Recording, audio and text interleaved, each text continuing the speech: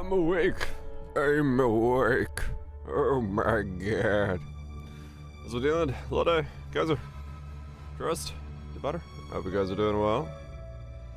This is not a normal time for me to be awake, nor am I actually awake. Your Bob, please? Sure. I'm pretty sure I'm not awake, to be honest. I did not sleep last night at all. But, I'm gonna say I'm awake. But that's fine. Got the tripping on away. Increase crits, more damage. Minions. Got a squire, big helmet, or a big chest helmet. Replica at Zero's foible. Right, I guess in your setup, yeah, it's not bad. If you have, if you just need a thing for it, because my amulet wasn't doing that much. Bunch of life. Full ground, life regen, life. Flasks. Alright, because I don't, yeah, you can't, you probably can't find a trader, can you? You did find a Foulborn Red Dream, though. Nice. So yeah, you have to use your flask a little differently. SSF sustained for that. How much HP did you get up to? 10,000. Wait, is that understanding Red Dream? Oh, no. Okay, I was like, that doesn't seem right. 14. Okay. I mean, 14 is a good amount of HP. And then with the crit and stuff, the damage comes from there. Right. Slightly different pathing for stuff, but pretty much the same defense as I had. Just flask up times a little lower because of not having the trader, but that's fine. That's a solid bot for SSF, yeah. I'm more than 15 with an ultimate life bot. Ah, okay.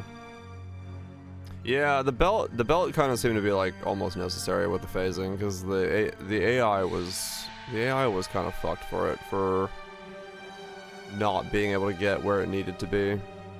I definitely noticed that. That was one of those things where like, groups and stuff. Okay, gotcha.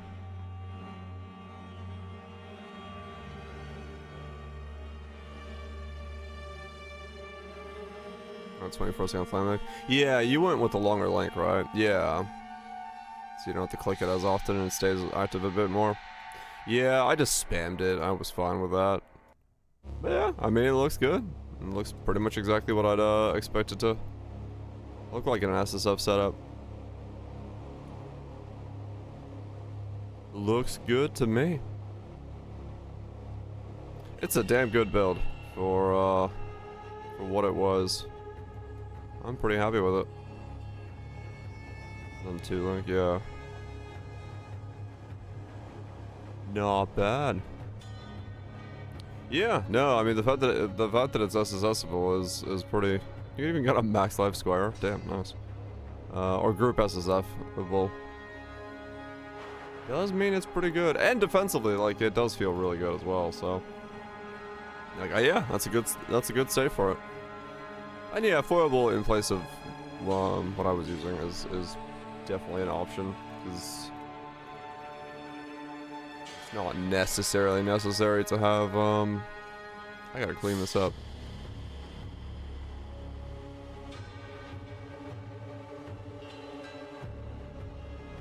Like, I like the Zoffs, but it is comfy. It is very comfy with massive regen. Getting square in a group of stuff. If you focus on like things that can drop a lot of uniques, it's gettable. It's not impossible to get a square. I've dropped enough of them that I've been like, it's kind of doable. But yeah, the Zoffs was just nice for Ashe, but another defensive layer on there for the Fizz. But yeah, it does take, you know, someone, you know, focusing on getting uniques to drop to get a squire, so it's not a gimme.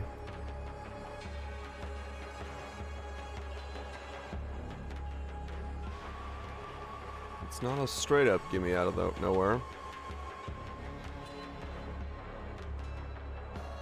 Oh man, okay. I gotta remember to run ads like 5 minutes before the live stream starts, so we don't You feel the difference with it? Yeah, I figured tripping on was gonna carry you for a while, but like if you switch to like a proper weapon setup, because you get so much more power for it from the links and everything else you're getting, that it would boost it up a lot. But yeah, I mean for a starting point, especially if you don't have weapons and a squire, then yeah, tripping on is a straightforward way of doing it. But yeah, the flame link with the rest does come in very handy. It is quite strong. Man, I booted up Poe 2 right before the stream, and I was like, wow, I did not do a lot on Poe 2 last leg. I didn't realize that, but like, Rise of the Abyssal is 2 characters, one is 86. Like, that's it, that's all I did, like, damn. Get that through. Yeah, I didn't get very far. Or do a lot, to be honest. Yeah, hopefully this is a 3-character league. Let's fucking hope so.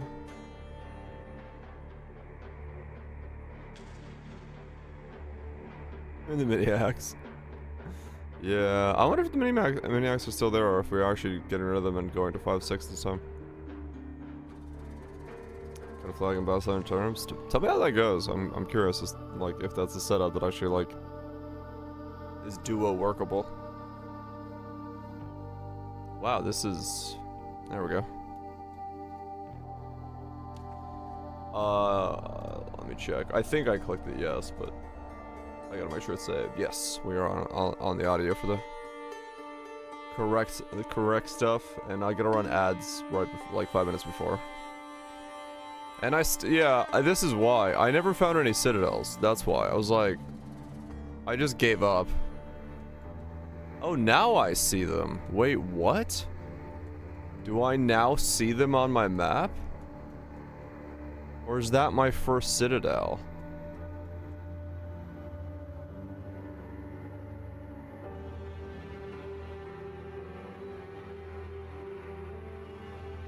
Oh my god, I was fucking shader bugged or something? Yeah, holy shit, okay. My shaders reloaded when I booted up the game, and now I see citadels. So the entire time I had citadels, I just couldn't fucking see them. Clear the cache daily? Fucking maybe. This is an EU stream. Yeah. I had a citadel right there. But I just didn't know it. Because it just didn't load last time.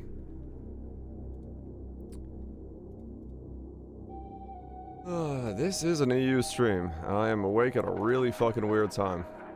I did not sleep, and I can't even eat yet, so I'm just kind of here.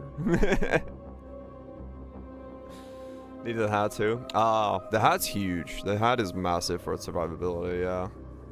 Why no sleep? I don't know. I tried to go. I went to bed early, and I was like, alright, I'm gonna get a full night's sleep. And then I just could not sleep for some reason. I guess I was like, some reason I decided, my brain was like, yeah, you're gonna stay awake now. Don't know why, but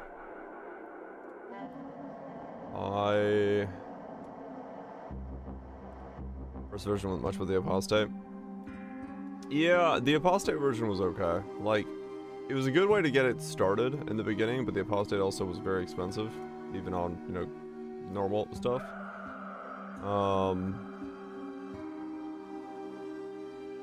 But yeah, it definitely was better to go to the Combs version.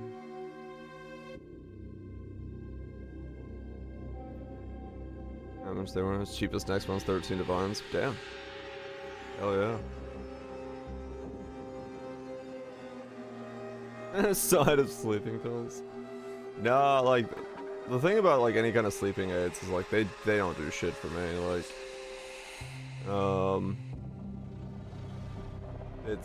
Like I either sleep well or I don't. We should, yeah. Squire multi-link weapons are like strong as fuck. I really don't give them a lot of credit because I've always thought they were like insanely difficult to make or like expensive as well.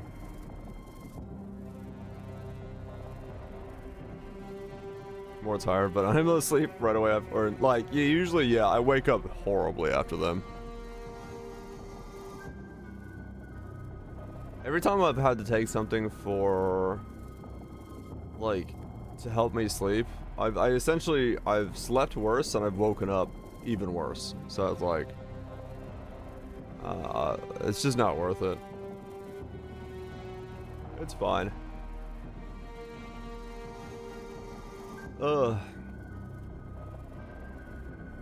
I'll drown some coffee and we'll get there. Not that caffeine really does anything for me, but it's just the thought that counts. What the hell? I'll wake up. I'll wake up.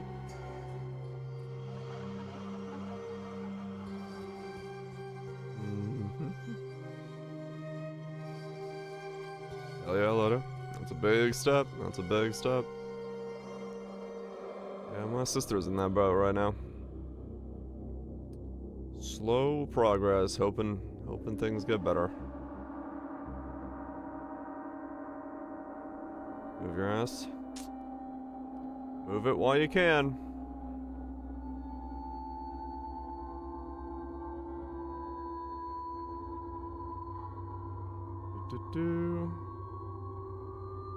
That's nuts. Oh, supporter packet stuff for keepers.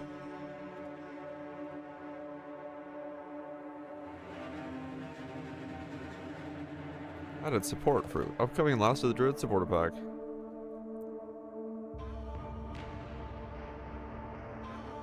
Either choose between a huge amount of percent fizz extra, cold, or cold damage ignores resistances. Anyone your knees started to hurt? Nice. How'd it got me? Hope you're doing well. Huge amount of percent fizz extra.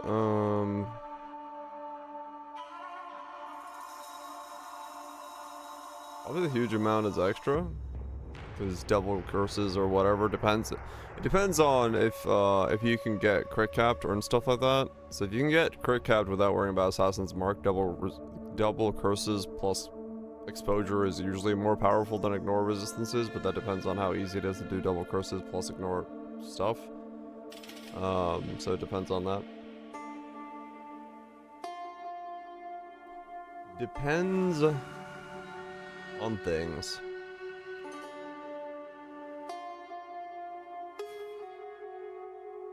Things and stuff. Stuff and things.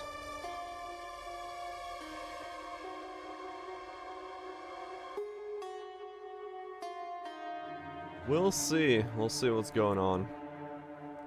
Last of the Druids.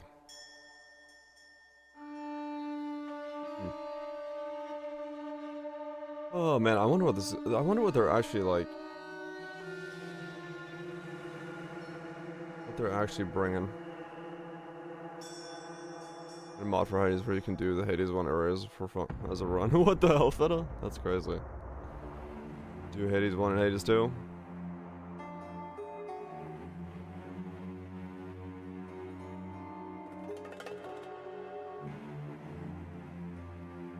I don't know who wrote soon. Staying up for this tomorrow? There's always time to sleep. Just catch it up when you can. That's the important part. You don't wanna keep forgetting about sleep. What if I should do something like these kind of trees for my own thing? Forgo the leaves. And just do branches? I don't know, leaves kind of feel like they need to be in a forest. Like making a dead wood, I don't think is as good.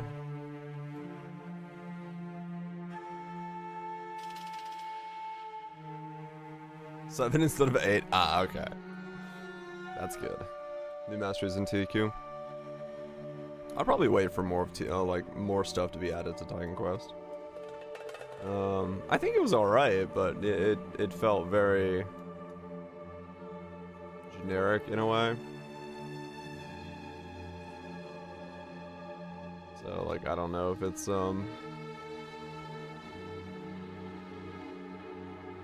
wait till TQ3. Hell yeah.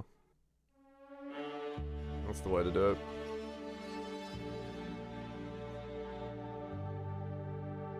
That is the way to do it.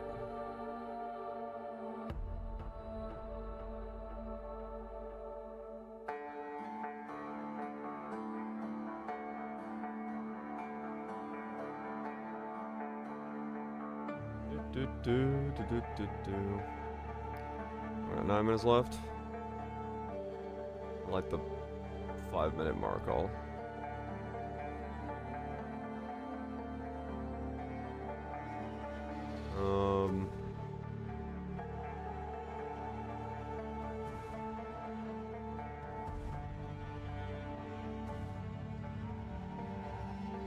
run ads.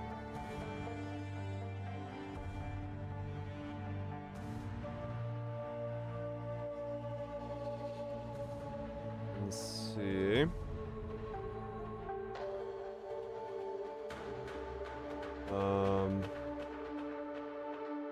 No, okay. How's it goes? Hope we're doing well. Oh man. Wow. Should have woken up earlier, but because then I could have eaten, but I can't.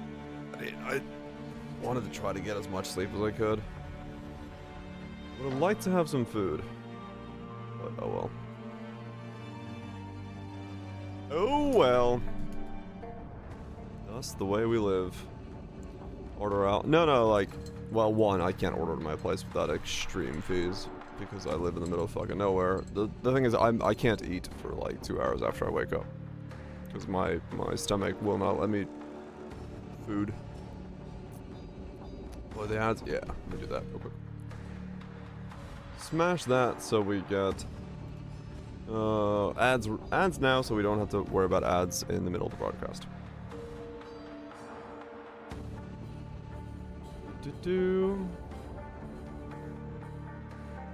There we go. But yeah, no, my stomach can't handle food when I just wake up. I gotta wait, like an hour or two, usually 2. I mean, it kind of does. That's exactly what I'm doing. It's coffee minus the cigarettes. That's essentially what it is. Yeah, I don't know. My body can't handle solid foods. Like before like a certain amount of time after I wake up. At least, no, I can't even handle that. Like I can't eat anything for like an hour after I wake up. It will come out right away if I do, so. Oh yeah.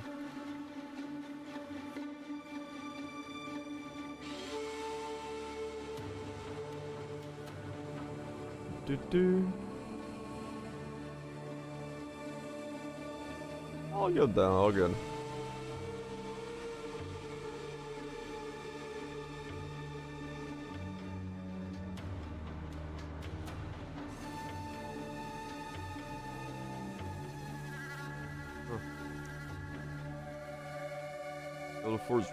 Guild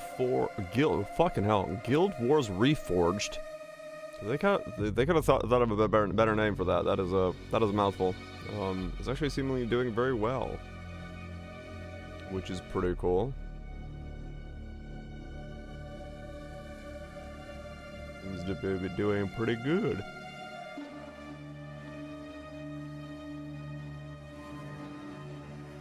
Reader talk.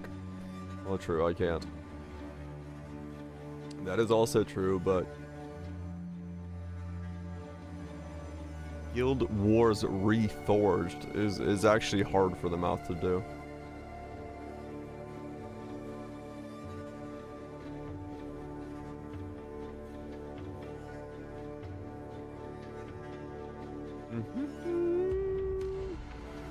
Okay. Let me boost up the DB on that a little bit. That should be better sounding for you guys. Anything of value be announced at the Game Awards? I don't know. I'm actually kind of curious about that myself.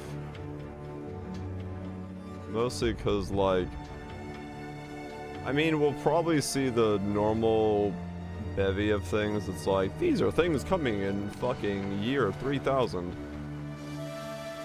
But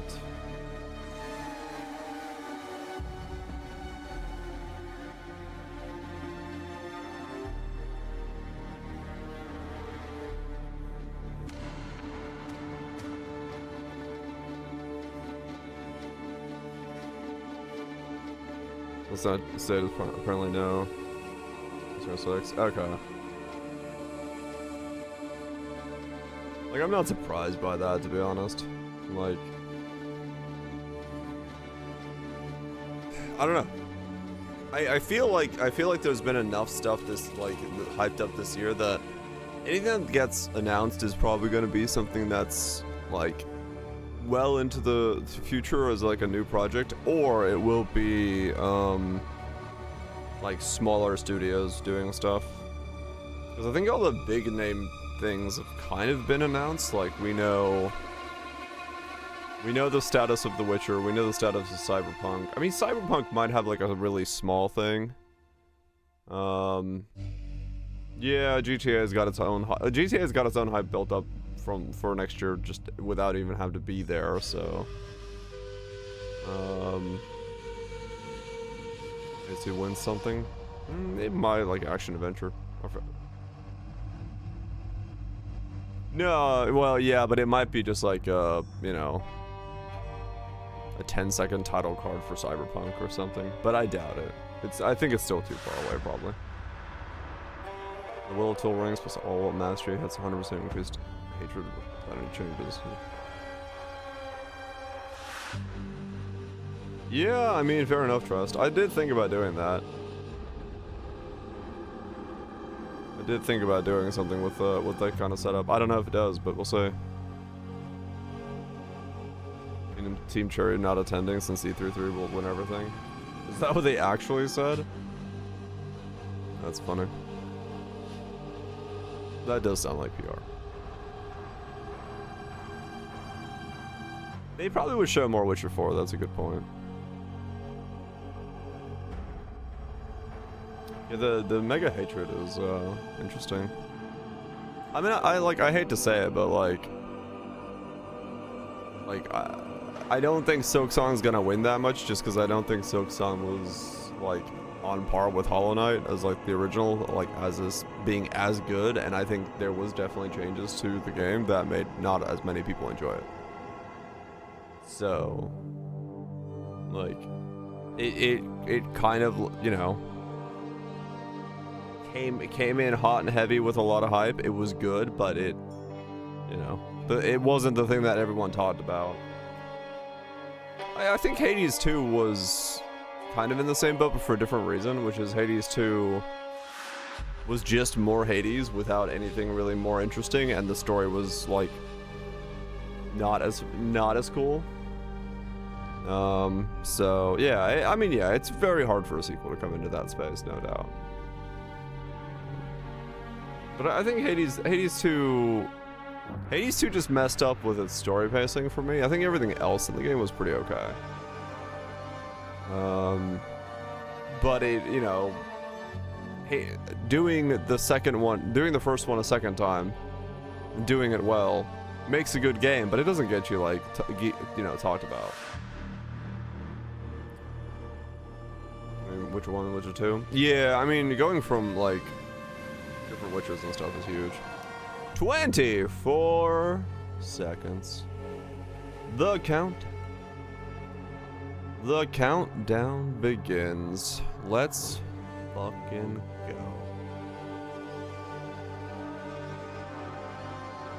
Min. 5 seconds. Tell me if I need more audio. Let's go. I'm Jonathan Rogers, Game Director on Path of Exile 2, and welcome to GGG Live. Today we're going to show you an exclusive reveal for what's coming next for Path of Exile 2. Twitch drops are enabled on today's live stream, so you'll be able to claim your grass Verdant feet. Wilds dodge roll effect by following the instructions below. Let's go. Now today, it's finally time to show off a new class that we know everyone in the community's been waiting for. So let's roll the trailer for Path of Exile 2, The Last of the Druids. The furries, let's go. We got this.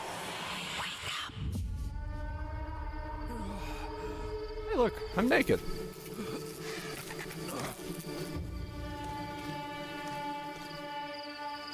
Well, well.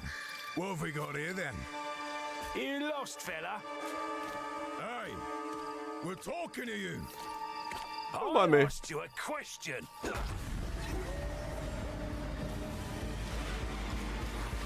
Okay. We got bear form, wolf form. What's wrong with him? He's lost his bloody mind.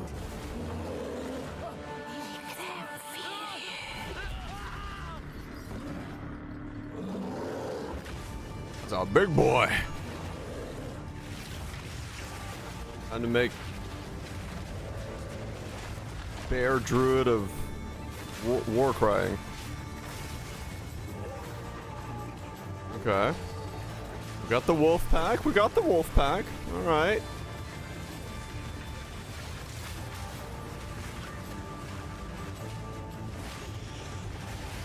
Okay, there's the interesting form. It's a wyvern? Oh, okay. We got a dragon.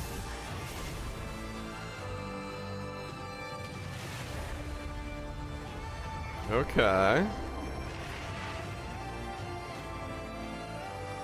I wonder how that works. I will find you, Aoife. Yeah, I was expecting like a As you Spriggan. can see, the Druid is a shape-shifting elemental spellcaster. After his fellow Druids were destroyed by the King in the Mists, the Druid lost his humanity in the forests of Ogham, where he wandered for years as a beast. Now, finally reawakened, he's determined to find his lost wife and regain his humanity. Oh, his wife is dead. The Druid has been one of the hardest classes for us to design. As well as having human spells, he has 3 animal forms, and we wanted to make sure that there were interesting combos between all of them. The Druid is our first hybrid strength and intelligence class. That means he needs to have the ability to use spells and attacks. As a human, the Druid typically uses magical staves to harness the powers of the earth and the natural world. Keep and build. One of the first skills you will learn is the ability to create small volcanoes from the earth. This skill spits out balls of magma at your enemies, and will continue to do so for some time. While the Cremation. volcano is active, turn into an animal and wade into melee range. Many of the skills you use as a human last for a significant period of time, giving you a good chance to turn into an animal and rage out. But how could do you turn scale into an both? animal, you may ask? Well, the answer is a new weapon type that Druids use, animal talismans. When you equip an animal talisman, you can choose which animal form you would like the talisman to represent. Oh. Depending on what you choose, you'll be given that animal's basic attack as a new skill to equip. For a bear, that's Maul. To turn into a bear, simply use the skill. Your character will instantly transform into a bear and attack. If you want to change back to a human, just cast a spell. You will instantly swap back and cast it. We wanted to make sure that swapping between forms was seamless and immediate. Changing forms should be something that you do without even thinking about it all the time in battle. In order to allow for hybrid melee and caster gameplay, most of the skills you use in your human form last for some time and aid your animal skills in some way. The volcano we used earlier will emit more molten balls whenever you hit it with a slam, making it perfect for use with your bear form's furious slam. How do you scale both of them though? While in bear form, many of your abilities use rage. There are a lot of ways to generate rage, but the easiest one is simply smash your enemies with Maul. Once you see the runes on your back glowing, it means you have enough rage to do a much more devastating version of your furious This slam. weapon swap points, yeah. Your bear form can also go on a rampage, stomping the ground as Maybe you it's got demolish your built-in crown of foes. eyes. The more rage you have, the longer the rampage lasts, and doing it over a volcano makes it even better. Volcano is doing nothing. As you consume rage, your bear form will generate endurance charges, and these can be used with skills like Ferocious Roar. Yeah, hopefully, Roar guys. is a war cry that empowers your subsequent attacks to break your opponent's armor. The more endurance charges you have when you use it, the more empowered attacks you will gain. But Ferocious Roar has another special feature too. It's a meta gem that allows you to socket any Warcry gem from another class into it, giving you the ability to use these skills as a bear. Oh, okay. So that's how they're doing Use the it. Warrior's Infernal Cry skill to make your enemies explode.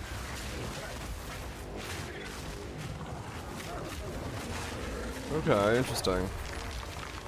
So we can scream with anything on a Or bear. use Seismic Cry to stun your enemies and double up the number of slams you do.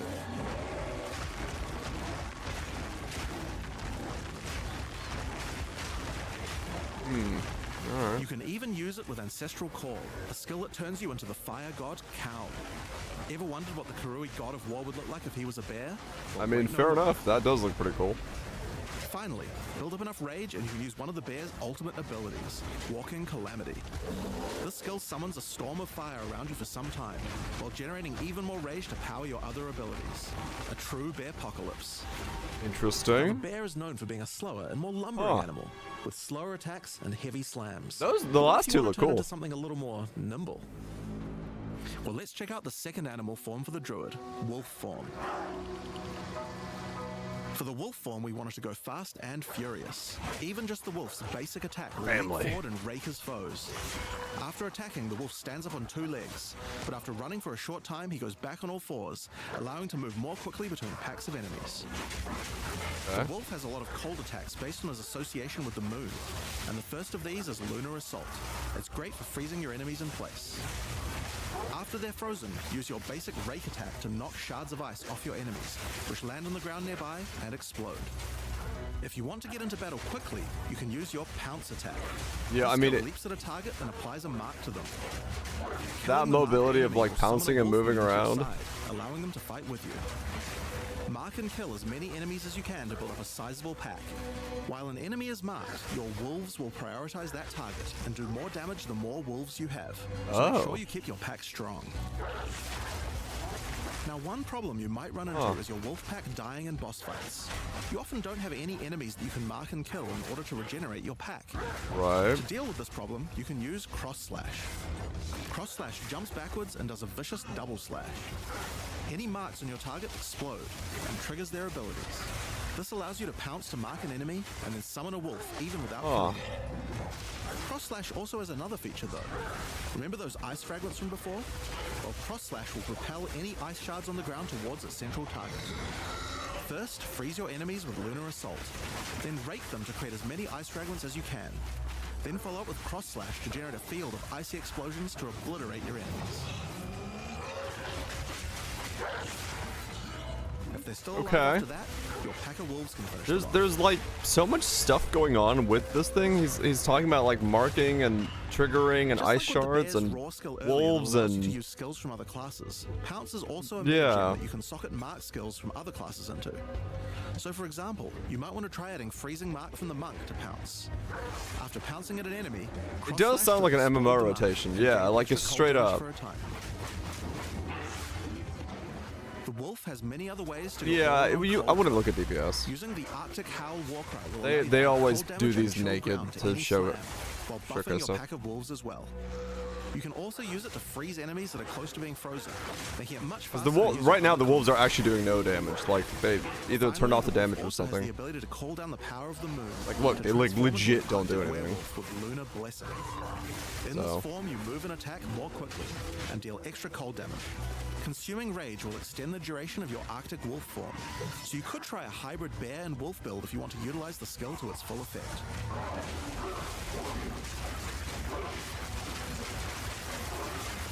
Okay.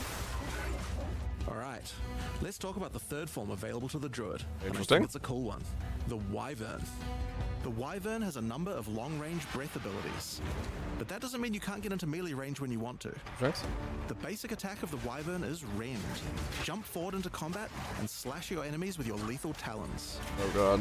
I If see they're close to orbs being on the stunned, enemies. You can blow them off balance with a blast from your wings, causing an explosion of damage. After the battle, though, it's time to feed. Devour the corpses of monsters to create power charges, and this is when the Wyvern's abilities really come online. Huh? When using Rend, you can consume a power charge to charge up your wings with lightning. Not only does this do a bunch of damage, I see. it allows you to turn this melee skill into a much larger AoE attack.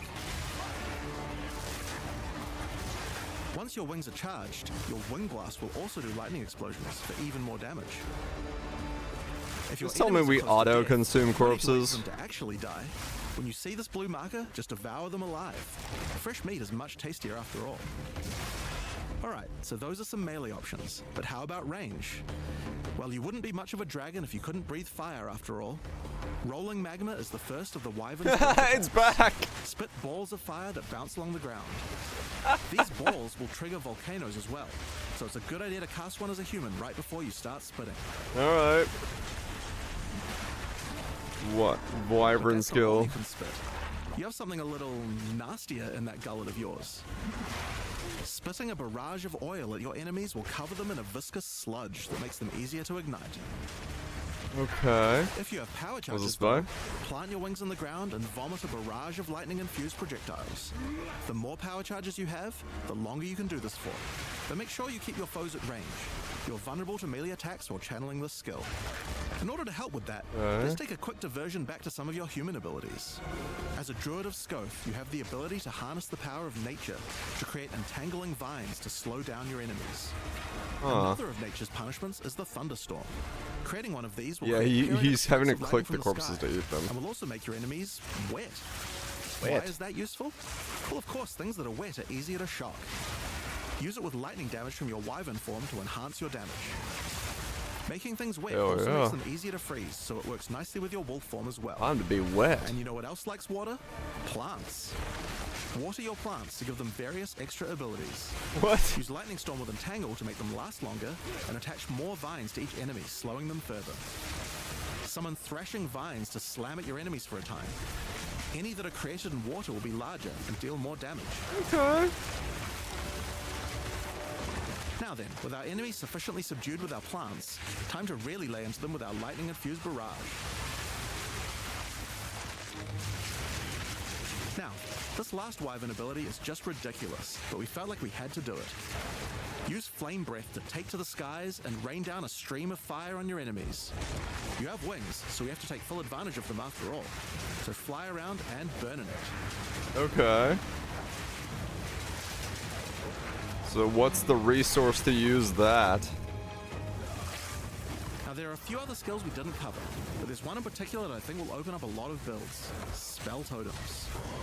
Spell Totems are meta gems that let you create a totem that will automatically cast bar. any spell in the game for a time.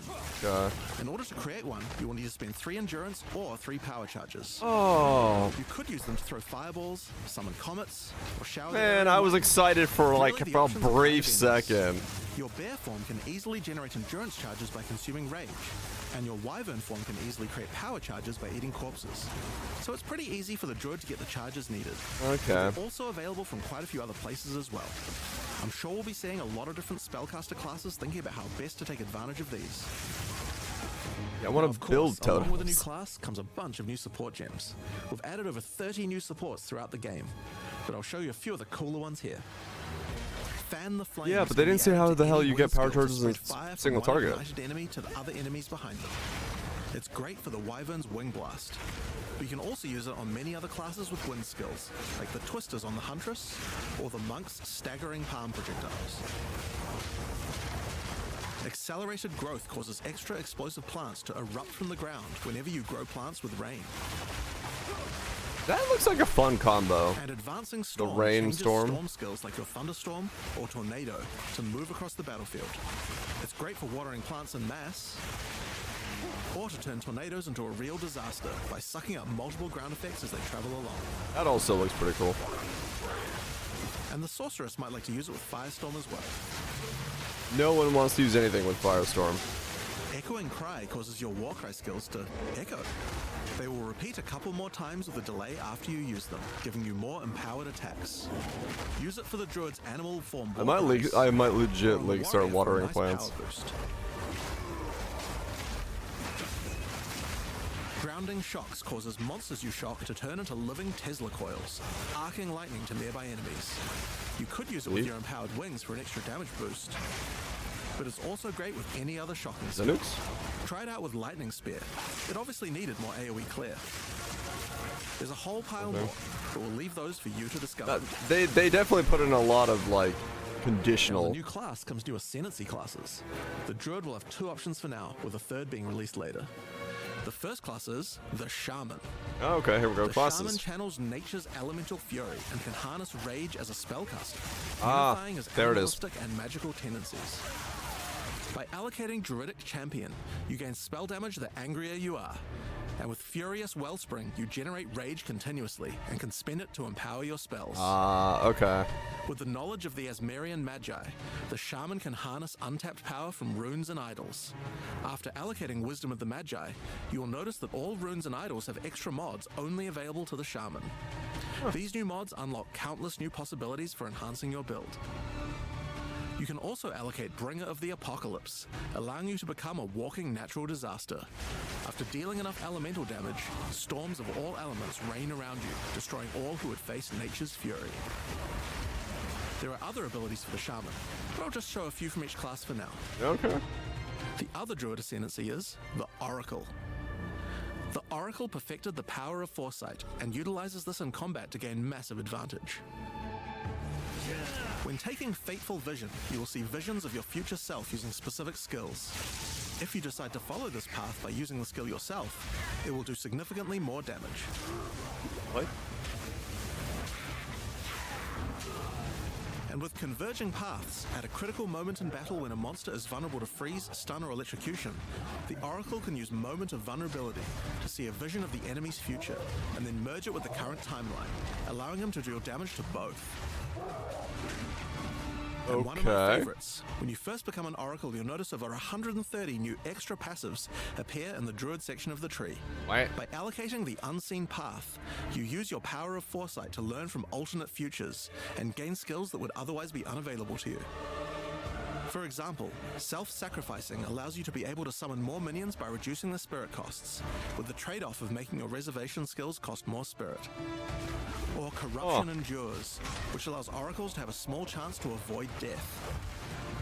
Both the Druid Ascendancies offer interesting and unique ways to get modifiers that no other classes can get, so we're expecting a huge variety of build possibilities from these. I see. I mean, There are unique talismans for the Druid to use as well. inbuilt I won't rage. spoil all of them, but this one was particularly cool. Fury of the King turns your bear form into a fire demon, converting most of your damage to fire. What the fuck? As a demon, you can also use Molten Crash, a jumping slam attack that leaves fissures around you. This unique also continuously grants glory, allowing you to use your ultimate abilities more easily. Huh. Now, of course, the Druid isn't the only That thing looks writing sick. to 040. We still have a bunch more to show. With every new release, we create a new league with new mechanics, new pinnacle bosses, and with a new story to tell. And this time is no exception. So let's roll the trailer for the It just fate of straight up Naval. passive glory. The palace of Queen Atziri. It is a ruin, but in the dark, machines still churn.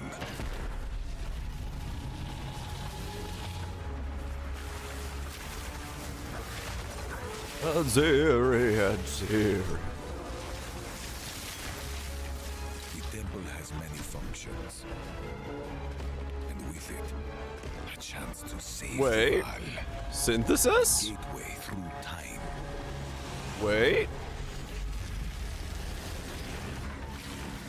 Travel into the past again and again. Alter the temple. Uncover its secrets. It's... Yeah, it's... Be rewarded. Atsawalo plus synthesis. Sacrifice. And somewhere Interesting. in the deepest chamber, my queen awaits. I beg of you, hear me. The beast cannot give you what you desire. You may have studied it, Doriani, but you do not know it like I do. Uh-huh. It adores me. More asses! Come now, give unto me your desire. At last, fulfill my soul. Oh. That's how she became what she became. Alright then. That better be a bit cool boss fight. Hi, Hi. I'm Mark Roberts, Hi, Game Mark. Director on Path of Exile. In the Fate of the Vaal League, you will find remnants of the ancient Vaal civilization scattered throughout Rayclast. They seem to attract nearby creatures and affect them strangely. After killing them, the remnant appears to gain some amount of power, but not enough to fully activate it. It seems you will need to find 5 more of these arcane devices, and sacrifice the monsters you find there to fully activate one. But things don't always go to plan. These devices are old, and sometimes infected by corruption. Twisted versions of ancient Vaal may emerge, and sometimes even stronger foes. On fully activating one of the devices, you finally discover its true purpose.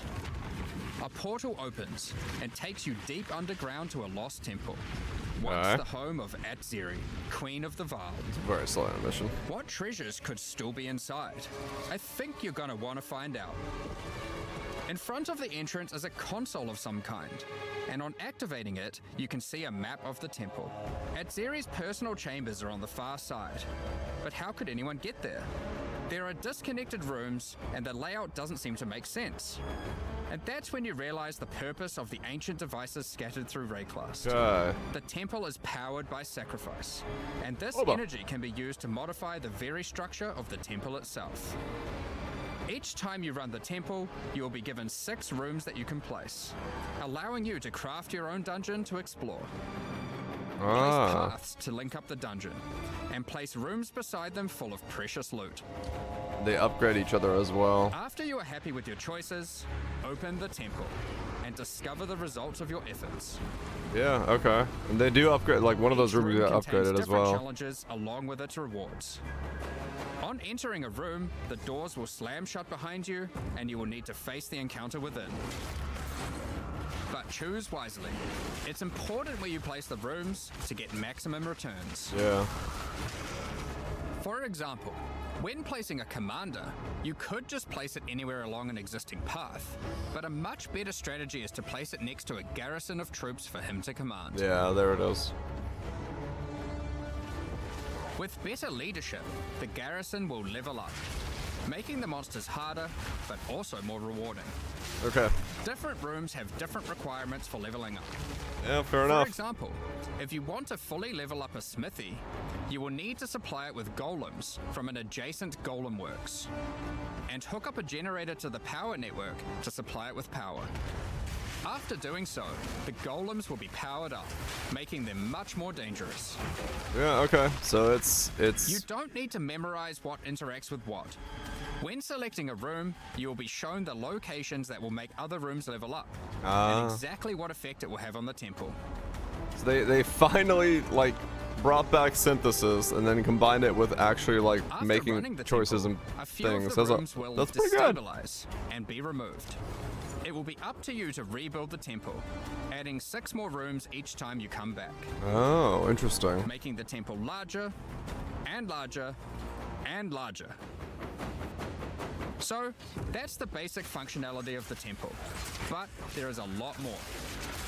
Okay. Once Doriani finds out about your travels to Laraval, he will attempt to persuade you to take on a new mission. The temple entrance contains a prototype of the time portal device. It will be able to take you back in time, but only to one specific point, right before Atziri triggered the cataclysm that destroyed the Vaal. He requests that you go back and attempt to stop Atziri to prevent the Vaal from ever being destroyed. Okay.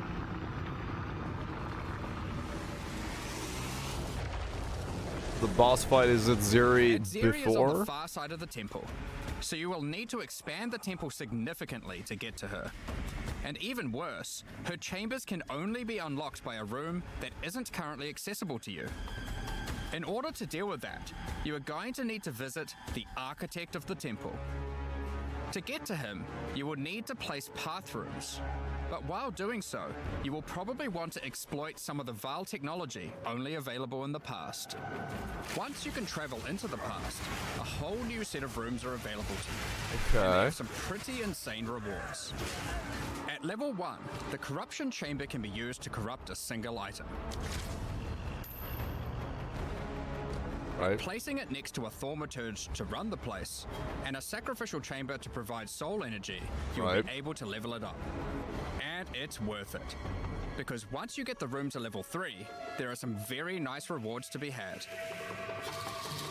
In a level 3 corruption chamber, you will find this mysterious device. It has a slot to place an item, and it only accepts items that are already corrupted. What will happen to them? Well, normally once an item is corrupted, you can't modify it any further. But this device allows you to corrupt your item a second time, adding another enchantment. This has the capability to craft some very powerful items indeed. But be warned, the Vaal are all about taking risks in the pursuit of power. There is a 50% chance that the item will be destroyed.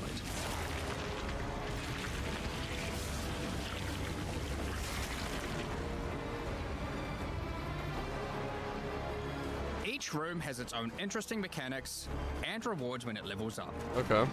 Many of them contain bosses to fight, special drops, and in many cases, new crafting opportunities. Okay, so we got 21 skill gems, 2020, all that stuff. Level 3 alchemy lab has a nasty Vaal construct to fight, but if you can defeat it, you can find new corrupted soul cores. Well, the point of it is you can buy one-line Guatalexi's corruptions thesis, that which you on want boots and try to allows get you a second line on sacrifice it. your life to run faster. Or Sita Qualotl's thesis, which on gloves will revive one of your minions whenever an offering expires. Yeah, weird. Get a sacrificial chamber to level 3, and you will need to face a highborn priest of sacrifice. Defeat him to be able to further corrupt a Vaal unique, modifying it in unpredictable ways. One of the mods of this unique will be removed and replaced with another random mod. Okay. Alright. For example, this Soul Mantle. It gives you an additional totem, but lowers your totem's life and curses you when they die.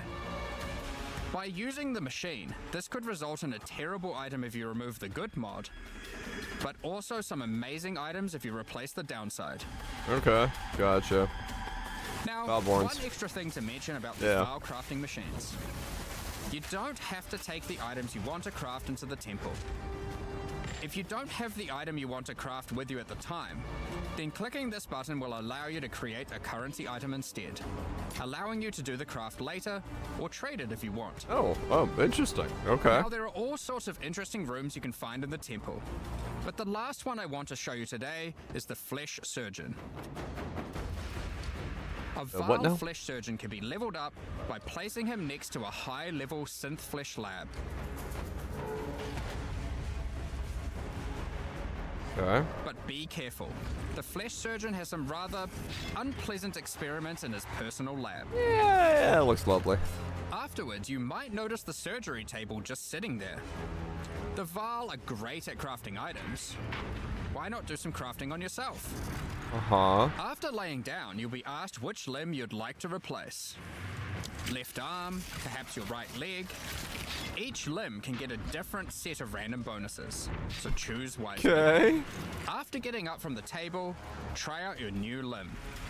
It seems to work fine, and even perform better than your normal one.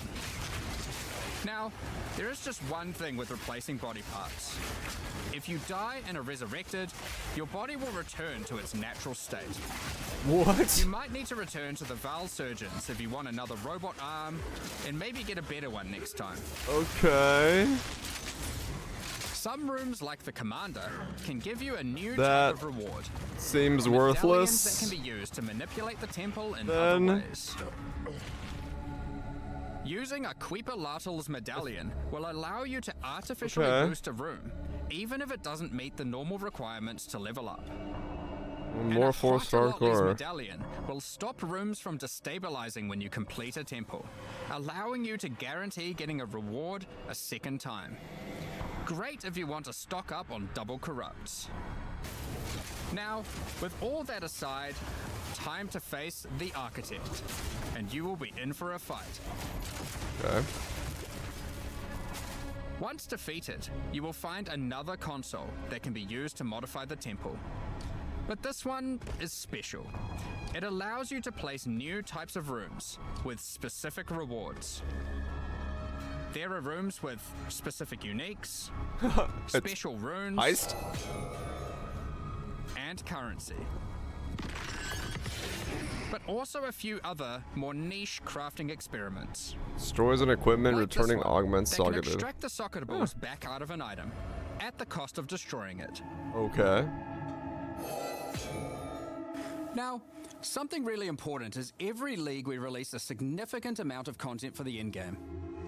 In order to make sure that the Fate of the Veil works well for late-game players, we've added many mechanics to make sure that you can scale the difficulty and rewards to match.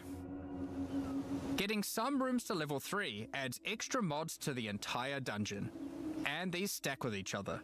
So in the endgame, when you can get some really big temples, you can generate a challenge that can even match the strongest of characters. We also start to introduce ways to store up energy for the temple, allowing you to save up many runs so you can do them later at your leisure, and not interrupt your mapping too often. Okay. Well, that's nice. Now in each league, it's important that we have a new pinnacle boss to test your character's might. In the Fate of the Veil, you will get to face Adzeri while she was at the peak of her power. One of the rewards you will gain by defeating the Architect is the ability to place the Royal Access Chamber. Once connected to your temple, you can visit it to finally reach the Queen of the Veil herself. This fight takes place at a critical moment in history, right as Adzeri communes with the beast's power and takes her true corrupted form. Now, we are not going to show you the whole fight, but we will tempt you with one of the rewards. This is Adzeri's Rule. This staff gives additional levels to all of your corrupted gems and lets you trade life for extra damage. But in addition to that, while using the staff, mirrors of refraction will constantly appear on the battlefield. Any projectile you fire at these will split into a nova, and they can chain from one to the other. So, that's the Fate of the Veil League. But we are also bringing the previous league, Rise of the Abyssal, into the core game, along with a few changes. Now, for those of you who haven't seen what happens when a league is over, it's important to understand that you will not be seeing abysses in every area anymore. Rise of the Abyssal is now one of the league mechanics that can show up randomly in in-game. If you want to specialize in running abysses, there is now a tablet that will allow you to add them to any map you run. Of course there's a tablet. You can also craft the tablet Gotta have one of to those. add abyss-specific mods to enhance how they function. Alright. Now that Abyss is core, it also needs its own Atlas tree. You can gain your first points by completing I love an the abyss, slow scroll. but there are more available for doing depths and killing certain bosses. Okay. And there are a bunch of different options. You might just want more monsters and bosses, Alright. but you can also make finishing an abyss have a chance to overrun a nearby map with the abyssal. Or make your waystone modifiers also apply to abyssal depths. You could specialize in the interaction with other leagues, or specialize in a specific abyssal faction. I see. One of the important elements that we have heard loud and clear is that needing to do abyss crafting on waystones is quite annoying. So, we have removed that. In fact, we have removed instilling from waystones as well. This mechanic felt mandatory on maps because it boosted the value of all other content, but it was both annoying to do and resulted in a lot of visual clutter. Instead, we are bringing back some of that power on tablets, which you don't need to craft nearly as often, since they last for 10 maps each. Once you defeat the Arbiter of Ash, you will be able to upgrade tablets to a rare with 4 mods using regular currency. Even this isn't enough to fully bring back the power you could have gotten from instilling, so we have also buffed the bonuses that tablets give. Okay. Going forward, we're not going to be adding any more crafting directly to waystones outside of the basic currency, because it adds So too much you basically micromanagement. you have to use But tablets. on that note, Fate of the Veil does bring the ability to corrupt your tablets, hoping to get one of many different random outcomes. Okay. Now, with regard to Delirium Fog, even though you shouldn't have to have it on every map anymore, we still did want to make it less visually annoying. Delirium Fog has been toned down significantly, so There we you go. won't feel like you're just playing in a sea of grey. Delirium Fog Another big is source of problems in the not as endgame bad. is the feeling of getting overwhelmed with monsters. In yes. 031, we reduced the number of monsters in early in-game in order to help with this, but still scaled up the number of monsters to previous levels by the time you got to tier 15. Well, after letting this simmer for a while, we are still getting this kind of feedback. So we are no longer going to scale up the number of monsters you go as you get deeper into the endgame. Instead, we are scaling up the difficulty and rewards by the same amount. So to Okay. be clear, instead of increasing the number of monsters by 40%, they will instead drop 40% more items, grant 40% more experience, and have 40% more life, in addition to all the normal scaling they get due to being higher level. Okay. This only applies to regular monsters, not bosses. We have also reduced the speed modifiers that Well, it's monsters not can fight get hard monsters. sometimes, I'm which also in helps the a other lot with boat. this. Now, we did have a large amount of content for endgame planned for 040, but unfortunately we just didn't get time to finish it. The scope was a bit too large, and so we would need to wait until 050 for that. But rest assured, Okay. there will be a ton of upgrades for the existing leagues, as well as new pinnacle bosses, and a significant overhaul to the Atlas passive tree coming soon. Now, another problem that becomes a much bigger issue in the endgame is game performance. And we have done a lot of work here. The primary issue is CPU load. And to address that, a lot of things have been optimized.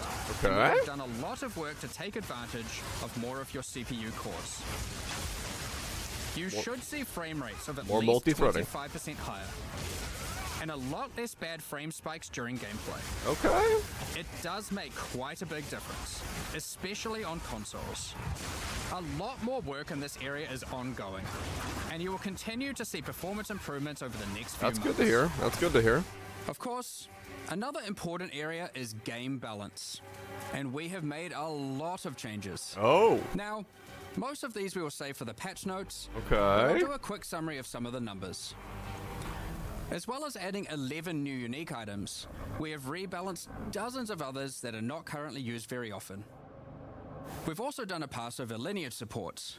21 of them have been rebalanced, as well as adding 9 more. Alongside the 2 new Druid ascendancies, we have made balance changes to almost all the others, with some of them getting a grander rebalance, such as the Smith of Katava.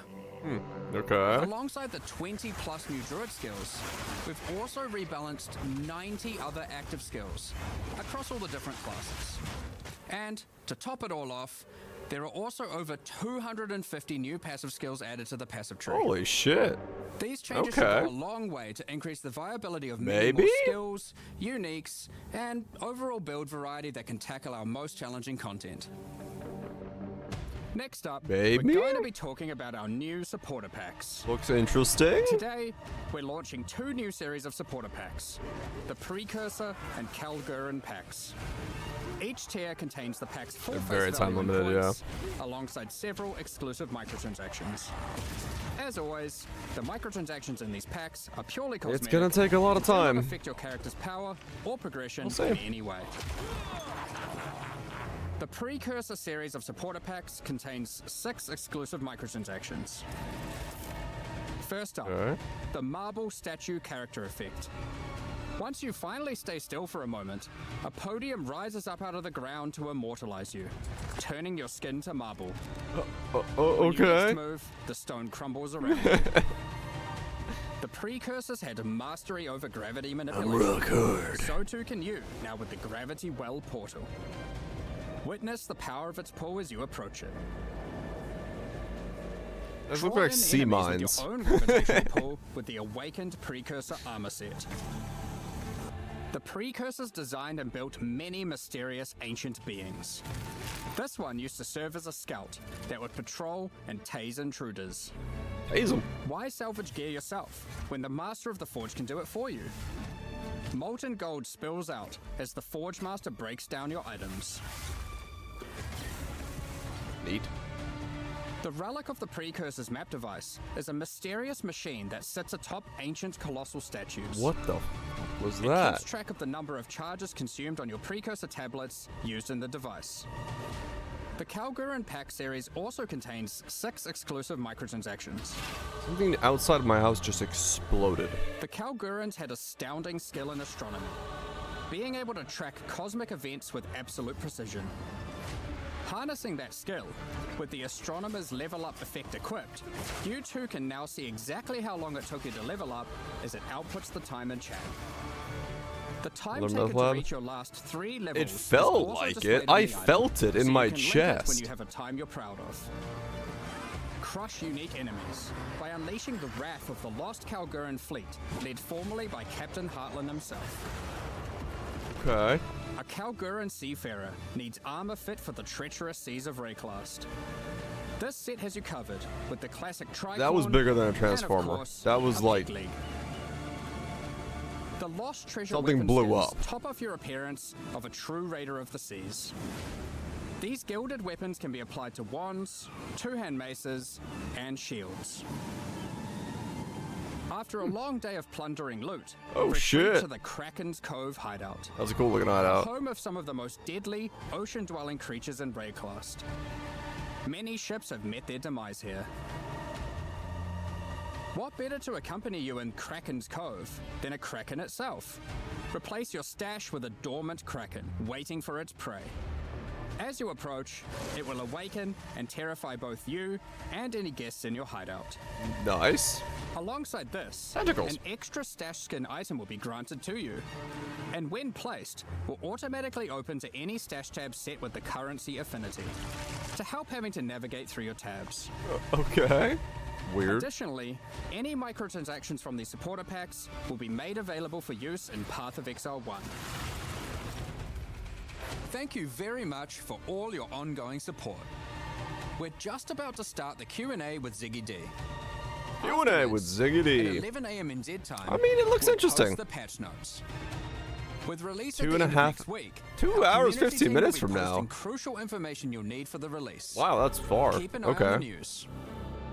Thanks for joining us today and checking out our latest developments. We're looking forward to playing alongside our fellow shapeshifting exiles, all while uncovering Lost Vow secrets by doing some dungeon crafting. We'll begin the Q&A shortly. Yeah, so that's all I gotta please do. Get your questions ready. Questions. Many of them. Okay, let me... Let's see what I blew up. Good sleep, Tunux. Get some good sheep. Welcome back, Exiles, to the Q&A portion. I am your host, Ziggy D. Okay, and hold on, today let me we're gonna be go- touching on the design of the Druid Here, and the fate of you the guys Val watch this. League while we gather some community I'm gonna go questions. figure out Then what we'll blew dive up and into also heat endgame myself a slice of pizza, balance and then we'll other look game over the design stuff topics. again. I am, of course, Um, joined by Because, yeah, something just directors fucking... Jonathan Something Rogers just and Mark Roberts. How you fucking guys going? disappeared outside my very house. good. I mean, you know, it's been a great one to work on this one. Like, I've really enjoyed it. So yeah, it's definitely great to see you again. And it feels like it's only been like no time at all since the last time you were here with the PoE1 release. It feels like only several weeks, and and that's pretty accurate. yeah. We get to see you twice as often now, so that's fun. Yeah, I'm around every 2 months or so now, roughly. It's great. I love it. Let's keep going. So I do have to open with this, though, is like, Druid looked a little bit weak, I think, in the demonstration video today. Yeah, I think one of the issues that we have is like we're so concentrating on like just demonstrating how the mechanics work that we sort of forget to be like, okay, let's actually make sure the damage numbers that we're doing on this like test character we're filming here are actually like in line with what people actually normally expect. So yeah, there's just a few things there that we probably should have caught and made a little stronger there. But yeah, when you actually play it, it's certainly from the alpha feedback incredibly powerful. Like Yes. you know, the like, you know, we were seeing some people say, oh, you know, the wolf looks weak or whatever. Well, I can assure you that on alpha there's a bunch of people saying the wolf is super OP. So you know, it just comes down to the things you go through in order to demonstrate stuff. I think we probably going to be worthwhile. We make some videos showing a bit more of the less demonstraty side and get them posted and stuff this week. Because honestly, you can just play it literally right now, and it's Yeah, I've definitely been playing and recording a bit myself, because I was like, when I first watched it as well, the draft, I was thinking, it's like, I don't really get a feel for what it feels like to actually play it. There's good demonstration here of the mechanics, but yeah, I can understand how from your perspective it'd be pretty easy to be like, oh, we want to communicate how this cool thing works and this cool thing works. There's a fine line there for sure, where if you get too hectic, people are like, I don't even know what's going on. I'm just looking at a ruckus. And then, yeah, in this case, let's say we went on a little too far on the other side of the line, was just a bit too slow, and as a result, yes, it can look a bit weak, but yeah, I think we'll try and get some like raw Druid gameplay out to people to understand. I think particularly for this class, because of the shape-shifting stuff, it's so hard for us to, normally we can look at something and be like, oh, that's just a demonstration. We kind of know what it would look like at endgame, but I think with the Druid, it's just so unusual, it's so different that it's actually hard to judge what it would feel like to even play it. And I'm happy from my hands on to say that like it's almost immediately like very smooth, the shape shifting of it, the movement of it, especially because like in your demonstrations you're not really using dodge, roll, sprint, that sort of thing as well, which makes a big difference. I suppose one of the things we didn't really dwell on in the video as well is that we do actually have dodge roll. I mean, they're not actually rolls for the animals, but yeah, all the animals can like hop around and that kind of stuff. And that was honestly one of those things that was like kind of funny, because initially we actually had it so when you dodge rolled, you would transform back into a human, and the reason we did that is because it's really hard to make animations for animals that like actually work correctly. Like we actually thought it was impossible, but then when we actually put it on alpha, there was the kind of visceral reaction of I want to still be a bear, like, you know, while I'm hopping around. So we ended up having to like work out like how can we make this possible? How can we make it so that you can actually do the dodge rolling as an animal? And that sort of ended up being pretty good, I would say. And this was like clearly the hardest class to design so far, and it took a bit longer. Like I think you were originally hoping to bring it out in a previous expansion. Yeah, quite a while ago. But the thing is with it is that it's kind of like designing 4 classes in one, because not only do you have the situation where like obviously we want to have synergy between skills and stuff like that, and we can like look at that in a normal class and work out what those might be. People want to be able nothing to play dangerous. I think something in the the wolf, as well as people who want to play like duel with a human and a wolf, or people who just want to be a wolf and a bear, and like all the different combinations. So we had to kind of I think something in the state park's trash can decided to go nuclear, because there's a bunch of people over there looking around at the trash can. And that just made it really, really tricky to get all of the things right. And I see smoke from it, so I'm thinking somebody put something in the trash can that wasn't supposed to be there. And it decided to go boom. Whatever it was. I'm not going to go check and see what it was, but that's what I think has happened. That's what I think has happened over there. Batteries, maybe, yeah, maybe, I don't know, maybe someone, you know, threw in a gas canister and a fucking battery or something like that wasn't supposed to be there. But yeah, that's what it is. There's smoke rising from where the trash cans are, so. But I don't see any fire, so it's fine. I think well, who knows, but yeah. Yeah, same something that could ignited that wasn't supposed to. Oh man. Of course. Thankfully, it just rained, so it's not like it's going to catch fire or anything like that on a grander scale, but...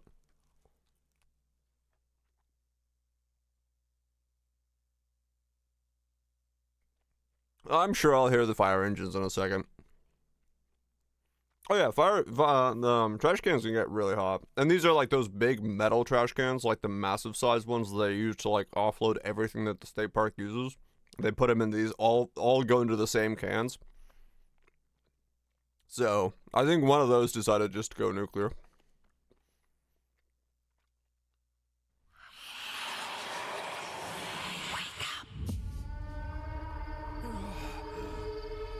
That's hot. Fidelity.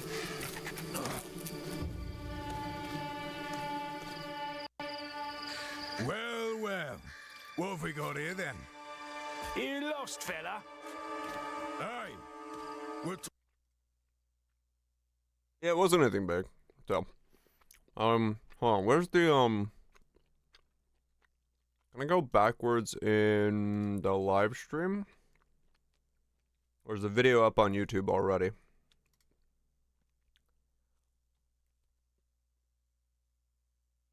I want to see more.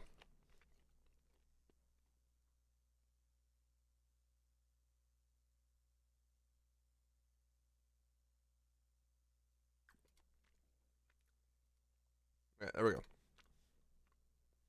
Because I want to see more of the...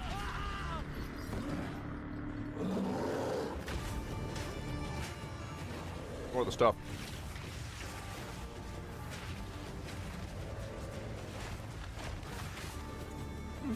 I mean, it's fair. I mean, yeah.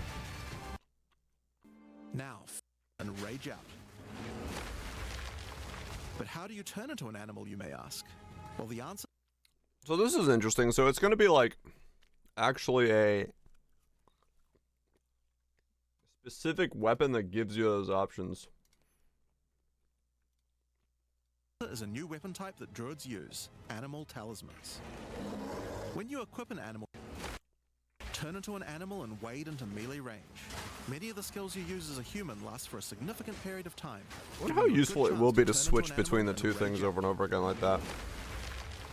But how do you turn into an animal, you may ask? Well, the answer is a new weapon type that druids use. Especially when it's like animal talismans. that. Interesting. So it's a specific weapon that you put on, and then that has the choices for what you can do. And I guess that one, because it's low level, doesn't have Werbin on it. So Werbin must be like a high level transformation in that regard then. When you equip an animal talisman, you can choose which animal form you would like the talisman to represent. Depending on what you choose, you'll be given that animal's basic attack as a new skill to equip. For a bear, that's Maul. To turn into... I mean, that's kind of good though. Yeah, well, there's unique ones, but I don't know if I don't know if they showed us rare ones. They did have stats on it though, right? Turn into an animal, you may ask. Well, the answer is a new weapon type that... Physical crit attack speed, yeah.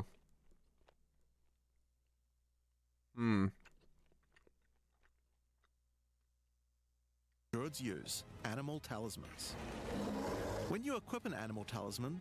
It's also two-handed, so no shields for transforms. You can choose which animal form you would like the talisman to represent. Depending on what you choose, you'll be given that animal's basic attack as a new skill to equip. For a bear, that's Maul. To turn into a bear, simply use the skill. Your character will instantly transform into a bear and attack. If you want to change back to a human, just cast a spell. You will instantly swap back and cast it. We wanted to make sure that swapping between forms was seamless and immediate. Changing forms should be something that you do.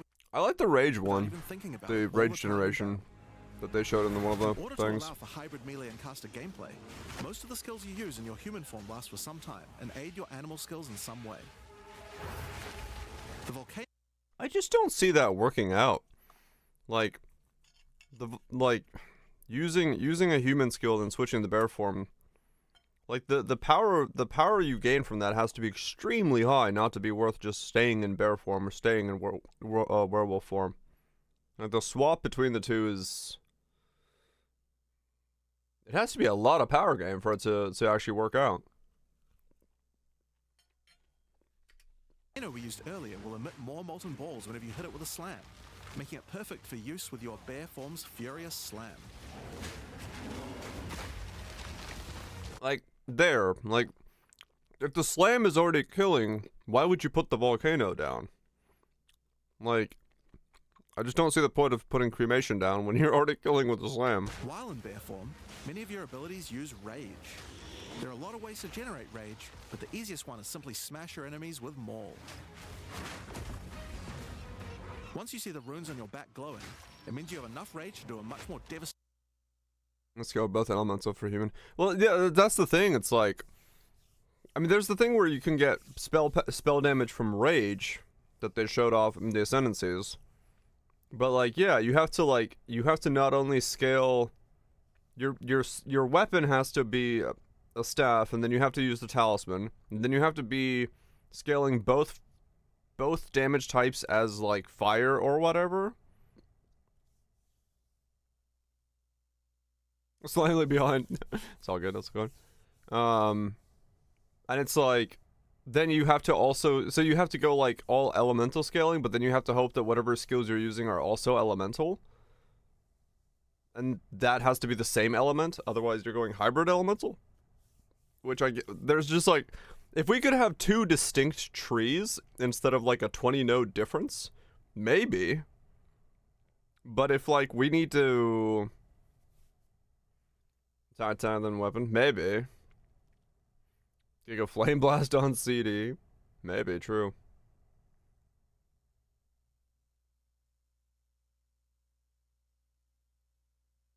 Some of that need 5 durations of spamming attacks for the same output.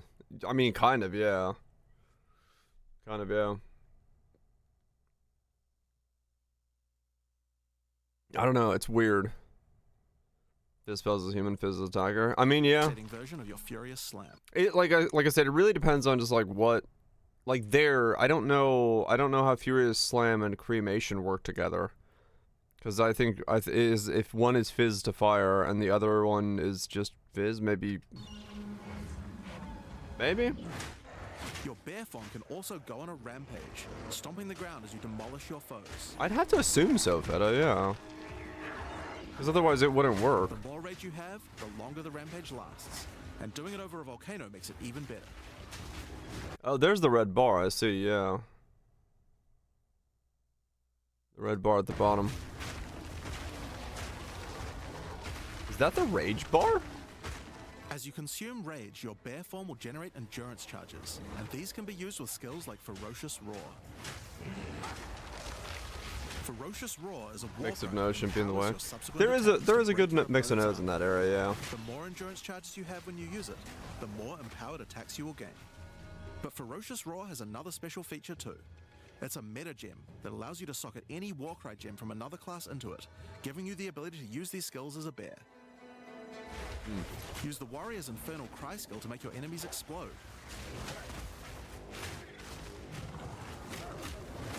I wonder if there's going to be... Just thinking about that. Feels like there's going to be another crazy rage build out somewhere. Had all 3. Did it? I know one of them had all 3, but the first one has all 2. Just 2. That's what I was saying, like, I think it's level specific. You can't be a Werven at the beginning. You can even use it with Ancestral Call, a skill that turns you into the fire god Cow. That's really Ever wondered cool. what the Karui god of war would look like if he was a bear? Well, wait no longer. Finally, build up enough rage and you can use one of the bear's ultimate abilities, Walking Calamity. This skill summons a storm of fire around you for some time, while generating even more rage to power your other abilities. A true bear apocalypse. I wonder what the Bear is cooldowns on those are. a more lumbering animal, with slower attacks Is it a tier 3 Worm skill gem? Okay. and heavy slams. But what if you want to turn into something a little more nimble? Well, Level let's check out the 6. second Oh, animal form for the interesting. Druid. Maybe that talisman they showed in the beginning just didn't have it on there yet. Wolf form. For the wolf form, we wanted to go fast and furious. Even just the wolf's basic attack will leap forward and rake his foes. After attacking, the wolf stands up on 2 legs, but after running for a short time, he goes back on all 4s, allowing to move more quickly between packs of enemies. The wolf has a lot of cold attacks based on his association with the moon. and the first of these is Lunar Assault. It's great for freezing your enemies in place. I mean, that's what they're saying. They said ultimate. After they're frozen, use your basic rake attack to knock shards of ice off your enemies, which land on the ground. They are trying to deforify their game. If you want to get into battle quickly, you can use your pounce attack. This skill leaps at a target and applies a mark to them. Killing the marked enemy will summon a wolfman into your side, allowing them to fight with you. Mark and kill as many enemies as you can to build up a sizable pack. While an enemy is marked, I wonder if you're going to be able to do just Wolfpack game. Like, I wonder if there is a play for like actually killing with just the wolves. your wolves will prioritize that target and do more damage the more wolves you have. So make sure you keep your pack strong. Now, one problem you might run into is your wolf pack dying in boss fights. You often don't have any enemies that you can mark and kill in order to regenerate. This combo just seems so hard to do, like, to make it worth. Your pack. To deal with this problem, you can use Cross Slash. Cross Slash jumps backwards and does a vicious double slash. Any marks on your target explode and triggers their abilities. This allows you to pounce to mark an enemy and then summon a wolf even without killing it. Cross Slash also has another feature though. Yeah, this whole section is really fucking weird. Like I said already, I'm excited for the League mechanic because it's synthesis plus Atzawatl, so that, like, I'm okay with that. That sounds awesome. But this, like, combo system they're trying to put in seems really fucking weird. Remember those ice fragments from before? Well, So you mark an enemy, put down ice crystals, then you have to cross slash to jump backwards to spawn wolves to blow up the ice crystals. Slash will propel any ice shards on the ground towards its central target. First, freeze your enemies with Lunar Assault. Then rake them to create as many ice fragments as you can. Then follow up with Cross Slash to generate a field of icy explosions to obliterate your enemies. Yeah, Zeri's the pinnacle. If they're still alive after that, your pack of wolves can finish them off. Like, that combo seems way too much for, like, just do damage, bro.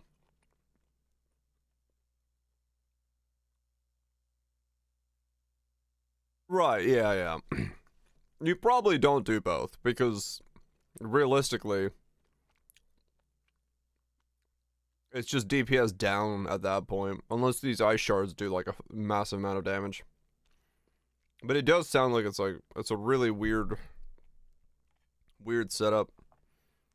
And it's mostly because, you know, you have, they instead of doing, like, the Wolf Claw in Poe 1, where you summon wolves on hit, or like the Spectral Tiger, the tigers that they had put in this patch, you have to, like, mark and then do something. Mark and then do something. I don't know why the step back is there. It's weird. Like, I don't want to step back from the mob randomly. Just like with the Bear's Raw skill earlier that allows you to use skills from other classes, Pounce is also a meta gem that you can socket mark skills from other classes into. So for example, you might want to try adding Freezing Mark from the Monk to Pounce. After pouncing at an enemy, Cross Slash to explode the mark and gain extra cold damage for a time. The Wolf has many other ways to go all in on cold though. Using the Arctic Howl Warcry will allow you to add cold damage and chilled ground to any slam, while buffing your pack of wolves as well. You can also use it to freeze enemies that are close to being frozen, making it much faster to use your other combos. Position. I know, right? Finally, the wolf also has the ability to call down the power of the moon to transform into an Arctic werewolf with Lunar cool. Blessing. In this form, you move and attack more quickly and deal extra cold damage. Consuming Rage will extend the duration of your Arctic wolf form into an That Arctic was a werewolf with Lunar Blessing, making it much faster to use your other combos. Finally, the wolf also has the ability to call down the power of the moon to transform. So it's a 5-second buff. With Lunar Blessing. In this form, you move and attack more quickly and deal extra cold damage. Consuming Rage will extend the duration of your Arctic wolf form, so you could try a hybrid bear and wolf build if you want to. It's 10 seconds down, 5 seconds up.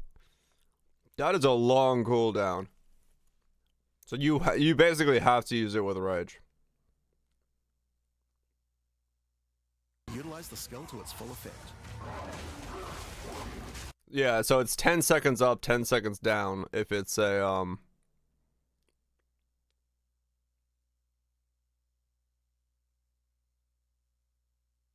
What am I cooking up? I'm probably gonna go Gardener as my league start. Yeah, it's 10 seconds up, 10 seconds down with rage. Man, it's fucking weird how they're doing this. Alright, let's talk about the third form available to the Druid, and I think it's a cool one. The Wyvern. The Wyvern has a number of long-range breath abilities, but that doesn't mean you can't get into melee range when you want to. The basic attack of the Wyvern is Rend. Jump forward into combat and slash your enemies Oh, we with fuck your here. talons. Failed to send. Oh. That's Twitch, that's not me. Yeah. If they're close to being stunned, you can blow them off balance with a blast from your wings, causing an explosion of damage. After the battle, though, it's time to feed. They cannot expect us to feed on corpses manually like this. This is stupid. Devour the corpses of monsters to create power charges, and this is when the Wyvern's abilities really come online. When using Rend, you can consume a power charge to charge up your wings with lightning. Not only does We this did do a it for a bunch of damage, ritualist. but it allows you to turn this melee skill into a much larger AoE attack. How do you get power charges on a single target? Once your wings are charged, your wing blast will also do lightning explosions for even more damage. If your enemies are close to death, no need to wait for them to actually die. When you see this blue marker, just devour them alive. Fresh meat is much tastier after all. Maybe you don't. Alright, so those are some melee options, but how about range? Well, you wouldn't be much of a dragon if you couldn't breathe fire. And power after all. charges to hit fewer mobs and lightning spear. I mean, I'm very interested to see what the patch notes say, because if they changed a bunch of stuff, this might be a very different balance patch.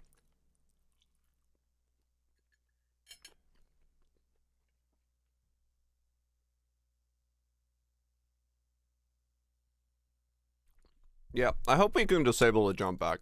Rolling magma is the first of the Wyvern's breath attacks. Right, so I those love are some that this melee is when we options, see but it. how It became a wyvern ability. We have to be able to use this on not a wyvern, right? about range? Well, you wouldn't be much of a dragon if you couldn't breathe fire after all. Rolling magma is the first of the Wyvern's breath attacks. Did they better not have made rolling magma only work as wyvern. That would be so fucking stupid. Spit balls of fire that bounce along the ground. These balls will trigger volcanoes as well, so it's a good idea to cast one as a human right before you start spitting. Oh my god, it does sound like it's a wyvern only ability. Dude, really? What's an ability on F? Yeah, I don't know.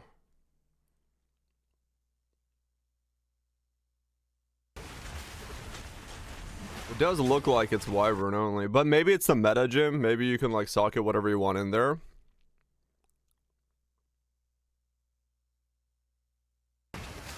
These balls will trigger volcanoes as well, so it's a good idea to cast one as a human right before you start spitting. Oh, yeah, that's volcano. R with the little dragon head is the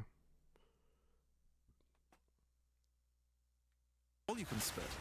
You have something a little nastier in that gullet of yours. Spitting a barrage of oil at your enemies will cover them in a viscous sludge that makes them easier. no, that's rolling magma there. R. That's fireball. That's the human fireball. That's rolling magma there. On R. to ignite. I just remember the icon. They just put a If wyvern you have icon power on top charges, of it. though, plant your wings in the ground and vomit a barrage of lightning-infused projectiles. The more power charges you have, the longer you can do this for. But make sure you keep your foes at range. You're vulnerable to melee attacks while channeling this skill. In order to Probably an help with attack that, now. let's take a quick diversion back to some of your human abilities. As a druid of Scoth, you have the ability to harness Maybe. the power of nature. This is what I want to Tangling play. vines to slow down your enemies. This plus rain might be Another of interesting. nature's punishments is the thunderstorm. Creating one of these will create periodic strikes of lightning from the sky, and will also make your enemies wet. Why is that useful? Well, of course, things that are wet are easier to shock.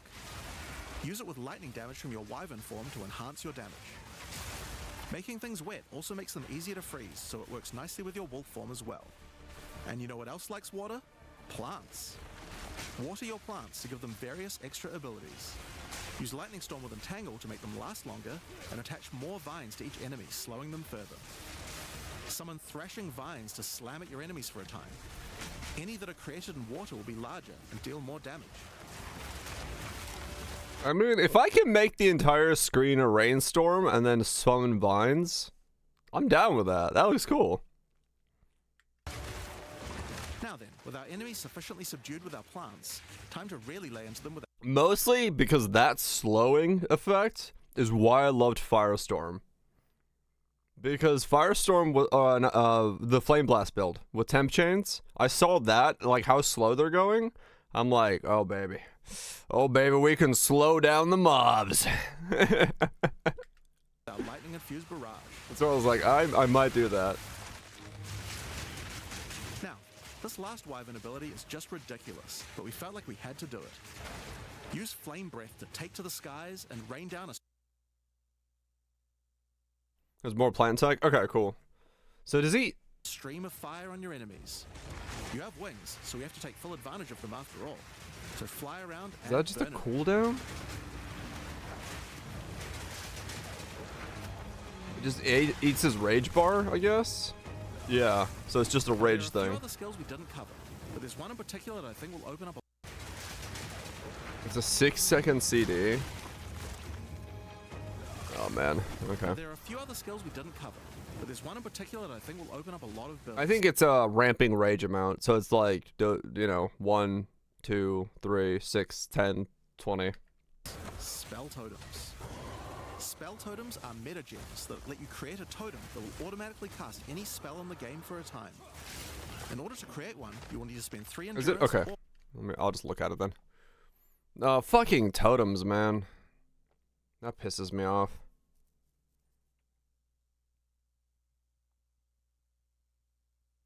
So what do we got? Wolves. Doom. Okay, so yeah. These are just like actual talismans. Armor Mandragora. Gain 1 druid prowess for every 20 total rage spent. Enemies in your presence are hindered. I see. Okay. Lunar Assault. Converts 80% fizz to cold, 240 more magnitude of chills, 200 more for freeze buildup. That's a fuck ton of freeze buildup.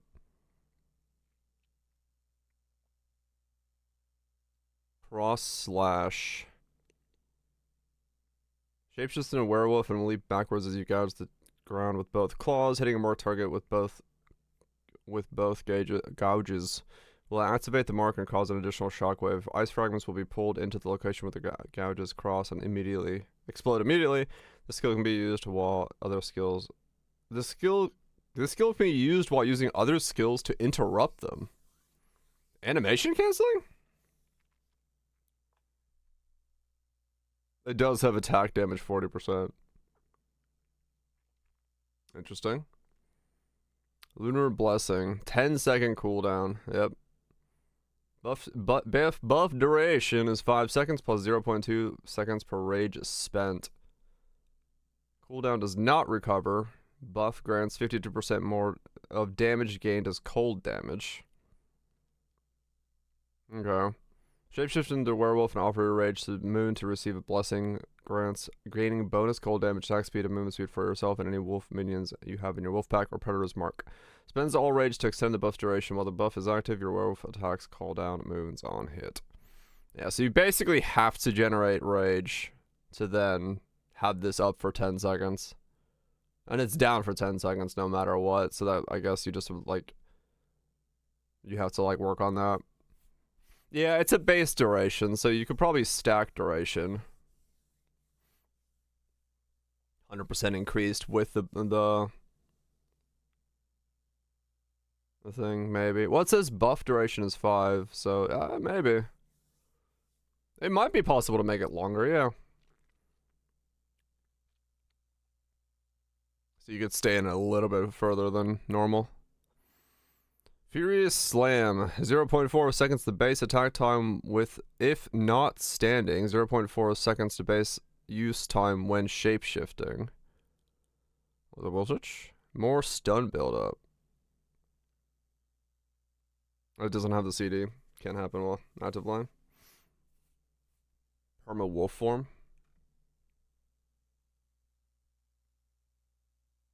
No, it does. Cooldown does not recover during buff effect. Hell yeah, well Twitch. So yeah, no. You could still probably stay in it for like a minute if you do like a Titan.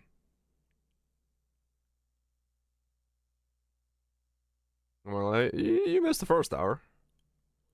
So yeah, you could probably still stay in it for like a minute if you're a Titan and like really stacking it. But I mean, realistically,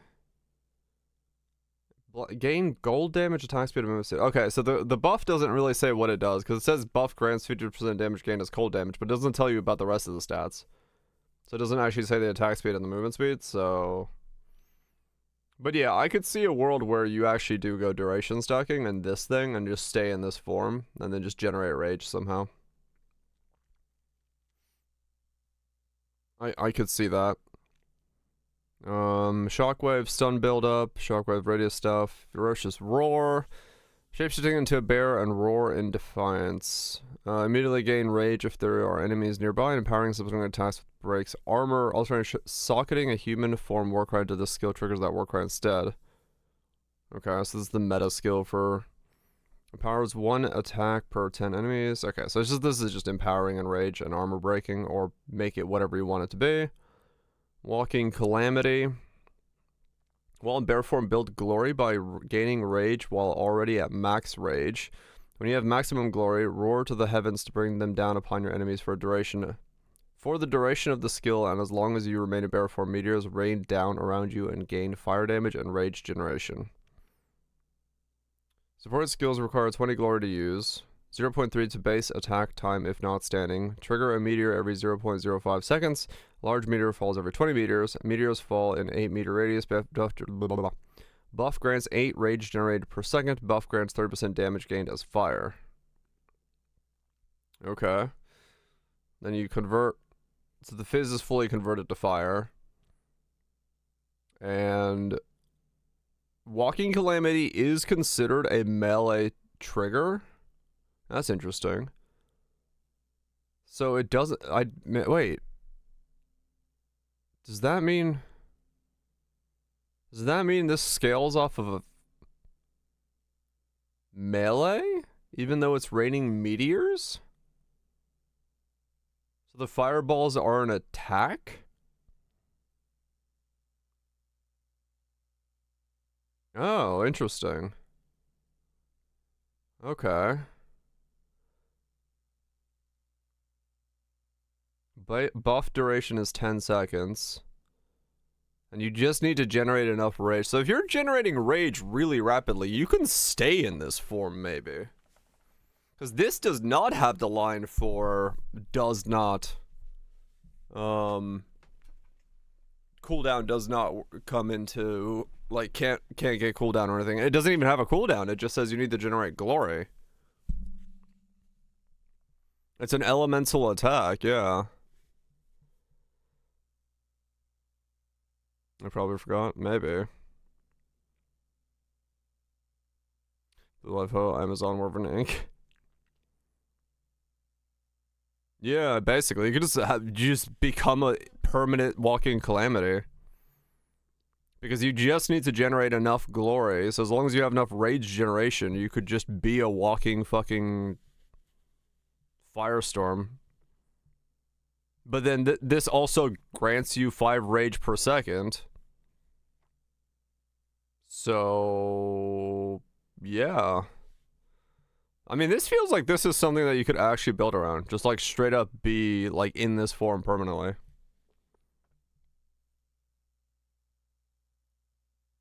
Well, it says when you have maximum glory, while in bear form, build glory by gaining rage while already at max rage.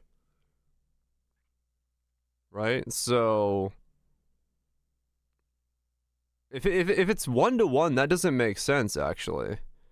Because buff grants 5 rage per second. That's 20 rage in 4 seconds. The buff itself lasts 10 seconds. So like it can't be that you generate 1-to-1.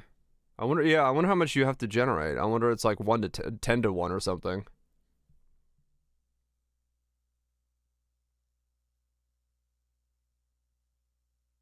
Huh. I mean, I honestly want to build around that. Oh, is that what it is? Glory can't be gained? Ah, okay. I've yet to mess with glory, so I didn't know it. Gotcha, okay.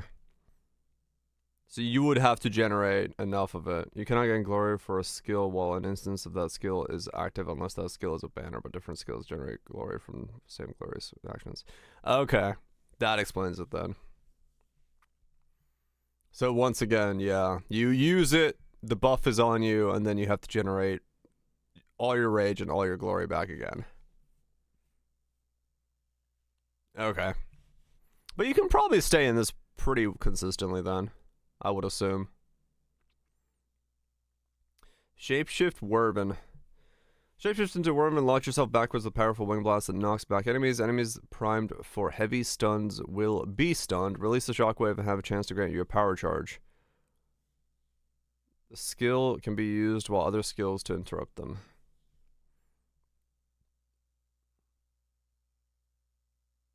Nearly no downtime. Yeah, basically like go into it, be in it for 20 seconds, come out of it, top up rage, go back into it.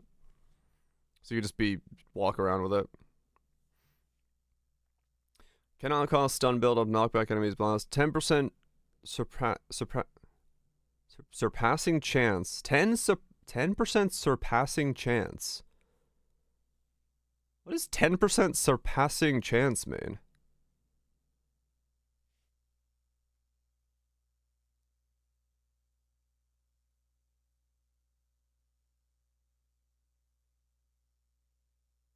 What is 10% surpassing?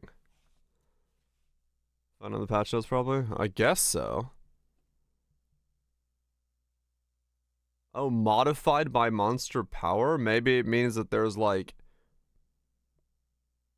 If it's a unique, it's a higher chance?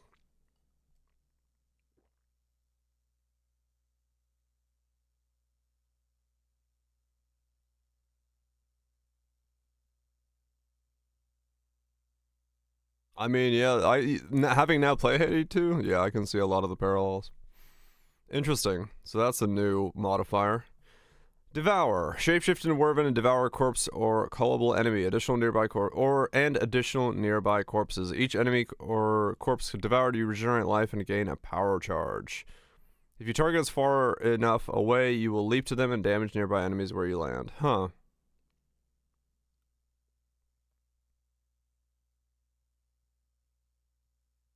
I don't think they'll can it.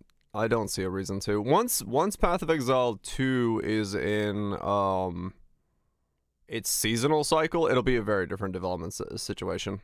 It'll be fine. It's just right now with the fact that they're having to make the axe, make the end game, make the classes, make the skills, everything like that is just taking up a lot of time.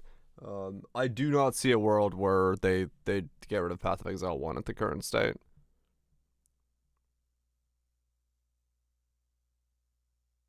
Yeah, if Path of Exile 2 gets to the point where it's like 90% of their income is from Path of Exile, you know, the reality is I don't see a world where they close Path of Exile 1. They would probably rather make it into yeah, I'm 100% sure. If like they'll do what RuneScape did. They'll have RuneScape 3 and then they'll have old school RuneScape. They'll just do Path of Exile 2, and then Path of Exile 1 will go into like a basic cycle where it's like, here's a new season. We added these 5 things. Enjoy a new season of Path of Exile. You know, RuneScape 3 is bad. I like RuneScape 3, but I'm saying like Path of Exile 2 is RuneScape 3. Old School is Path of Exile 1, right? Like it's just gonna be a situation where they put out like recycle leagues in terms of like basic ones until, you know, there'll always be new seasons. They'll never close the system down. Like, there's a reason that right now Project Diablo 2 is what everyone's playing, is because people still want to go back and play a 20-year-old game because it's been revamped and revitalized because there's new content to it. So there's no reason for them to ever shut down the cycle.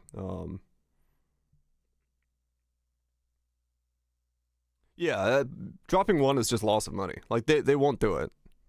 There will always be seasons for Path of Exile 1. It would be an extremely bad business decision to not fucking keep Path of Exile 1 open. Like, it just makes no monetary sense. Right, exactly. Zero Trailer has played 25 times for you.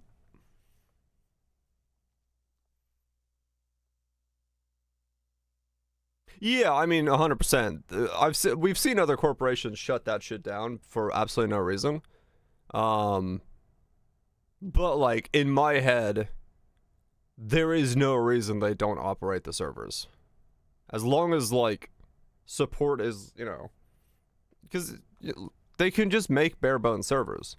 And the fact is, there are still community players that like do private leagues with like 10,000 slots that people play. So there's obviously a demand for it. Worst case scenario, they'll fucking, you know, if they need to, they'll make it so that private leagues are something that anyone can spool up if they throw the money at it. So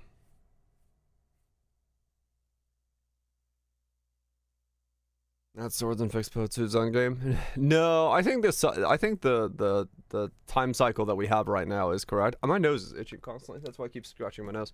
I think the time cycle we have right now is correct, but I also think that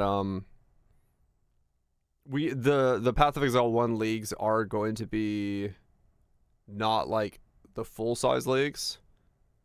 I'm pretty sure it's going to be like smaller leagues for Po 1. Yeah, this is a weird timing and all this stuff. Like this was pushed forward, I think.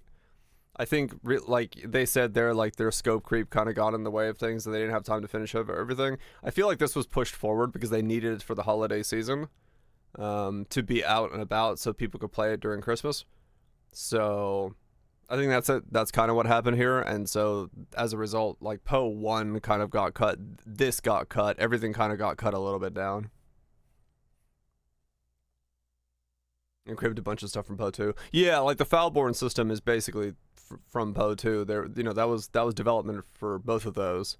That's very obvious now. And like realistically, like the Atsuatl Temple thing that's coming into Po 2, I really like the idea, but they're old. You know, it's Temple plus Synthesis. Like we've seen both of these systems before. I'm excited as fuck for Synthesis style stuff. I love Synthesis, so like, yeah, so. In that regard, I'm excited for it, but it is also like it's been redone, so they're not building it from the ground up. Hold on, I gotta go blow my nose.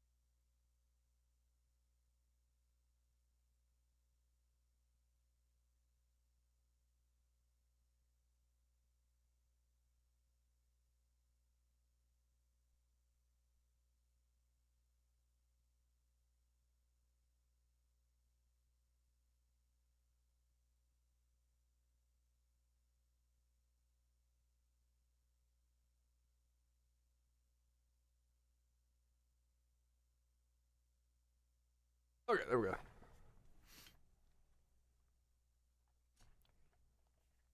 So the Devourer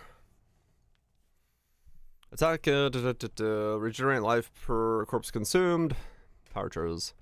I mean, Devour is cool and all, but like, how to generate corpses when in single target and you need power charges is still a question. Shapeshift in the Wyvern and spit oil at enemies, creating oil ground where the projectile lands. Consume power charges if possible to instead channel a sustained barrage of electrified oil that does not create oiled ground. Projectiles are fired in sequence, allowing multiple projectiles to hit the same target. Oh, okay. I do not want to use a skill that locks me down in this game. I'm sorry. But I do not want to be stood still holding my ground. Raise minions, treat them as corpses, eat them. Yeah, I guess so. That could work. Oh, ads are gonna be in a minute. I guess I'll get coffee at the same time. Okay. Huh. Maybe that's good. I mean, that looks really clunky to use, but I guess we'll find out. Flame Breath, shapeshift in Wyvern form. Cooldown 6 seconds. 8 cost 88 mana and 6 rage per second. Okay, so it is rage based. Convert 100 physical damage to fire damage, 75% more 750% more ignite magnitude. What the fuck? Rage cost is ignored for the first 4 seconds of channeling. Oh, there it is. That's why the rage started moving later.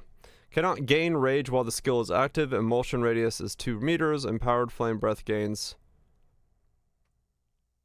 50% damage as lighting. Empowered flame breath spends rage 50% slower. Shapeshift in Wyvern protect the skies, multing enemies with a jet of fire. Channeling ends after a short amount of time, but can be prolonged by spending rage. Consumes a power charge if possible. Okay.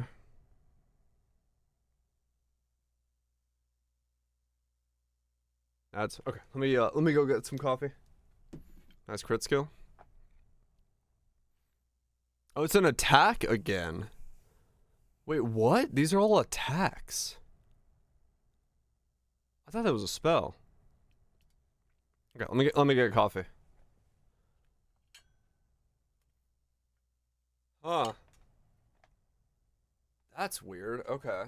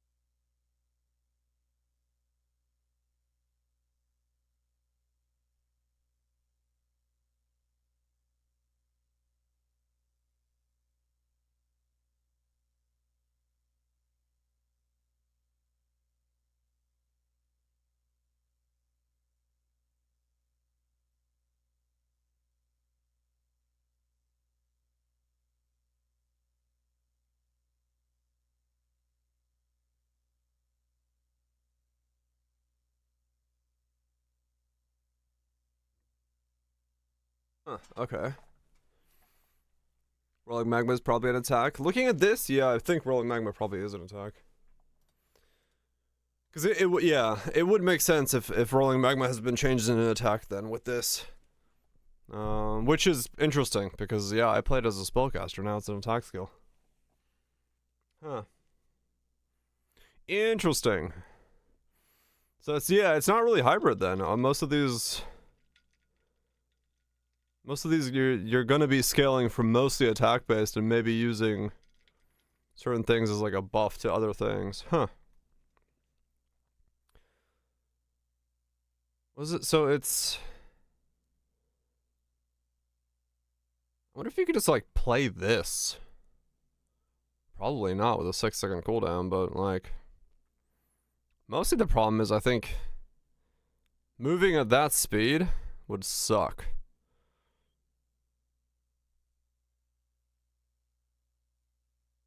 You're attacking shapeshift and martial weapons with them, doing nature. Yeah.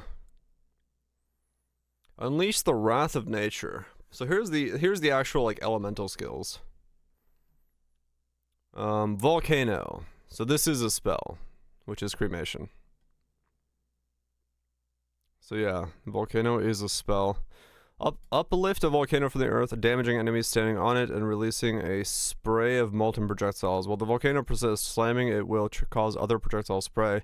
Channeling this skill for a longer makes the initial eruption more violent but does not affect subsequent projectile sprays. Projectile. This thing? That's not a projectile. But this is a spell. Volcano is a spell.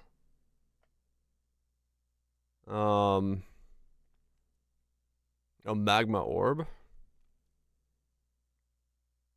Maybe. If we had it, yeah. It might be the best one for it, honestly. Yeah, we don't have it. Unless it's here. No. Okay. While the volcano persists, slamming it will cause another projectile spray, channeling the skill for longer that makes the initial eruption more violent but does not affect subsequent projectile sprays.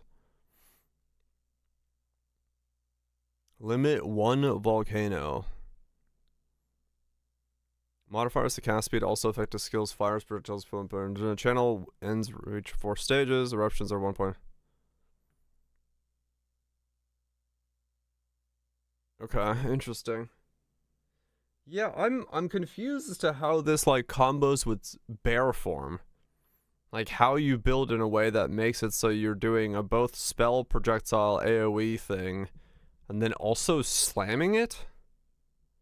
I'm not entirely sure how those work together, but we need to see more of the tree, I guess, to understand what the hell that means. Because that does seem weird. Weapon attack, scale it. Yeah, maybe. Fucking slammage. Because I don't see how you can build for both volcano and bear. Staff cast volcano, weapon swap, bear form slam. Yeah. That is very much an MMO rotation. I mean, hell, it's what I'm doing in Where Winds That Meet right now. It does sound very tedious. I mean, honestly, like if you look at my combination Where Winds Meet right now, like what I'm having to do in that game, there's a lot of parallels here, except the pacing of that game is a lot different than the parallels here. Because right now, to do the proper rotation, I have to press Q to slash with the spear, to then press E to jump down the enemy, hold R to do a full channeled attack, to hit with the last hit of the channel, to then press tab to weapon swap to greatsword, to press Q to get the boosted shield of the charged attack from spear, to then press R to be able to do the full charge attack. But I can do all that because the enemy is down for like 10 seconds. Yeah, exactly. Like, it doesn't really work in an action RPG because, like, and to start this combo, I have to use a goose to give me an extra 6 seconds. Might as well play Osu. I mean, it definitely feels like I'm playing Osu, yes. Because, like, I down the enemy, press Goose, do the entire combo, and yeah, here's the thing, though. When I do that in Where Winds Meet, and I do that entire combo, I one bar an enemy, right? So, like, when I get an enemy downed and I do the entire combo, the damage is worth it. Like, the payoff is the entire HP bar goes whoop and just disappears. So it's like, it's worth doing, but to do that on, like, a basic rare when I can just hold right click down, yeah, nah, bro.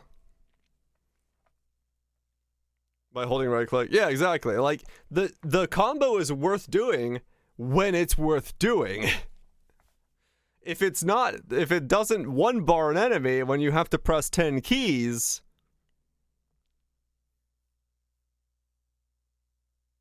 yeah, it's like, it has to be worth it. All right, here's what I might league start. This thing has a 10% base crit chance? Shit. Enjoy the gym. Hello, Twitch. Conjure a root bound fissure that crawls forward, damaging enemies in its path. While the fissure persists, Vine lashes out from it and attaches to nearby enemies, damaging and slowing them. Fizz spells do have high base crit? No, they do have that, yeah. Deal 4 to 5, fissure length is 8, attaches vines to enemies within 1.5, limit for fissures. Fissure duration is 8 seconds, attaches a vine every 0.1, overgrown fissures expire at 50% faster. Vines, 1 to 1 physical. Wow, that is not a lot of damage. What the fuck? Tune fissures in the last evoc? Kind of, yeah. I hope they do more damage than that. Vines can stretch up to a 2-meter length before breaking. Vine attachment duration is 1. Oh, those are the vines. The fissures do 4 to 5. Okay. Yeah. Each vine slows by 15%. It can attach up to 3 vines. Overgrown fissures can attach up to 2 additional vines. Right, and this is without the rain buff, because the rain buff makes them giga tentacles. I mean, honestly, yeah, I might, like, legitimately league start Entangle Rain Druid. It just looks, I mean, honestly, it looks like, Toxic Rain with extra steps. Is that what it's called? The thing where you shoot the bow up in the air and little plumes pop up and, like, tangle on things? In PO 1? I think it is. I can't remember. But yeah. That might be a fun league starter. I like slowing the game down a lot. So, I enjoy that. Caustic Scourge or Caustic. I think it's Toxic Rain, because that's the one that has the Lotus Flower MTX.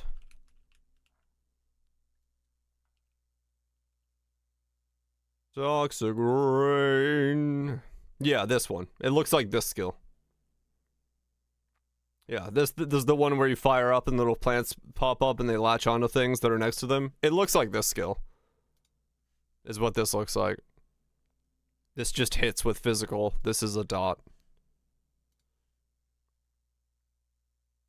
Because it has the Night Lotus effect.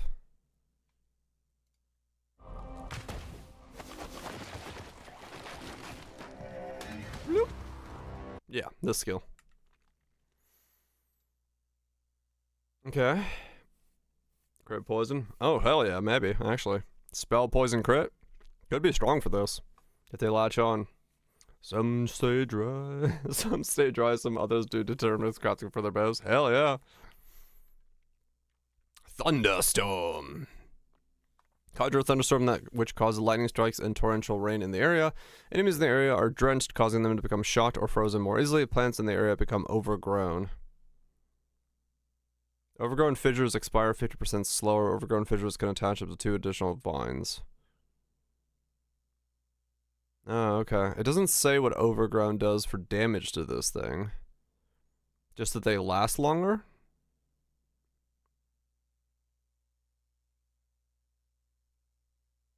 Doesn't say what the vines become.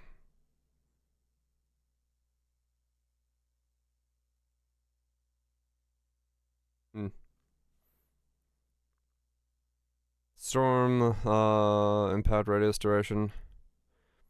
Hits can hit every enemy 0.5, cannot drench. Drench enemies 25% more freeze build, up to 50% more chance to shock. Drench lingers for limit 1 thunderstorm duration.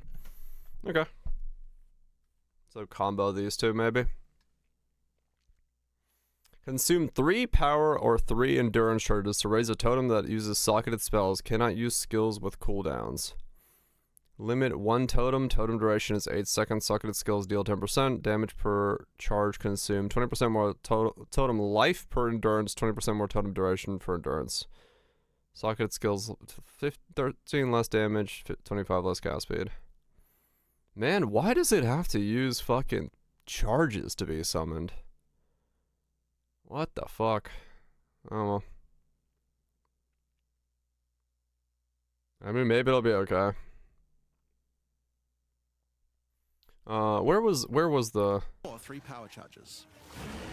But we time to really lay it. Okay, no, he hasn't talked about the skill yet. Kind of endless. Your bear form can easily generate endurance charges by consuming rage, and your wyvern forms summon comets or shower the area and light the game for a time. Wait, where was I? Particular, I think. That's where I was. I like it, probably. Now there are a few other skills we didn't cover, but there's one in particular that I think will open up a lot of builds. Spell totems. Spell totems are meta gems that let you create a totem that will automatically cast. I don't know why. There must be ways to generate power endurance charges that in the patch note or something like that. Otherwise, it doesn't open up anything because you can't use it as a primary without generation, and you have to generate somehow. Any spell in the game for a time. In order to create one, you will need to spend 3 endurance or 3 power charges. You could use them to throw fireballs, summon comets, or shower the area in lightning. Really, the options are kind of endless. Your bear form can easily generate endurance charges by consuming rage, and your wyvern form can easily create power charges by eating corpses. So I guess you stay in bear form and just keep consuming your rage? Is that the idea? So it's pretty easy for the druid to get the charges needed, but they're also available from quite a few other places as well. I'm sure we'll be seeing a lot of different spellcaster classes thinking about how best to take advantage of these.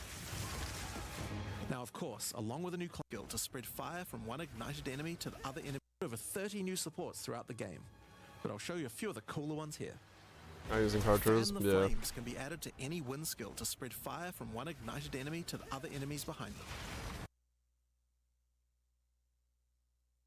It spreads ignite from one enemy to the other, making you jump backwards? Comet totems? That one could be interesting. Like, something like that could, like, Comet would be the best case scenario for it because, yeah, you don't have to worry about, like, the cast time and stuff like that. The totem does it for you. So instead of doing, like, normal prolif, you do, like, wing jump prolif. It's great for the wyvern's wing blast. But you can also use it on many other classes with wind skills, like the twisters on the huntress, or the monk's staggering palm projectiles. Accelerated growth causes extra explosive plants to erupt from the ground whenever Oh, it's called accelerated growth. Oh, it's a support gem. you grow plants with rain.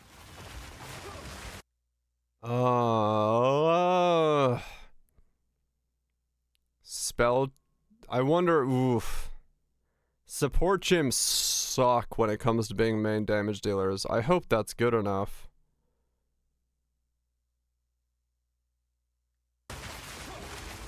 And Advancing Storm changes storm skills like your Thunderstorm or Tornado to move across the battlefield. It's great for watering plants en masse, or to turn tornadoes into a real disaster by sucking up multiple ground effects as they travel along. I might still Lee start it, but oof. It's a And the support Sorcerers gem. might like to use it with Firestorm as well. Echoing Cry causes your Warcry skills to echo. They will repeat a Oh wait, does that make plants you? en masse, or to turn tornadoes Does into it a go real in a disaster straight by line or does sucking it up follow multiple ground you? effects as they travel along. Is it?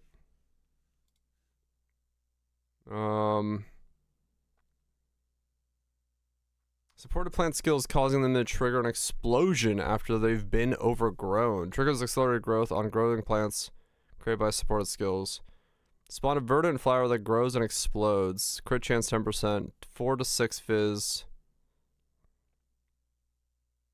So it all does fizz. It does look like I might go fucking poison with this thing. Because it's fizz and fizz. They're both fizz. Huh, okay.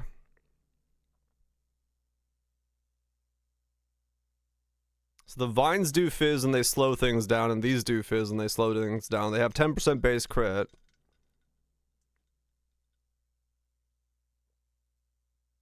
I mean, I don't know.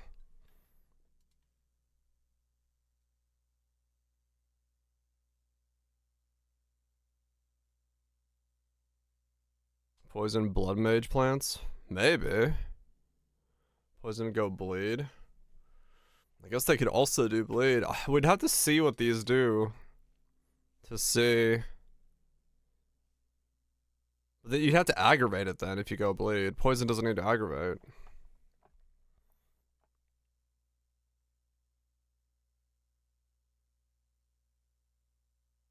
Huh.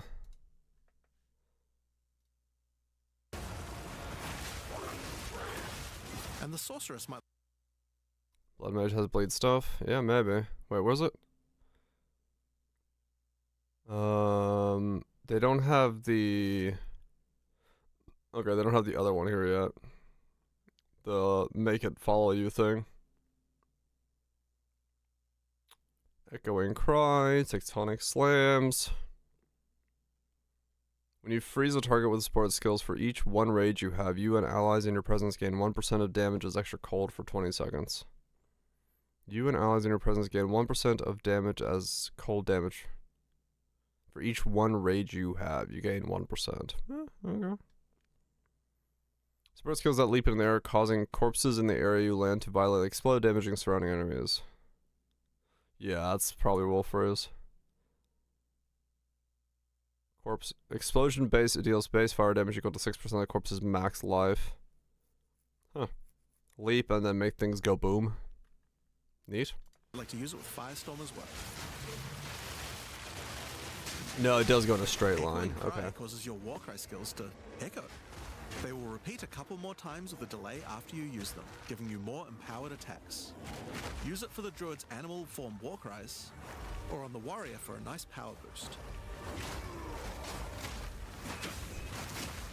Grounding Shocks causes monsters you shock to turn into living Tesla coils, arcing lightning to nearby enemies. Okay. You could use it with your empowered wings for an extra damage boost, but it's also great with any other shocking skill. Try it out with Lightning Spear. It obviously needed more AoE clear. Yes. Yes, There's it a whole did. pile more, but we'll leave those for you to discover. More clear. Now with a new class comes new Ascendancy classes. The Druid will have 2 options, unifying as animalistic later. Oh. The first class I didn't is mean to the skip. Shaman. The Shaman channels nature's elemental fury and can harness rage as a spellcaster, unifying as animalistic and magical tendencies. By allocating Every 2 rage also grants 1% more spell damage. Okay. Champion, you gain spell damage the angrier you are. And with fury, No inherent loss of rage. Regen 6% of max rage per second. Increases and reductions to mana regenerate also apply to rage regenerate. Skills which are not default attacks cost +5 rage to use at +7 max rage. Interesting. So mana, you keep your mana stuff, you gain rage stuff, but then you gain a rage cost to your skills. Okay.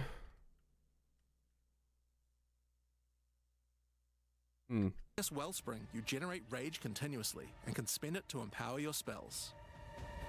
With the knowledge of the Gain the benefits of additional bonded modifiers on runes and idols. Marian Magi, the shaman can harness untapped power from runes and idols.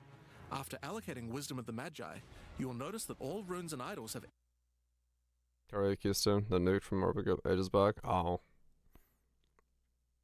Martial weapons, 14% increased effect of fully broken armor, wand or staff, break armor, or critical hits with spells equal to Break armor on critical hit with spells equal to 12% of physical damage dealt. Huh. Extra mods only available to the shaman. These new 40% increased ignite magnitudes, 40% increased ignite magnitudes. Right. Yeah, that's what it was. Chainbreaker.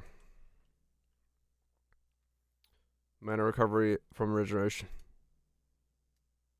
Right, yeah. 1 rage every 25. Yeah, it's a modification of this one. But they kept the mana stuff because can't have you just rage.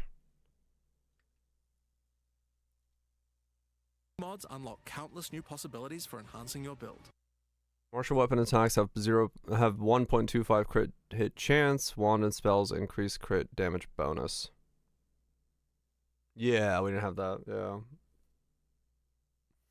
I mean, that one's pretty good. As a thing to slap into a weapon. You can also allocate Bringer of the Apocalypse, allowing you to become a walking natural disaster. After dealing enough elemental damage, storms of all elements rain around you, destroying all who would face nature's fury. Allowing you to That's a become long walking skill. natural What the disaster. fuck? After dealing enough elemental damage, The cooldown is storms of all 22 elements seconds, rain or around you, the destroying skill all is who up would for face 22 nature's fury. seconds. There are other abilities for the shaman, but I'll just show a few from each class for now. Doesn't look like it hit much, but The Oracle. The Oracle perfected the power of foresight and utilizes this in combat to gain massive advantage. When taking Fateful Vision, you will see visions of your future. this is a really weird ability. So like it chooses a random ability you could have and makes you shows you casting it.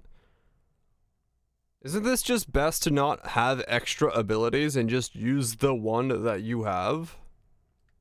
Using specific skills. If you decide to follow this path by using the skill yourself, it will do significantly more damage. It's cool. And with converging As an idea, yeah, it's a very cool idea. But it feels like you would just use one skill and have it constantly just do that skill. Because why not? Maybe it has to have a multiplier. It has to have a reason for you to not have just one skill on the bar or something. Useless basic attacks. I mean, maybe, yeah. Moment in battle when a monster is vulnerable to freeze, stun, or electrocution. The Oracle can use Moment of Vulnerability to see a vision of the enemy's future, and then merge it with the current timeline, allowing him to deal damage to both. That's essentially you if you get lucky, the mob will spawn next to the mob, and you can hit both of them at the same time if using an AoE skill, which means you could do a fuck ton of damage. So it allows you to basically double your DPS for a second. And one of my favorites, when you first become an Oracle, you'll notice over 130 new extra. This seems so weird. It just adds a bunch of nodes to this side of the tree for you to pick up.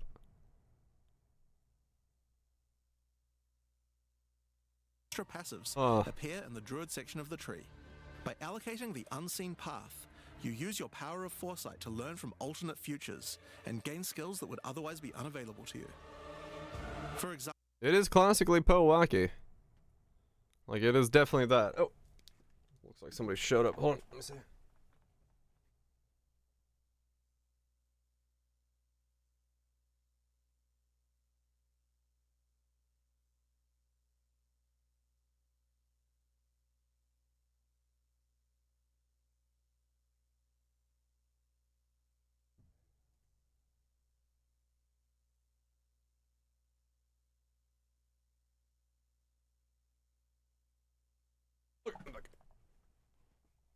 Yeah, my mom just came back from PT, but her PT's near my house, up here. Response passive stream, being and they're on special passives. Reduce spirit reservation efficiency of skills, increase reservation efficiency of minion skills. So less auras, more minions. Self-sacrificing allows you to be able to summon more minions by reducing the spirit costs, with the trade-off of making your reservation skills cost more spirit. Okay. Or Corruption Endures, which allows oracles to have a small chance. What is... like, this node is useless. Like, there hopefully is something more interesting in that setup, but like, that is like straight up just filler stuff. To avoid death. Both the Druid Ascendancies offer interesting and unique ways to gain modifiers that no other classes can get, so we're expecting a huge variety of build Like their death possibilities from avoids. these. 7% Now, is there are like... unique talismans for the Druid to use as well. We won't spoil all of them, but this one was particularly cool.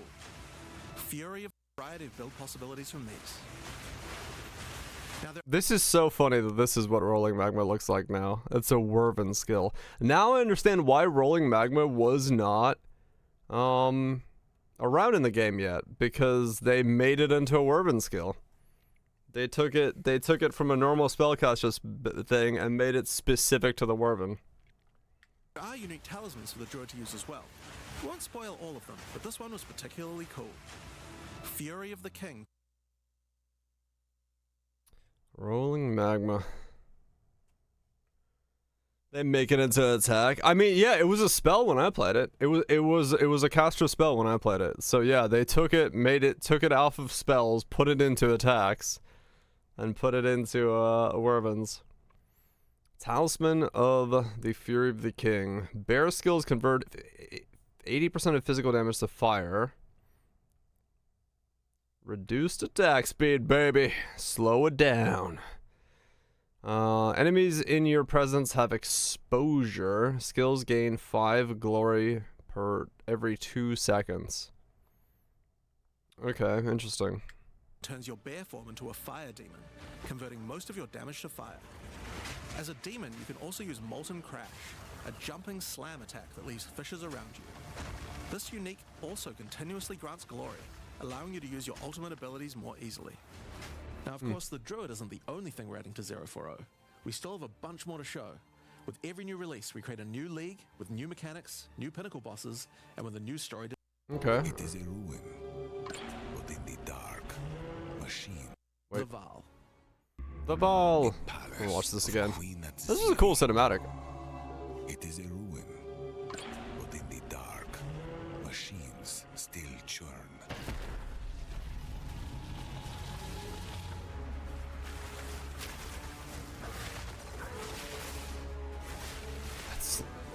Slash is so weird. The temple has many functions, and with it, a chance to save the Val. It's gonna be pretty cool. Way through time. I do like the league mechanic. I think the league mechanic looks pretty sick. But I'm a sucker for synthesis. Again and again. Dryads are... It's the iconic ones. Uncover its secrets. It does look like it's gonna take a lot of work to like fully flush out a temple though. Alter the temple. Cause like, that is a lot of dive-ins into the temple to make that like what they're doing there.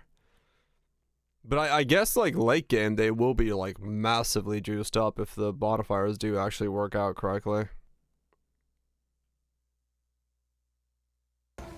Uncover True its lunch, yes. secrets.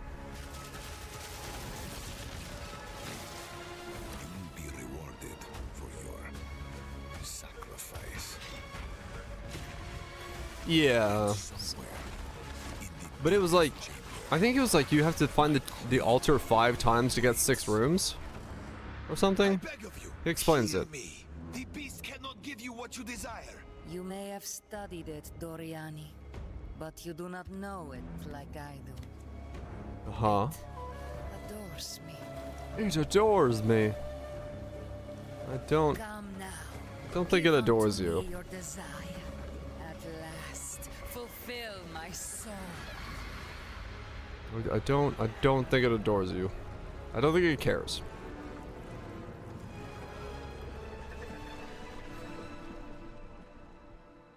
Hi, I'm Hello. Mark Roberts.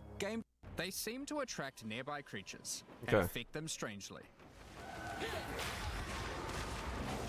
After killing them, the Remnant appears to gain some amount of power, but not enough to fully activate it. It seems you will need to find 5 more of these arcane devices. Yeah, so you have to find 5 of the devices, and that gives you 6 rooms. And sacrifice the monsters you find there to fully activate one. But things don't always go to plan. These devices are old, and sometimes infected by I corruption. wonder how many you can get per map. Twisted versions of ancient Val may emerge. Yeah. And sometimes even stronger foes. On fully activating one of the devices, you finally discover its true purpose. A portal opens and takes you deep underground to a lost temple, once the home of Atziri, Queen of the Val. What treasures? Wait, A hold on. portal opens and takes you deep underground to a lost temple, once the home of Atziri, Queen of the Val. No, that was weird. He What like treasures walks in could and walks still be inside? sideways. I think you're gonna want to find out. In front of the entrance is a console of some kind, and on activating it, you can see a map of the temple. Atziri's personal chambers are on the far side, but how could anyone get there? There are disconnected rooms, and the layout doesn't seem to make sense. And that's when you realize the purpose of the ancient devices scattered through Rayclast. The temple is powered by sacrifice, and this energy can be used to modify the very structure of the temple itself. Each time you run the temple, you will be given 6 rooms that you can place, allowing you to craft your own dungeon to explore. Place paths to link up the dungeon, and place rooms beside them full of precious loot. After you are happy with your choices, open the temple and discover the results of your efforts. Yeah, I mean, I like this as an idea. Each room contains different challenges Synthesis along plus with its rewards. Atziri. On entering a room, the doors will slam shut behind you, and you will need to face the encounter within. But choose wisely. It's important where you place the rooms to get maximum returns. For example, when placing a commander, you could just place it anywhere along an existing path, but a much better strategy is to place it next to a garrison of troops for him to command. Worth Better it. leadership, the garrison will knows? level up, making the monsters harder, but also more rewarding. Different rooms have Every single showcase of that volcano skill has so far made it do absolutely nothing. different requirements for leveling up. For example, if you want to fully level up a smithy, you will need to supply it with golems from an adjacent golem works, and hook up a generator to the power network to supply it with power. After doing so, the golems will be powered up, making them much more dangerous. You don't need to memorize what interacts with what. When selecting a room, you will be shown the locations that will make other rooms level up, and exactly what effect it will have on the temple.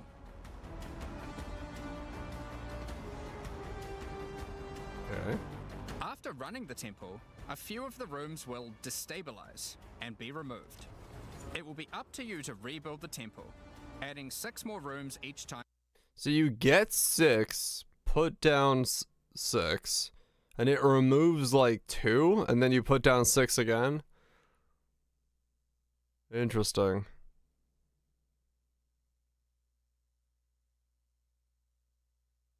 Huh. I guess like if you're planning something massive, you can kind of get like weird stuff going on. Or like it may remove a room that you don't want it to remove, but then maybe you can remove a room that lets you then upgrade the other rooms around it again. Huh. You come back, making the temple larger and larger and larger. So that's the basic functionality of the temple, but there is a lot more. Once Doriani finds out about your travels to Leraval, he will attempt to persuade you to take on a new mission. What is that ability? The temple entrance contains a prototype of the time portal device. It will be able to take you back in time, but only to one specific point, right before Atziri triggered the cataclysm that destroyed the Val. He requests that you go back and attempt to stop Atziri to prevent the Val from ever being destroyed.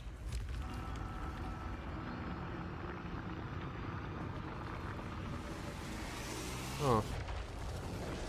I don't really get when this triggers or what it is. Like, do you do a temple to a certain point and then you get like a rerun of that temple, or is it like you got to a point in the temple and it just like activates, and then from that point on all your temples are like the past temple?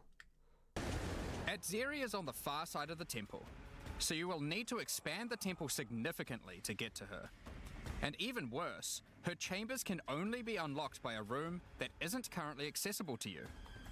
In order to deal with that, you are going to need to visit the architect of the temple. To get to him, you will need to place path rooms, but while doing so, you will probably want to exploit some Shift of the into advanced endgame. technology Yeah. only available in the past. Once you can travel 2 runs, 1 in the present, 1 in the past. Cause he's like, yeah, they like explain it halfway through the thing, and then he's like, and then he shows up and goes, by the way, you can go in the past. And I don't really get what that does, or is that just thematics? into the past, a whole new set of rooms are available to you, and they have some pretty insane. No, see, he says that when you go into the past, a new set of rooms is available. So, is it like halfway through the temple you get boosted rooms? Rewards. At level 1, the corruption chamber can be used to corrupt a single item. But placing it next to a thaumaturge to run the place, and a sacrificial chamber to provide soul energy, you'll be able to level it up. And it's worth it. Because once you get the room to level 3, there are some very Two-step nice process. rewards. Well, like I said, the benefit of this is you can buy something that already has a corruption that's good and put it in here and see if you get something good.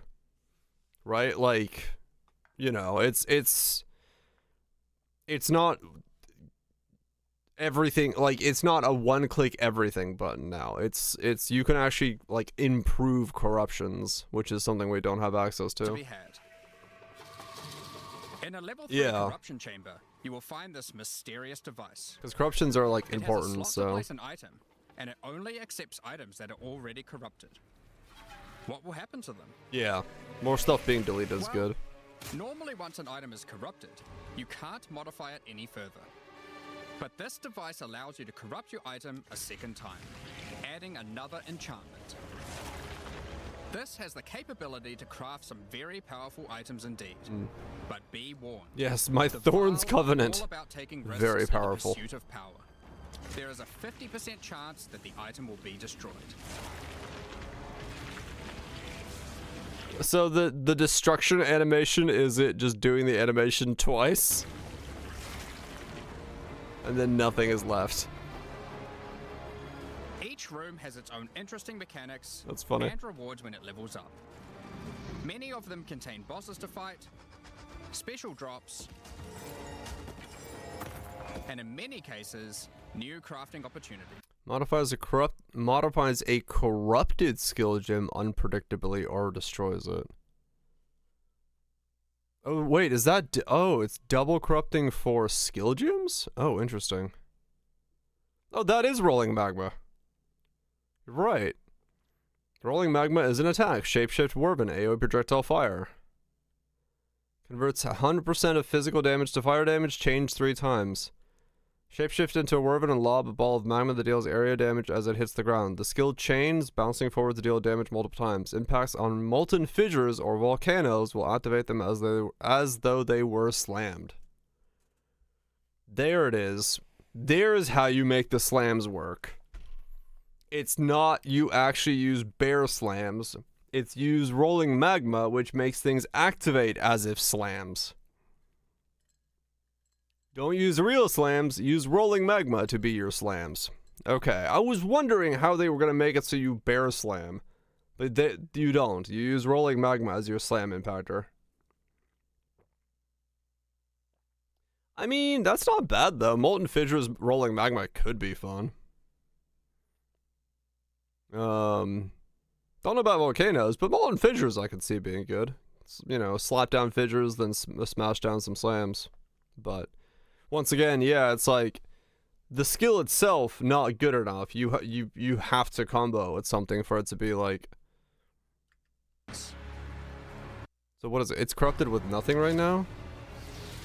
example, Oh, they don't show what it a does. level Okay. 3 alchemy lab has a nasty Val construct to fight. But if you can defeat it, you can find new corrupted soul cores. Like Guatalizi's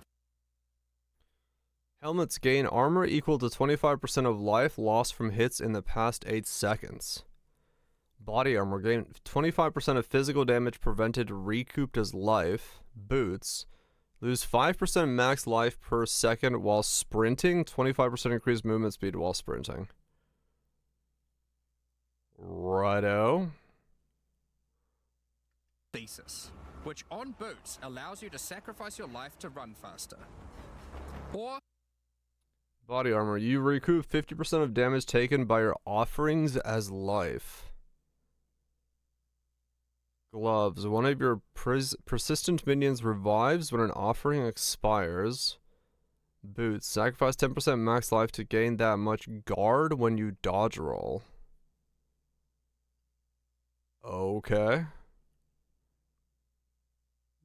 Is guard like a shield? What is guard? That's interesting.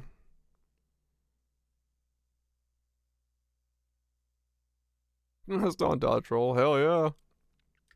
Sita Qualottle's thesis, which on gloves will revive one of your minions whenever an offering expires. Guard's ward replacement, is it? The Okay. sacrificial chamber to level 3, and you will need to face a highborn priest of sacrifice. Defeat him to be able to further corrupt a Val unique, modifying it in unpredictable ways. Further replaces up to 2 modifiers on corrupted Val unique. Replaces other uniques with corrupted unique of the same item class. What? How do you know something is a Val unique?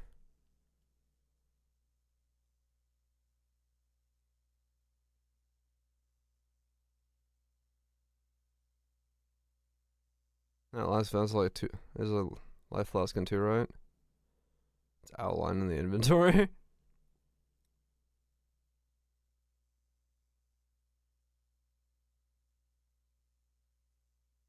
I have like no idea. Oh, the top line there. There's little Adziri symbols on the item. Here, you can see it. There. That must be the Val uniques. Because I was like, I've never known of anything to be a Val unique, but that's what it is. There's like specific symbols on certain uniques that make them Val One of uniques. the mods of this unique will be removed and replaced with another random mod.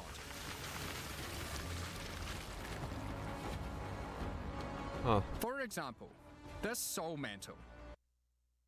Plus 1 max number of totems summoned. Inflicts a random curse on you when you're a totem soon. Yeah, okay. Same thing here, the Adziri symbol. Okay. It gives you an additional totem, but lowers your totem's life and curses you when they die. By using the machine, this could result in a terrible item if you remove the good mod, Uh-huh. but also Reduce totem life. 25 increased attack and cast speed if you've summoned a totem recently. Yeah, I mean, templing will be a thing we'll have to do a lot of then. Funny enough, this line here, this is then not a corrupted item. So like this doesn't corrupt the item, it just takes off an item, puts it on. So you could like do this and then have to corrupt it afterwards. some amazing items if you replace the downside. Oh. That's Now, interesting. One extra thing to mention about these Val crafting machines. You don't have to take the items you want to craft into the temple. If you don't have the item you want to craft with you at the time, then clicking this button will allow you to create a... You don't What did that do have to anyway? take the items you want to craft into the temple.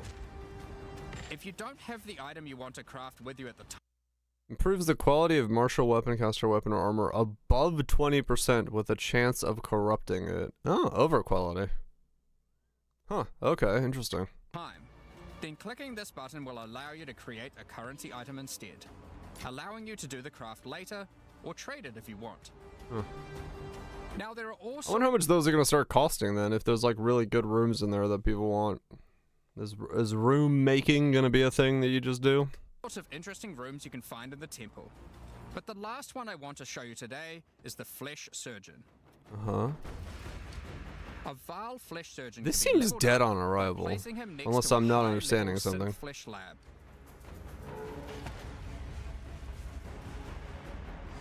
But be careful.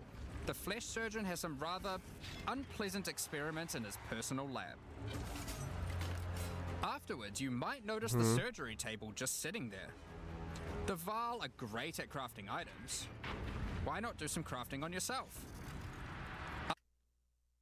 Increased curse magnitude, stun threshold, increased curse magnitude, stun threshold. Like, I guess at least maybe they're not so significant that like your build is anywhere like built around them. But at the same time, that feels like a really weird thing to like. Why?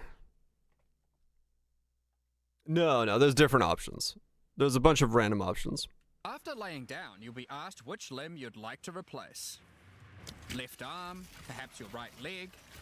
Each limb can get a different set of random bonuses, so choose wisely. After getting up from the table, try out your new limb.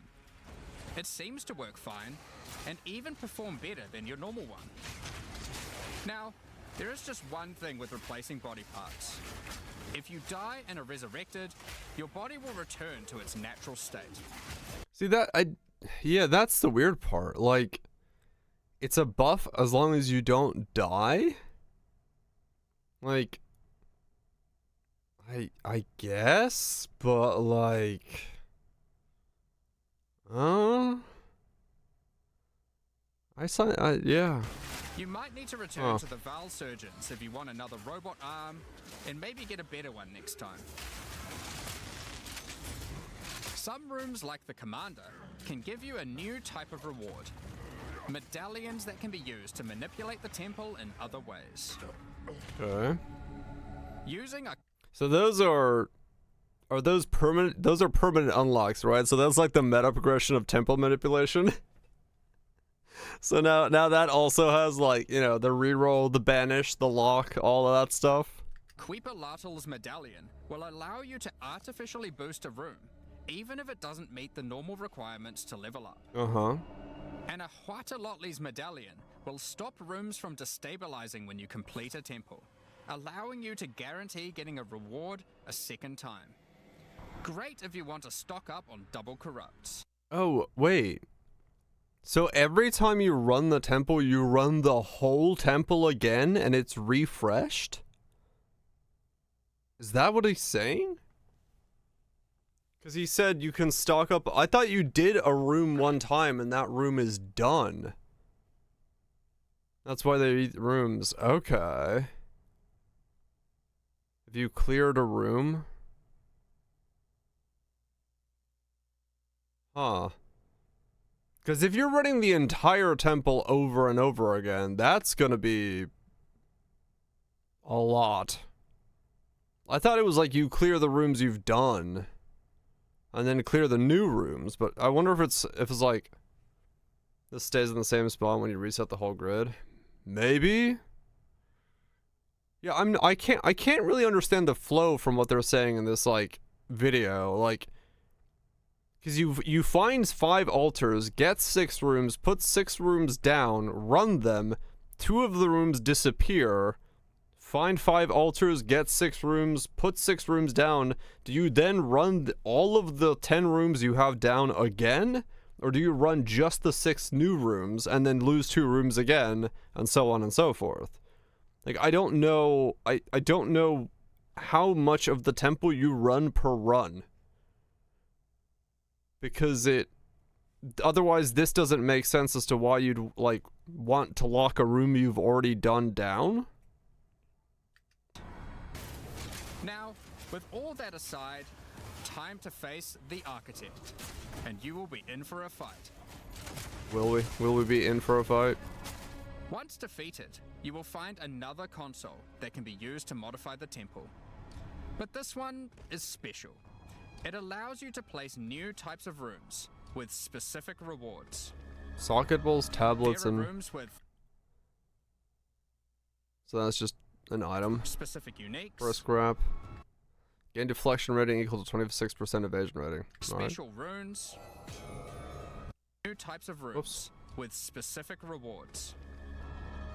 There are rooms with specific uniques, special runes, Adds 23 to 34 fire damage to martial weapons. Okay. and currency. Wow. 5 exalted orbs. Wow. But also a few other, more niche crafting experiments. Flat is pretty big, yeah. Flat is pretty big. Destroys an equipped item, returning any augment socket in it. Like this one, that can extract the socketables back out of an item. That's... I mean, I get... Is there a world where you care about that? I guess if you're using, like, one of the really expensive socketables, you'd want to take it out of something and put it on something new. Yeah, I was gonna say item quality cores, yeah. That's probably the biggest one. At the cost of destroying it. Just gotta make sure the base item is worth destroying. Now, something really important is Recycling every gear, league will yeah. release a significant amount of content for the in-game. In order to make sure that the Fate of the Veil works well for late-game players, we've added many mechanics to make sure that you can scale the difficulty and rewards to match. Getting some rooms to level 3 adds extra mods to the entire dungeon. And these stack with each other.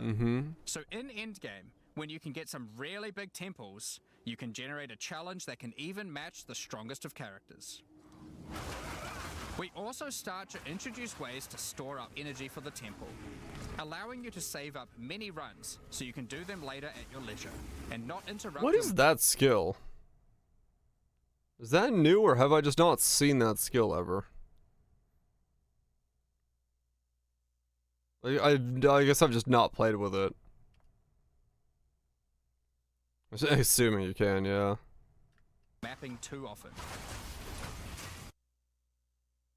Now in each league, it's important that we have a new pinnacle boss. to It's test your basically character. new. True.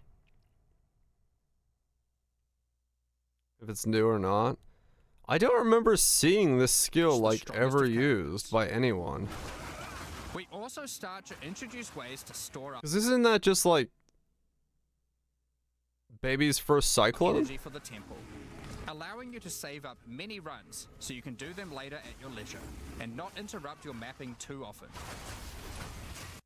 Because it looks kind of cool, whatever it is. I just don't know what it is. Now in each league, it's important that we have a new pinnacle boss to test your character's might.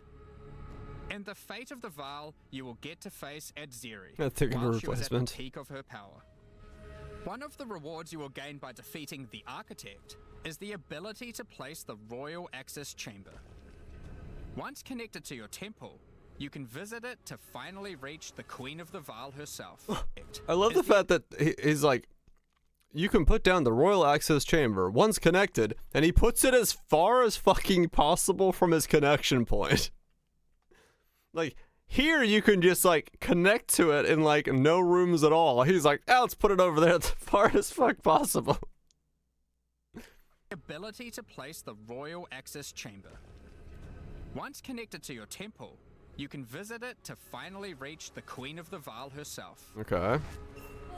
This fight takes place at a critical moment in history, right as Adziri communes with the beast's power and takes her dang. true corrupted form. She's big.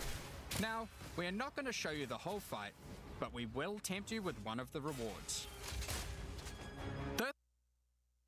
19 Mirror of Refraction, 16 life, 18 cast speed, 21 intelligence, +2 to level of all corrupted skill gems, spells which cost life gain 103 of extra damage as extra physical damage. Spells which cost life gain 103 damage as extra physical. That is a lot of extra physical. You just need corrupted skill gems.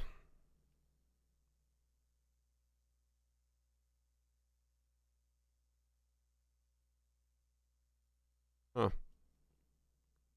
Bleed blood stuff. Yeah, I mean, it is definitely. Bleed blood mage is very possible with that. This is Zeri's rule.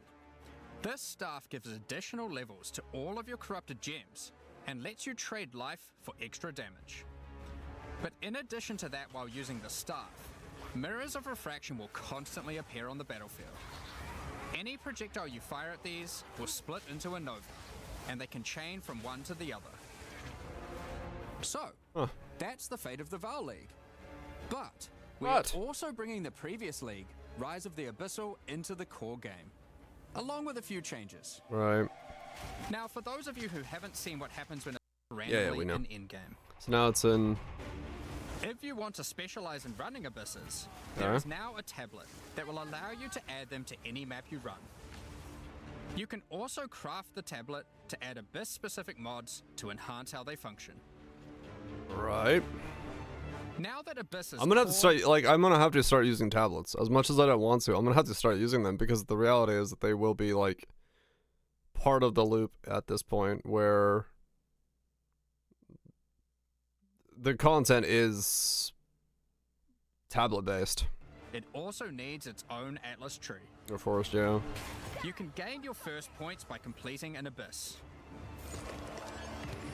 But there are more available for doing depths and killing certain bosses. And there are a bunch of different options. You might just want more monsters and bosses. But you can also make finishing an Abyss have a chance to overrun a nearby map with the Abyssal. Or make your Waystone modifiers also apply to Abyssal depths. You could specialize in the interaction with other leagues, or specialize in a specific Abyssal faction. Specific factions? One of the important elements that we have heard loud and clear is that needing to do Abyss crafting on Waystones... Did people, like, people actually needed to do Abyss crafting on Waystone? Was that a thing? That, like, needing was a thing? Oh, dang. It's quite annoying. So, we have removed that. Because the mods were nuts? Okay, so they just took them out. They felt required to get good rewards. Better than everything else. Wow, okay. In fact, we have removed instilling from Waystones as well. This mechanic felt mandatory on maps because it boosted the value of all other content. But it was both annoying to do and resulted in a lot of visual clutter. Ads. We shall pause.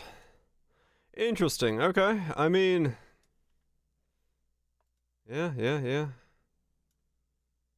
If they felt that mandatory, then they felt mandatory.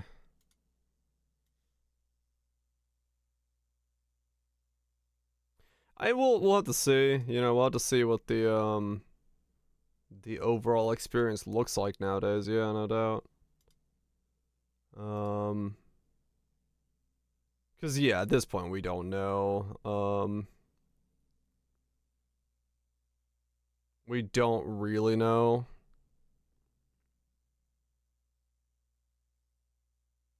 Devour cards in PO1, right? Well, I would like I said, I would rather, because to me, the problem with, like, how do I say it? Yeah, like, to me, the problem with the way that PO1 or PO2 was going about is, like, they tried to talk about, like, you know, slow, methodical style combat and stuff like that. And then the density is what really takes it away from it. And so I would, I've said it multiple times, I would rather have bigger mobs, like per mob things, encounters that have longer time to kill and stuff like that, than to fill the screen with shit. Because it would make it so that we can actually have, like, more interesting encounters. So I think in the long run, this is the right way to do it. It may mean that maps need to once again get a little bit smaller because there might be too much dead space and stuff like that now. But, like, I do feel like realistically, this is the right way to go if they're trying to make PO2 different from PO1. Because if they kept going the route that they were going, we would just get back to Poe 1. Running around Desmond. Well, that's the fear as well, Lunch. Yeah, like it. Hopefully, we get into a point where we don't have to worry about it, but we'll see. We'll see. It just depends. It depends on entirely on how this feels now with the changes that they've made. But it's a change. I think it's a change in the good, like, correct direction. I mean, I honestly agree. I think density is, I don't know, feels weird that, like, density has become such a massive thing that everyone wants to boost instead of, like, other stats, but we'll see.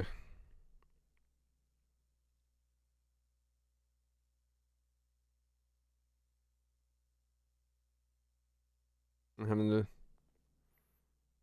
less mobs with more HP. I mean, honestly though, like, they would almost feel better because, like, less mobs, more HP would mean that I have to, like, there isn't stragglers and you don't have to worry about that, like, weird one dude that's left over versus, like, one mob that you know that's in the spell that will die. So it is better if the pack size is shrunk, but they're healthier, because that way damage is actually beneficial with, like, not having to deal with stragglers and, like, little packs here and there constantly. And it also means you have to do the song and dance for infusions less, because there's less, like, overall packs to kill, but there you get the same amount of loot from the smaller amount of packs. So for that kind of stuff, it does put the TDM down a little bit, actually, where you're doing it less often but still getting the same amount of rewards. So I agree, DPL, yeah. Like, I think having specific monsters that are, like, big things are very important in that regard, yeah. There's a Reddit post that says sneak peek of the new League mechanic. This man did not play Synthesis.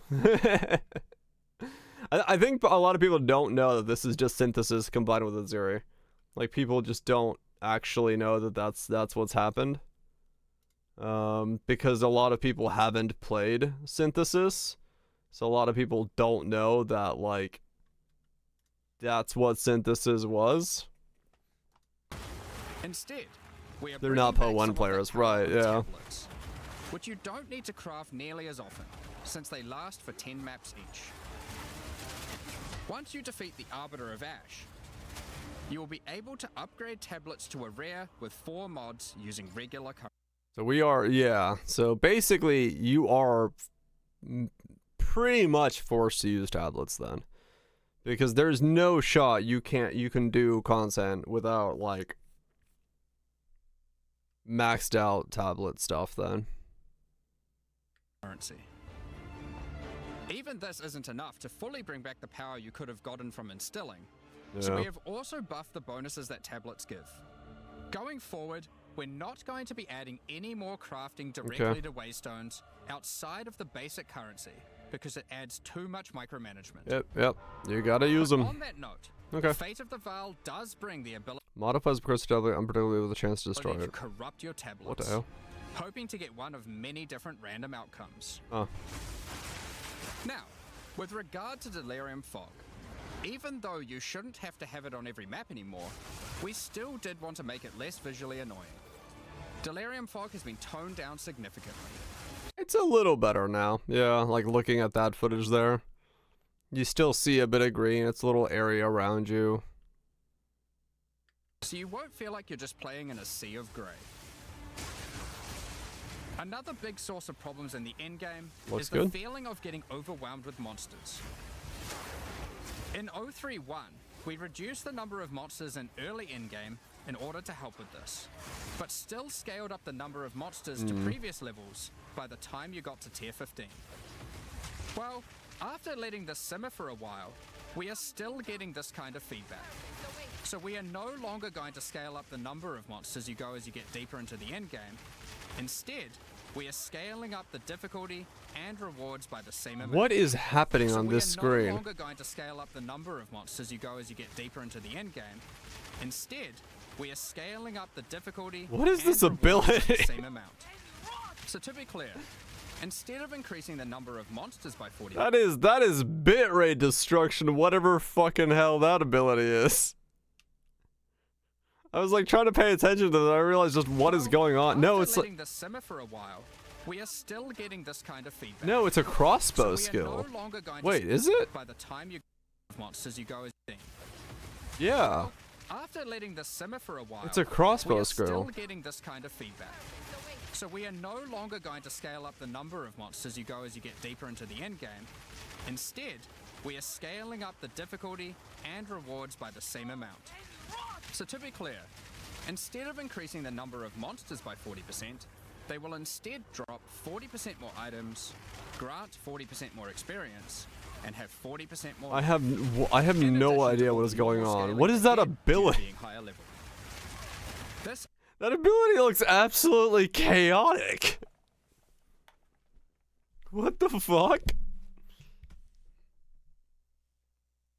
I have no idea. I don't know what this is. I'm just like all of a sudden like I didn't notice it when it was going through the reveal, still but getting like this is an kind of insane So ability. we are no longer going to scale up the number of monsters you go as you get deeper into the endgame. Instead, we are scaling up the difficulty and rewards by the same amount. So to be clear, instead of increasing the number of monsters by 40%, they will instead drop 40% more items. I have grant no idea 40% what is more going on or experience, what this ability and have is. 40% more life. In addition to all the normal scaling they get due to being higher level. That whatever that is This only insane. applies to regular monsters, not bosses. We have also reduced the speed modifiers that Yeah, he's using glowy purple orbs and then also some kind of fucking like barrage from the heavens of ice that's on a crossbow? monsters can get sometimes, which also helps a lot with this. Now, we did have a large amount of content for endgame planned for 040, but unfortunately we just didn't get time to finish it. The scope was a bit too large, and so we would need to wait until 050 for that. Uh-huh. But rest assured, there will be a ton of upgrades for the existing leagues, as well as new pinnacle bosses, and a significant overhaul to the Atlas passive tree coming soon. Now, another problem that becomes a much bigger issue in the endgame is game performance. Right around the And we corner. have done a lot of work here. The primary issue is CPU load. And to address that, a lot of things have been optimized. And we have done a lot of work to take advantage of more of your CPU cores. Yay, multi-threading. You should see frame rates of at least 25% higher. I mean, that's a And big lot boost. less 25% is spikes huge. During gameplay. It does make quite a big difference. That's hailstorm rounds? Is that what it's called? It's kind of meh. Damn. I mean, maybe it got buffed because that looked cool. Especially on consoles. A lot more work in this area is ongoing, and you will continue to see performance improvements. in It's the true, next few Kaiser. Yeah, months. I mean, it's better than we get some, Of you know, course, what we get another now. important area is game balance, and we have made a lot of changes. Now, most of these we will save for the patch notes, Okay. but I'll do a quick summary of some of the numbers. As well as Gain 1 druidic prowess for every 20 total rage spent. Enemies in your presence are hindered. Okay.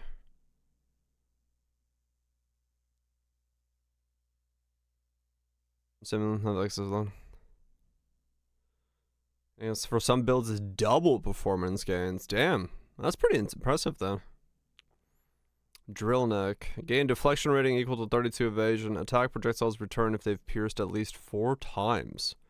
Projectiles deal 50% increased damage with hits for each time they have pierced. Projectiles have 57 increased crit hit chance for each time they have pierced. Okay, interesting.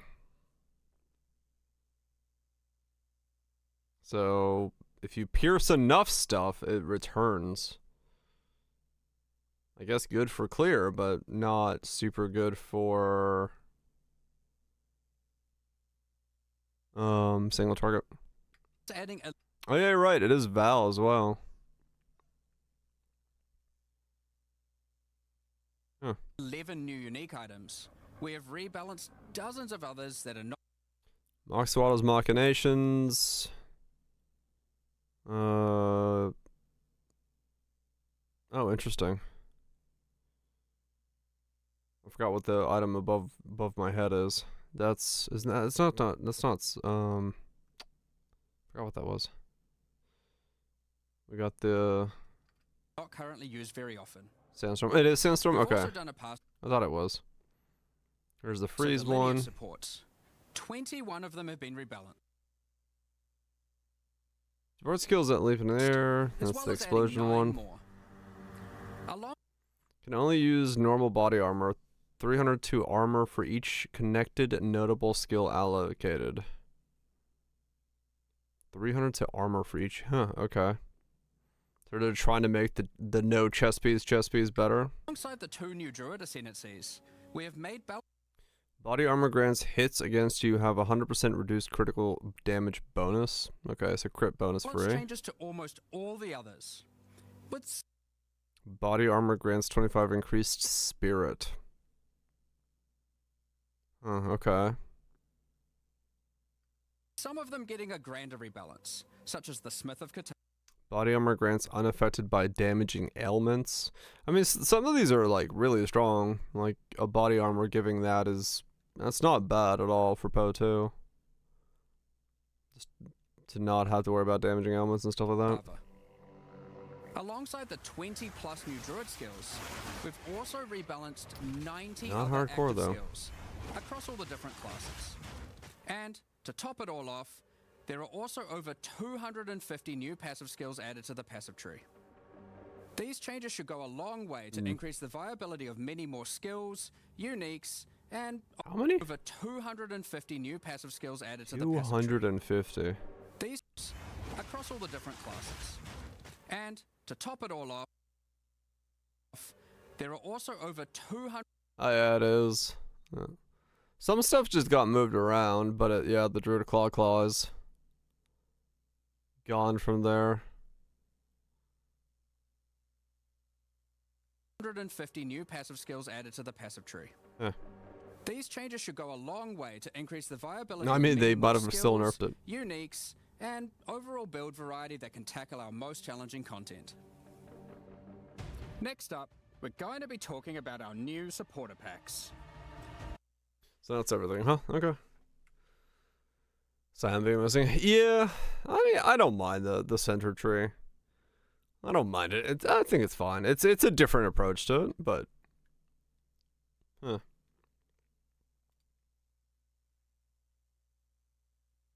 But I mean, overall, it looks like it's an interesting league to come. So, like, I like the build, the temple. I love synthesis, so not bad. Patch notes in 12 minutes. Awesome. And then from there, it's like, yeah, just figure out what the changes bring to the table. What we can do with items. What possibilities there are. Oh, there's what? There's more stuff down here. Huh.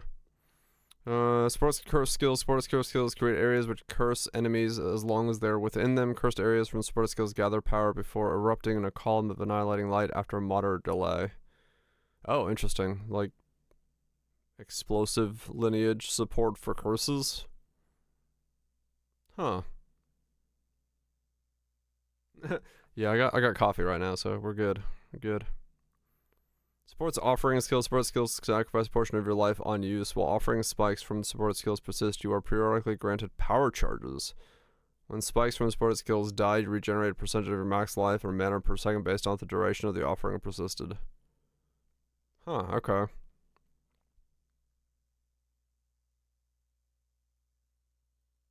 "25% of life on use. Offering specific skills grant up you a power charge every 4 seconds. 25 life on use for a power charge every 4 seconds. And then you regen that life back. Interesting. Okay.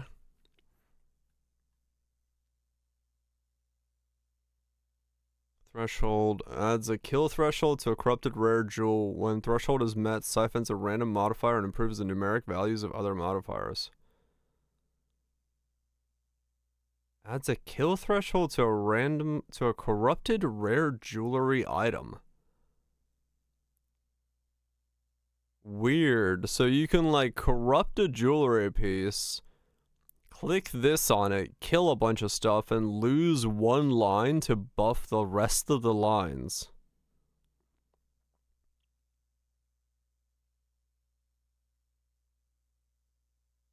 Well, that's a hell of a gamble. Interesting. And then we get this thing.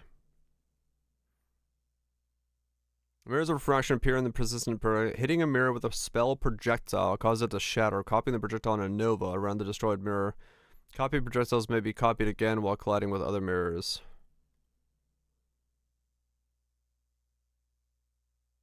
You want to slam a 5 mod valet prey buffs, man? I mean, yeah, basically.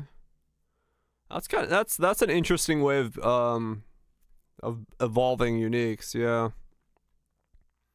Because you could also just, like, make a unique better, right? Like, if there's a unique, you have a line on it that you don't want. You could technically wear it until, you remove that line from the unique.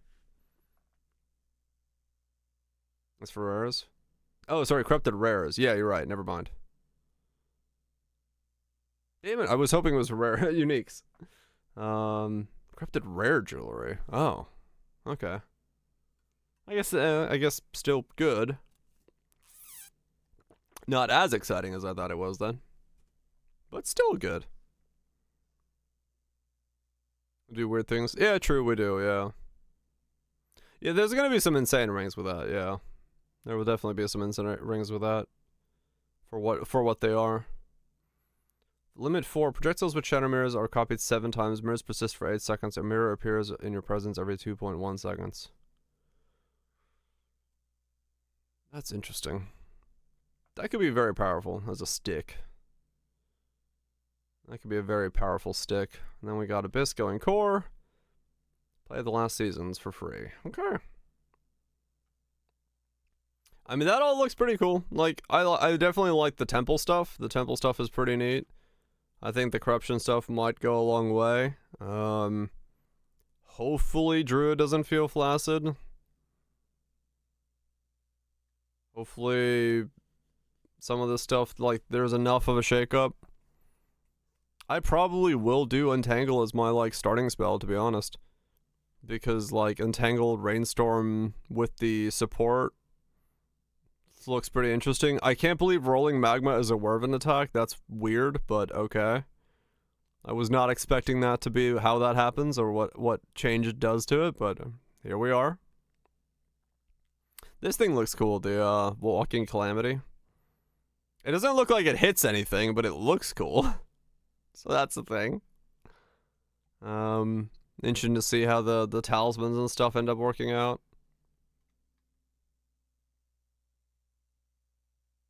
Yeah, alright. I mean, there's a lot of stuff there. There's a lot of stuff there to, like, look at and see what happens, so... I guess we'll just wait and see. I guess we'll wait and see as to, what the overall feeling of everything is. So patch notes should be out soon, right? It said 12 minutes.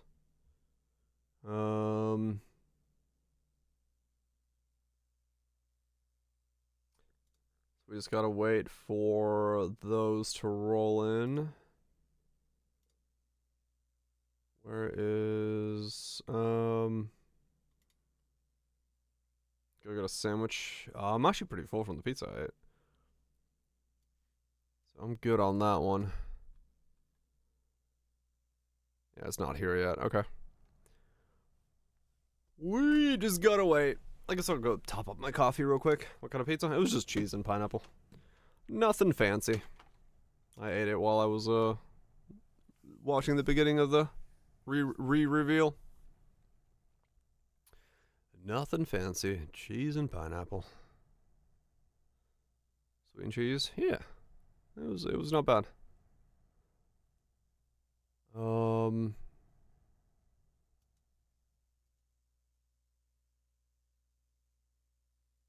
I mean, basically it was, yeah. It was not bad. Cheese, pineapple, and then, like, you know, sauce is kind of, you know, nice acidic balance to it, so.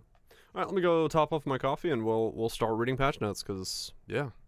Soon, Executus, soon. I'm curious as to how much the patch notes, like, what's been hit in what ways, and, like, how much has changed.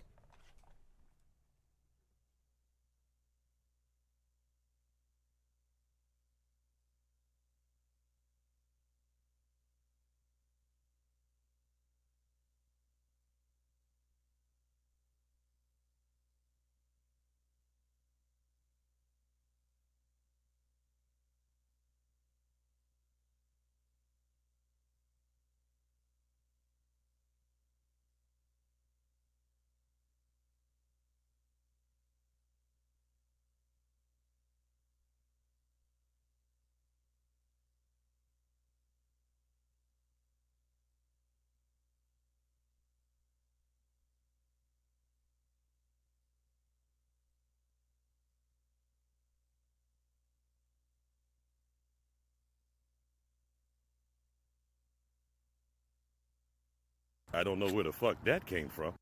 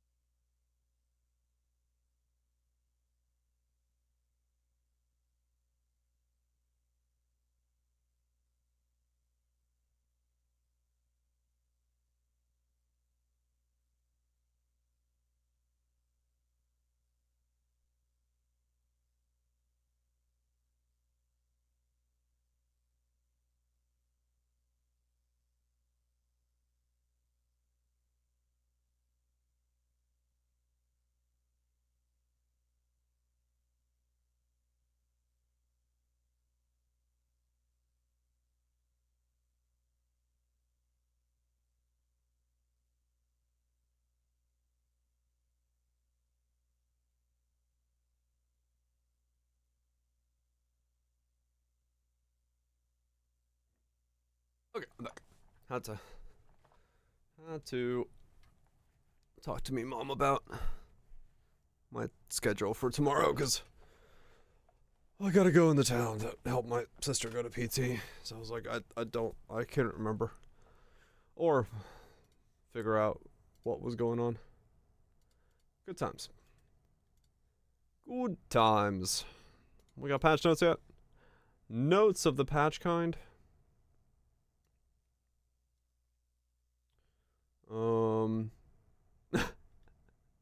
The variant wild dodge roll kind of looks like a fish. I opened my Twitch things and it looks, I was like, did I get a fish? I got a fish? Stinky gas fish. Alright, we'll turn that down. Okay, I can put on tunes now because I turned off the VOD audio. So we can chill for a bit while we wait for that to go over.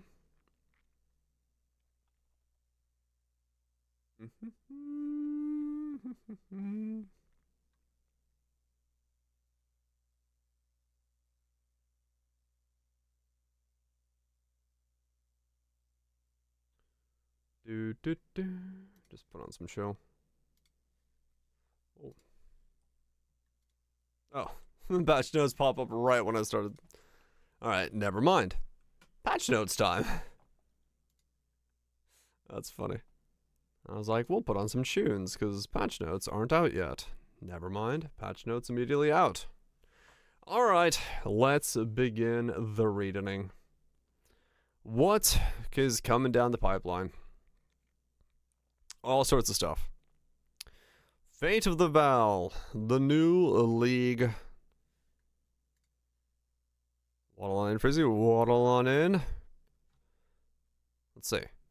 All the new stuff. Haven't watched the VOD? New things. Lots of things. Some things. Who knows? All sorts of things.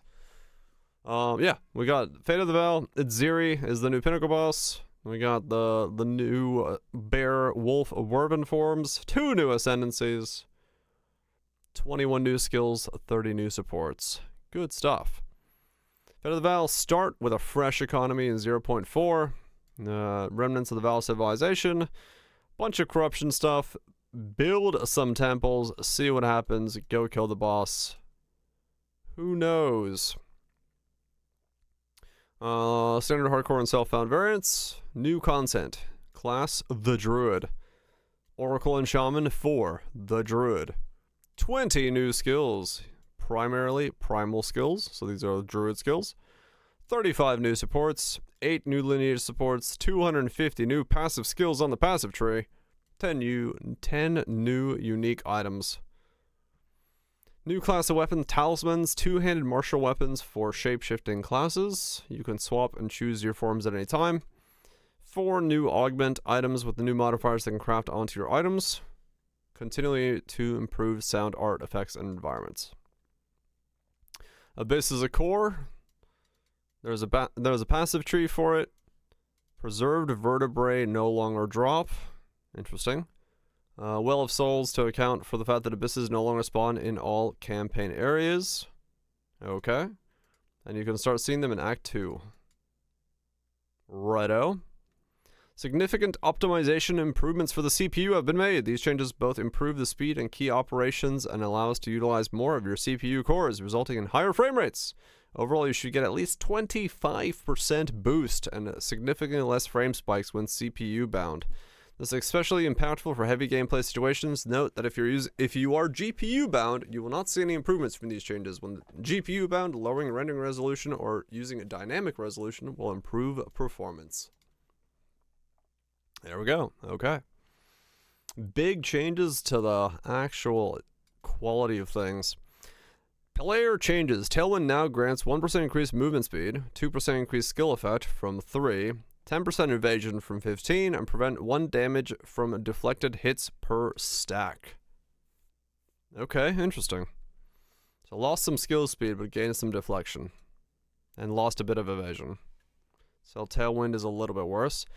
Base unarmed attack time is now 1.65 from 1.4, so base attack time for unarmed is a bit faster. Modifiers the number of enemies required to be considered surrounded. It can no longer be reduced the required number of enemies below 1. So you are not allowed to be surrounded by nobody. You always have to be surrounded by somebody. For the surround helmet. They're buffing Nessus? Yeah, hell yeah. He can punch through the fucking campaign even harder now.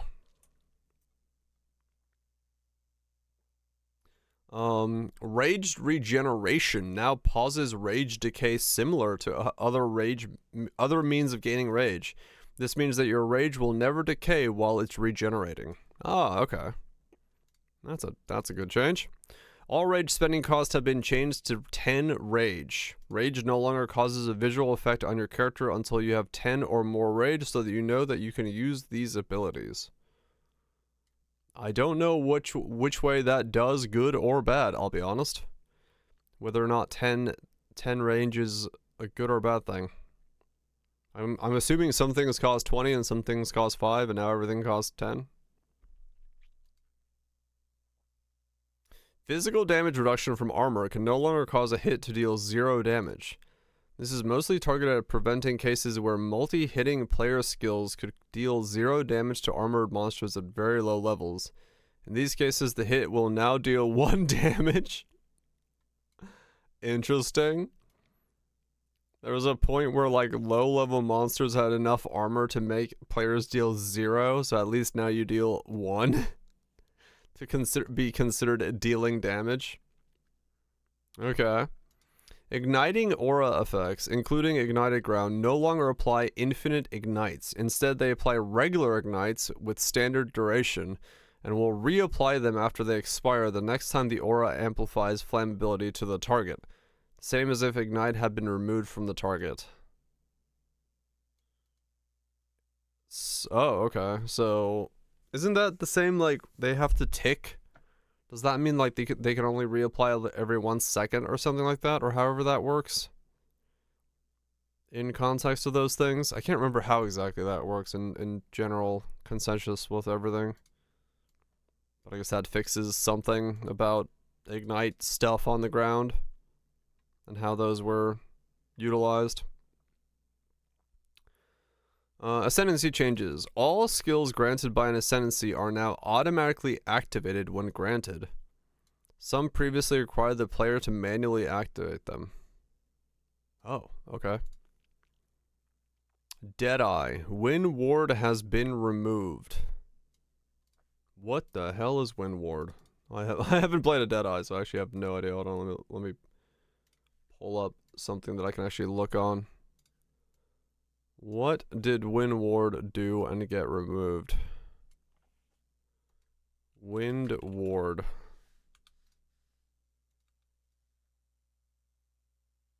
%3 less damage taken per tailwind. Oh, okay. So that got removed.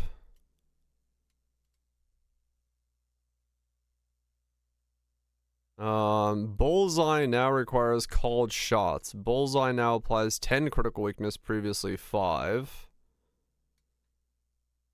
Was it Graves? So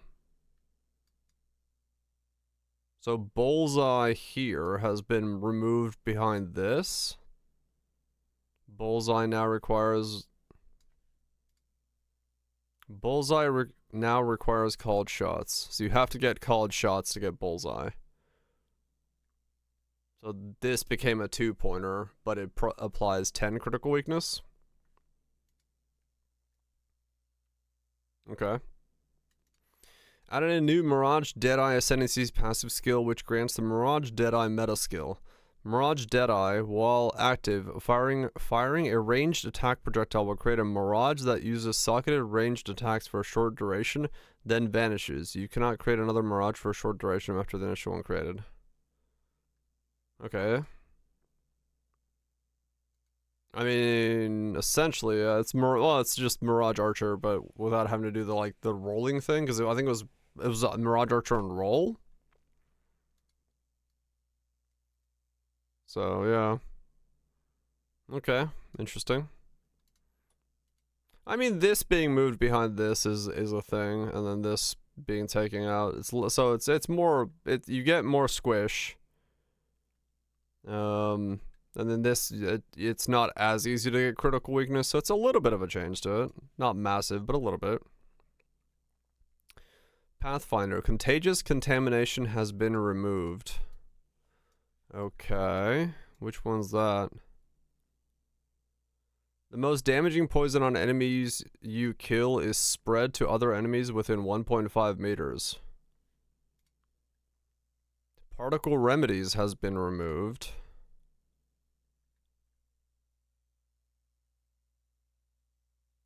No more immunity? Okay. Running assault now also grants cannot be heavy stunned while sprinting. So they got rid of immunities and they got rid of the poison spread. Add a new Path Seeker multi-choice ascendancy skill with the following choices. Path of the Warrior can allocate passives from the Warrior's starting point. Path of the Sorcerer can allocate Sorcerer's starting points. Each choice also grants 4 passive points. What? So Pathfinder really did become Scion. Traveler's Wisdom now requires Path Seeker. Traveler's Wisdom now grants attack attribute passive skills offer additional options. 5% damage, 5% global, 5% efficiency.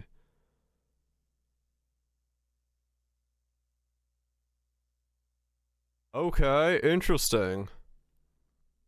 So it lost its prolif and literally just goes to the other side of the tree?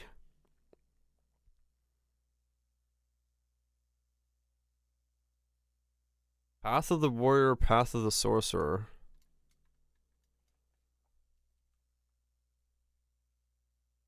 So Warrior, you can start there. Or you can start there with Sorcerer.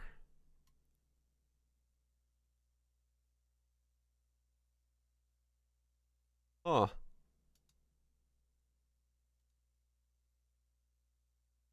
So you can come out this way, get some stuff, and then go out that way. So you save like the travel points here, plus you get 4 points back, so that's like... Well, that's a weird one. It's a stacking class, 5% damage.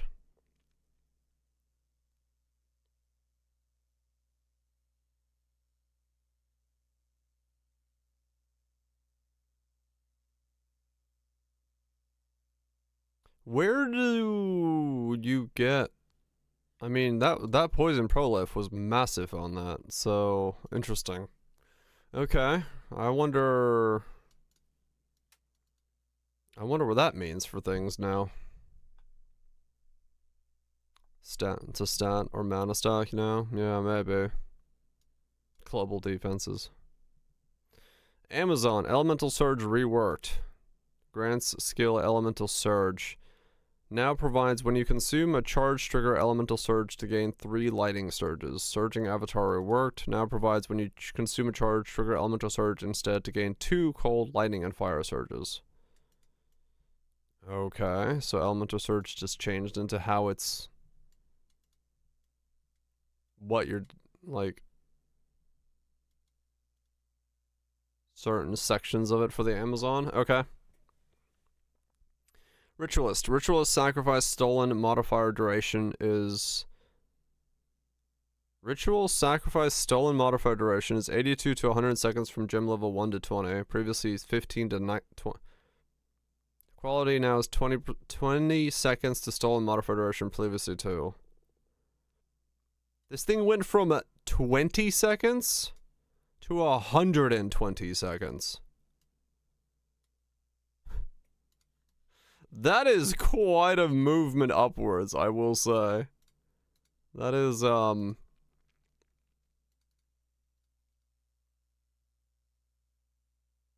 where the...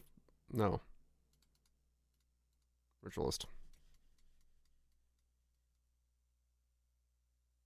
The map size.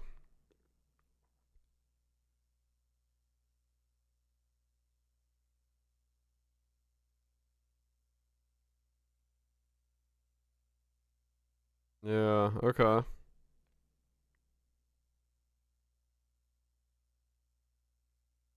Grant a random modifier. That's an additional 100 seconds. That is all, yeah. Okay, Corrupted Life Force now has you deal 15% more damage to enemies affected by Blood Boil. Okay, what's Corrupted Life Force? Oh, this thing? Okay. Blood Boil. Granted, and then that makes you deal 15% more damage. Okay. Alright. Well, I mean, yeah, that's, you know, one modifier for a long time is probably a good thing. Warbringer. Imploding impacts now also grants fully broken armor you inflict increases all damage taken from hits instead. Warbringer, huh? Okay. Which one of these is Warbringer? I actually don't know the icons anymore. Are you Warbringer? No. That's Titan. This is Warbringer.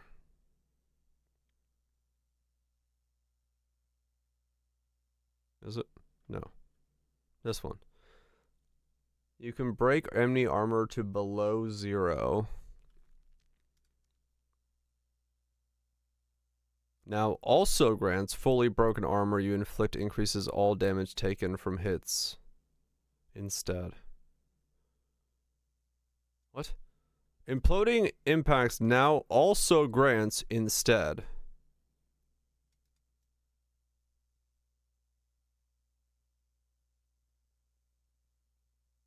Does it do this, or does it do the old thing plus this? Can you break armor beyond 0?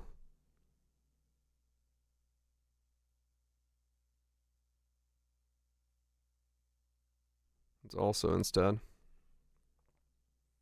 Is it only increase Fizz? Increase LE too. Imploding impacts now also grants fully broken armor you inflict increases all damage taken from hits instead. You can break enemy armor to below 0, and it also increases all damage taken instead. Okay. Right, okay. Gotcha.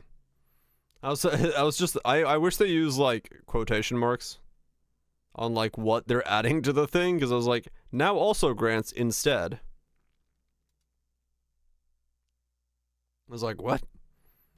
Which one is it here? The Ancestral Warhound minion summoned by Wormbringer's answered call notable now more consistently hits close-up enemies with the second part of its slam attack. Okay. Titan, surprising strength has been removed. 50% more damage against heavy stunned enemies. Righto.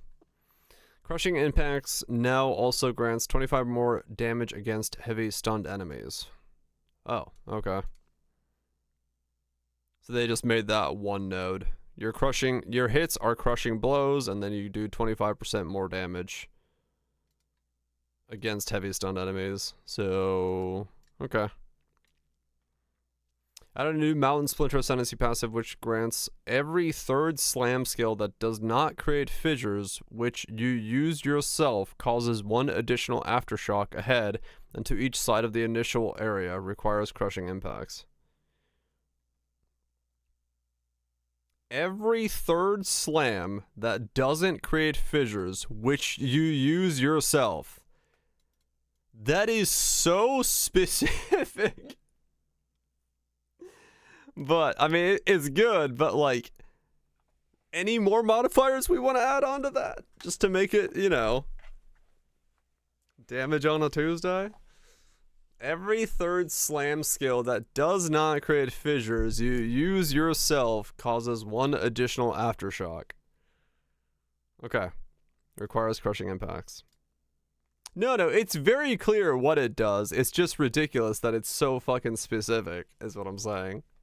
Every third slam that doesn't create fissures, which you use yourself. Because it's like, you know. Smith of Katava. Every Thanksgiving.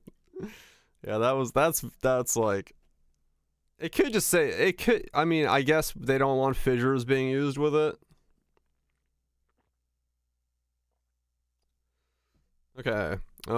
Each notable connected to Smith of Katava now grants 200 armor. Oh, 300 armor was too much. We have to nerf it already.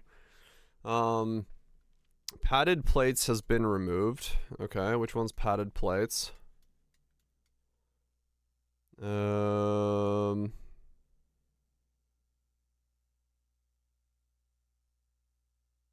more cold resist from the chest piece.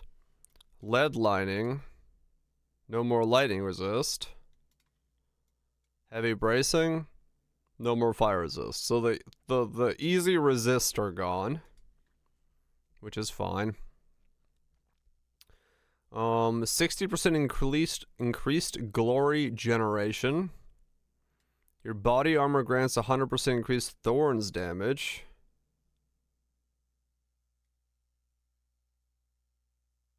Mental mile is not heavy bracing. Oh, wait, what? Oh, what's heavy bracing? Oh, stun threshold. Okay, never mind. So fire resist still stays. Okay. I thought it was like doom, but no. The last one was different. You're right. Glory generation, thorns damage, increased spirit. Okay. Internal layer now does crit reduction of 100%, previously 50. Heat proofing now causes your body armor to grant the bonuses of being unaffected by all damaging elements, previously just ignites. The fire spell on melee hit skill granted by Heat of the Forge on the fire spell on melee hit skill granted by Heat of the Forge on Smith of Katava now costs no mana when triggering socketed spells.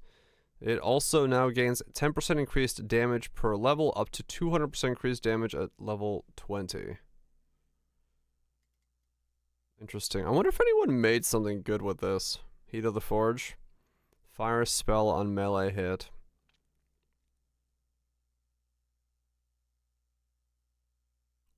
No. The temper weapon skill granted by against the anvil on Smith of Katava now costs no mana. So this is another one that's not a mana cost. This is a good luck with mana sustain. I kind of figured that as much, yeah. That's probably why it costs no mana. The combust triggered by its empowered attacks now deal 25% more damage to all levels and has a base radius of 3 from 2.5. So it got another 25% more damage at all levels for the combustion. And it has more area effect. So will people still use it? Who knows? Yeah, the original version of it was just insane. Temper weapon. 3 energy per power of monsters you hit with melee. Ah, okay. So not only is it you have to generate energy. Yeah. Then you have a mana cost. Yeah, okay. The Manifest Weapon skill granted by Living Weapon on Smith of Katava now changes targets less frequently and thus spends more time actively attacking. Additionally, as a mace now has a cooldown of 6 seconds from 10. As a quarterstaff has a cooldown of 6 seconds from 10. As a spear, fixed a bug where the damage dealt while it was dashing towards enemies didn't cover the full distance of the dash. Okay. The energy is modified by ailment threshold based off the melee damage. I see. Yeah, I'll let other people cook with that. Seething Body no longer grants while Seething Body no longer grants while on high infernal flame. You and allies in your presence gains 50% of damage as fire damage. Seething Body now grants gain Elemental Archon when you cast a spell while on high infernal flame. Elemental Archon does not expire while on high infernal flame. Lose Elemental Archon on reaching maximum infernal flame. I see. Well, Archon is now, I guess, on Infernalist because reasons.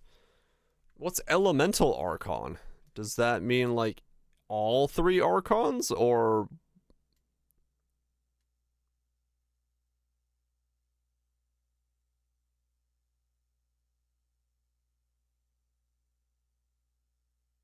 all 3 Archons?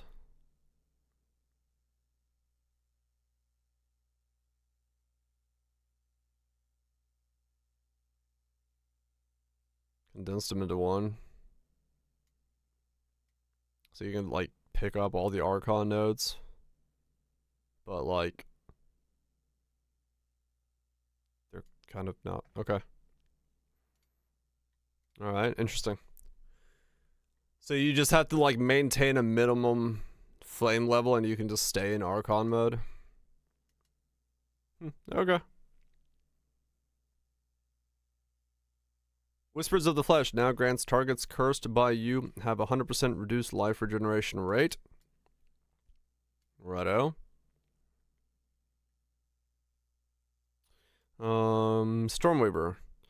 Refracted Infusion now grants when collecting an elemental infusion, gain another different elemental infusion, previously 50% chance. Okay. That will help a little bit. Storm Reactivation now also grants remnants can be collected from 50% further away. So they removed this from it and then they added it back afterwards? They removed, like, when they buffed the ability to pick them up from further away, they specifically removed it from places that were, like, already had it, and now they put it back in. What? I mean, yeah, that I logged in when they did that patch and I was like, this makes no sense. It doesn't make any difference now. And yeah.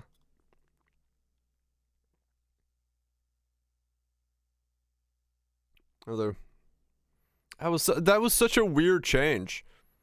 Cuz, like, straight up, you log in, you're like, wow, this did nothing. I'm spec'd into him and I still don't feel any better. So, yeah. It is very confusing. Like, these kind of changes are very confusing.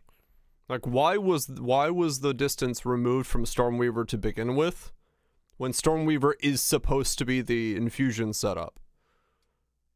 Like, I do not understand these kind of things. Multiple skulls now grant +2 to limit of elemental skills, previously +1. Okay. And that's honestly probably because of the fucking Frostbomb stuff you gotta do. So you had to wear that amulet, so they're like, okay, well, what if we gave people, like, more? Where is it? This thing, +1 elemental limit skills. So now you have to get +2, because, yeah. Elemental Storm is +2 limit, all that stuff. Like, all of that was kind of necessary to, like, make these setups work.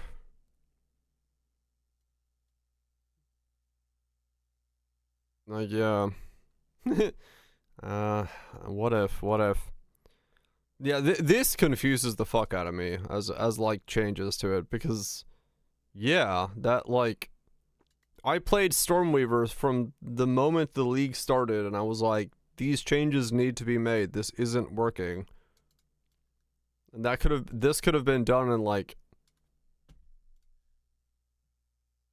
6 hours of testing it.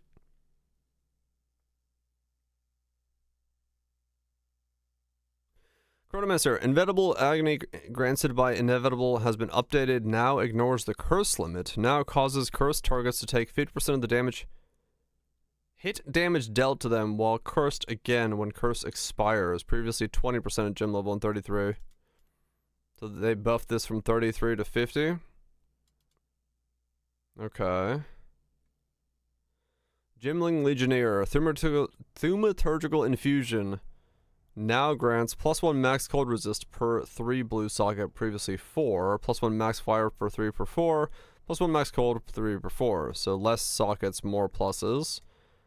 Thaumaturgical Dynamism, granted by Advanced Thaumaturgy notable skill, now generates a charge once every 5 seconds, previously once every 8 seconds. Right, okay, so a little bit more charge generation? I mean, does that mean Gimling Legionnaire is the way you fucking play totems or something?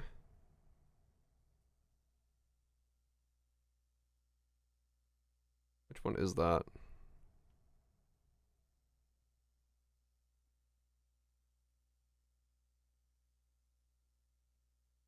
You're, like, so far from anything if you're here.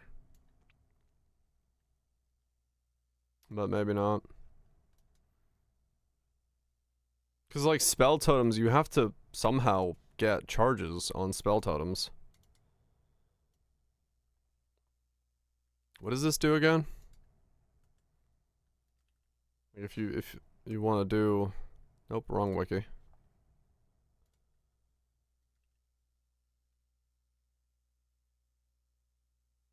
What? Oh. While Trima is active, you passively generate once every 8 seconds.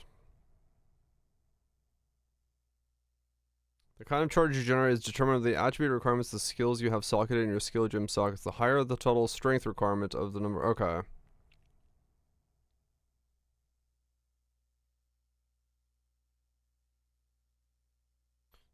More Templar will have more to do with them.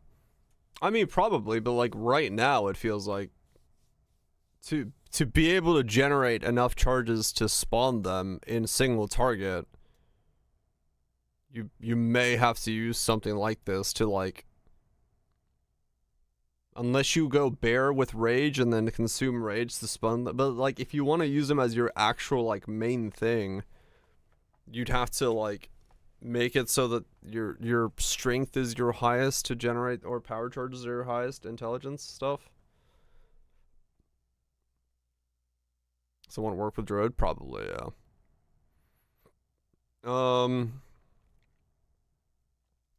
Sporting Fire skill granted from Unleash Hell. Notable passive has been updated. Death from above cooldown is 20 seconds, previously 40. Now fires a volley every 0.7 from 2. Now fires 6 volleys from 4. 14 meter radius from 15. Attack of 763 from 114. Okay, or 1,140. So its attack damage got cut in half, but its cooldown got cut in half, and it fires like way faster. So you actually get to see the skill more often, I guess. Maybe it's good. As we'll soon play. Strategic embarkments. Artillery Ballista no longer grants 40% increased immobilization, now grants 20 skill speed. Siege Ballista no longer increased damage against mobilized, 25% more damage. Oh, increased to more. Mortar Cannons, 25 damage gained as fire from 15. And then Spell Totems grants 50% increased crit chance. Okay. Ads. We shall wait before we keep reading. I mean, so far, things. Lots of little changes that will modify certain setups, certain builds, certain things in certain ways.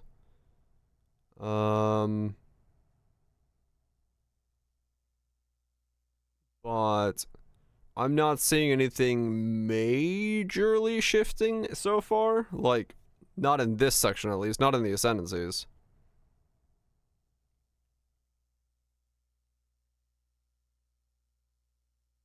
Cause like, yeah.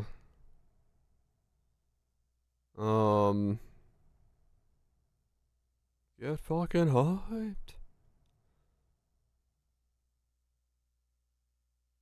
Yeah, as far as I can see from like the player changes and things like that, like some things will have bigger knock-on effects than others. Definitely will. Like, without a doubt, there will be changes that make more of an impact. But at least in this beginning section, I don't see anything that's...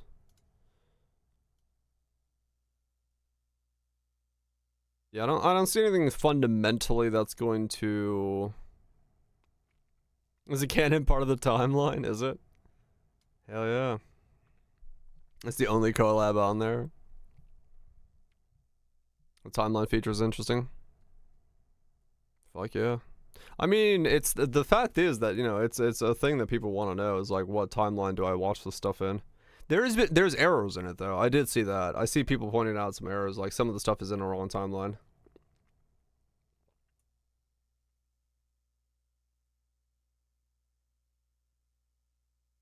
Yeah, some of the things are like in a weird spot. I saw people talking about it on the Reddit. They're like, cool feature, but you've messed up your own timeline. Which is funny. The fan base is like, actually, in this event, it references the fact that this character was in this place at this time. It cannot possibly take place in this moment. Because otherwise, that character could not have been there for this moment in time. Thus, it takes place in this small window between these two events. Like, what? Holy shit. Yeah, actually. Alright, let's keep going. So Tactician got a bunch of, Witch Hunter. Witchbane now has enemies have maximum concentration equal to 30% of their max life, previously 40. This is a buff.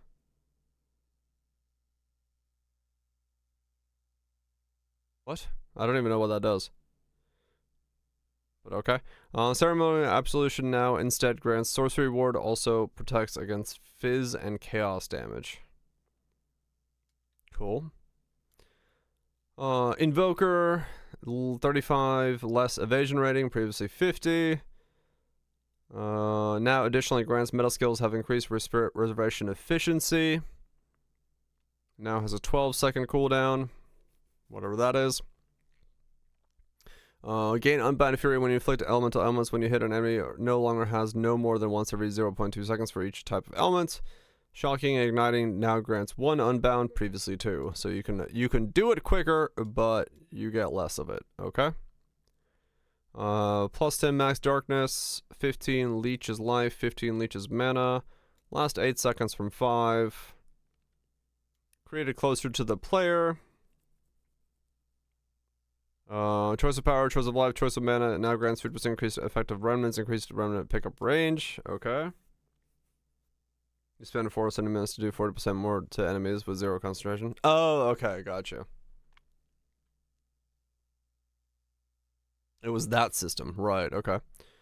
Void has a cooldown of 4 across all levels. Void illusions have a fuck ton more attack damage, as in like double. I can't believe we're in like 1,000 range for some of these numbers. 6% more damage for 4 points. Oh, that's not that much then.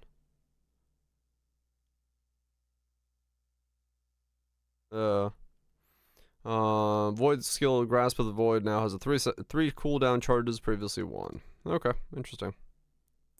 Alright, well, as far as the ascendancies are concerned, yeah, there isn't that much here that is gonna like shake up anything.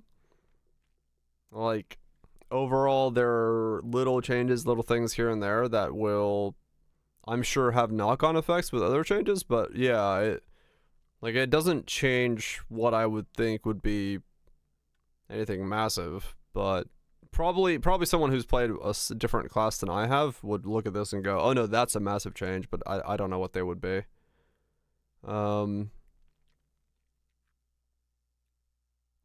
Passive skills. With the addition of the Druid and other new game mechanics, we've added passive support for these throughout the passive skill tree. There are many new clusters, mostly in the Druid area of the tree, and many existing passive skills have been updated. The changes may result in your existing passive tree being forcibly refunded if you have allocated nodes around the area where the layout changes. 250 new passive skills to the Druid side of the passive skill tree. The values of flammability and magnitude on the passive skill tree have increased massively. Yeah, that probably makes sense, judging from how the Ignite change was handled. All instances of gaining Flame, Ice, and Lightning Archon have been changed to gain Elemental Archon to better support builds using multiple elemental types. Archon-related passives on the tree have been adjusted accordingly and condensed. So instead of having multiple different elementals, we just have the one Elemental Archon, which is just the Elemental Archon, and now all the passive skills for that one ascendancy are based off of Elemental Archon. I mean, it makes more sense to do it that way, but it still is weird for Archon to be what Archon is. Because, like, they're trying to make us play multiple elements, so having an Archon that was one element was, like, not gonna work, but Archon is still weird, because, like, unless Archon has been changed, if you're in Archon mode and you come out of Archon mode, it may just break your build for a little bit until you go back into Archon mode. So like I fundamentally Archon needs to change, but I don't know what Archon looks like now. Maybe there is more cooldown stuff for it, so you can stay in the form like longer. Cause yeah.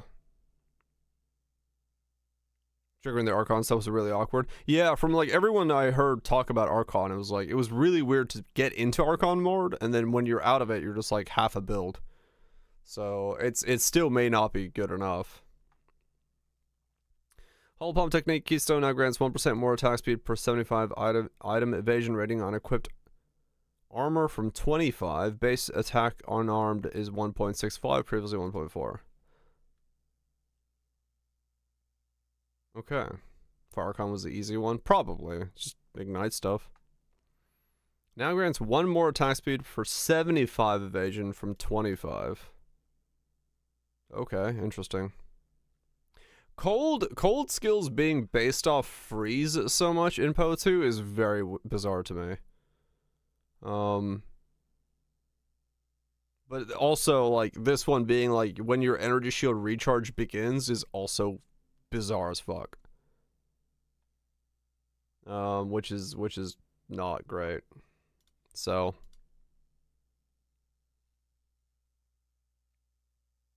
The Walker of Wild Keystones has been removed from the passive tree, and its effects have been moved into a newly added lineage support. What is the Walker of Wilds?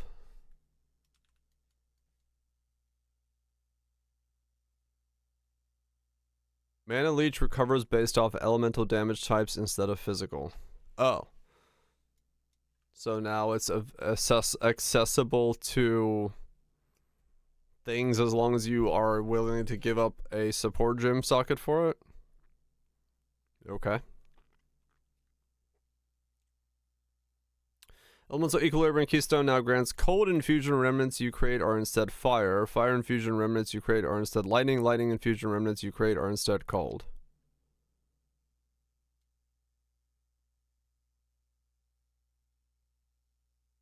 Isn't that just worse? For Firestorm?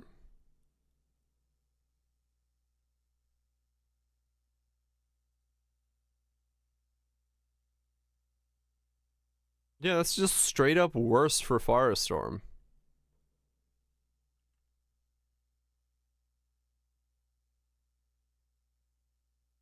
How would you make Firestorm work now?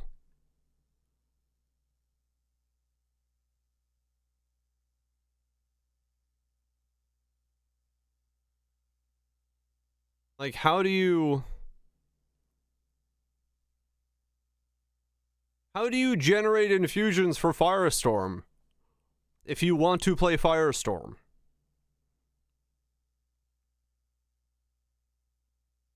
This makes no sense. Want to use all 3 skills? Using all 3 skills? What 3 skills, though?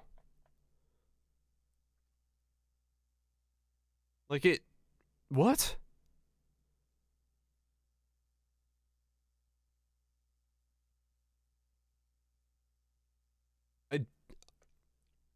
I do not understand the design concept behind infusions. This makes no fucking sense. With how much effort it took to play fucking Firestorm, what the fuck are they thinking with this? This was the only way to play Firestorm.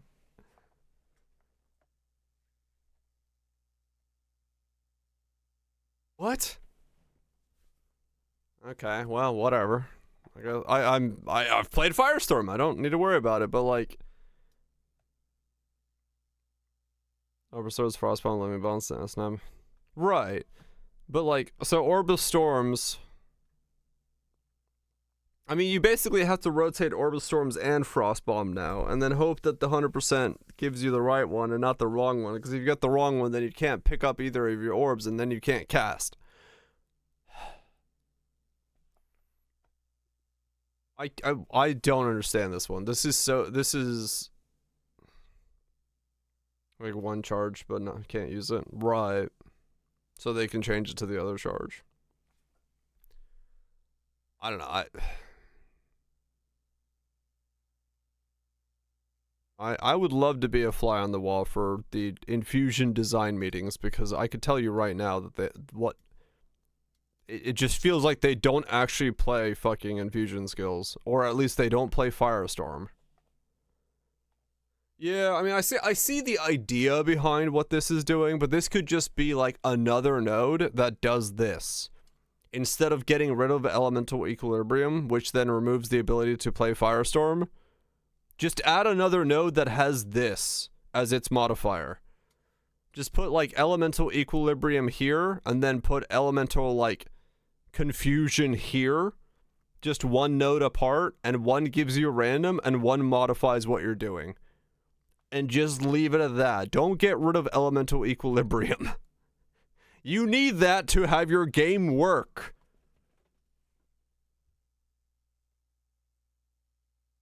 The Crimson Assault Keystone passive skill now grants 50% more magnitude of bleeding you inflict. Okay.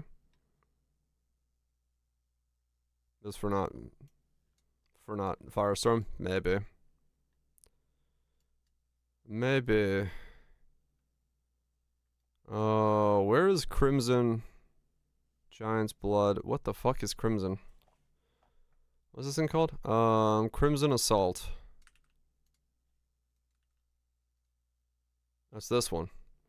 Bleeding you inflict is aggravated. Base bleeding duration is 1 second. 50% more magnitude of bleeding you inflict. I mean, okay. I mean, it's getting there to be usable. I mean, 1 second sucks, but like, if you can bleed fast enough, now it's one node for aggravation, bleed, and 50% more magnitude.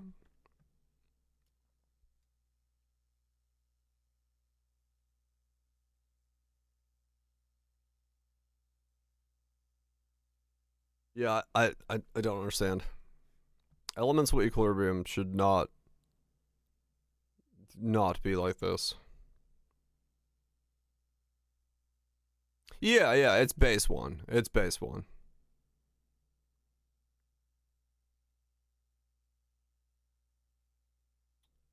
So you can get more duration onto it.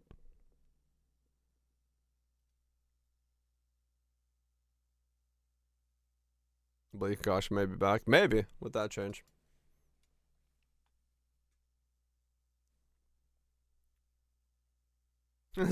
I mean, this change isn't like specifically from like any one thing. I think this is this is a change that I have to assume, like Elemental Equilibrium 2 seems like a change that someone like legitimately didn't realize that Firestorm was having such a tough time in terms of like being a build.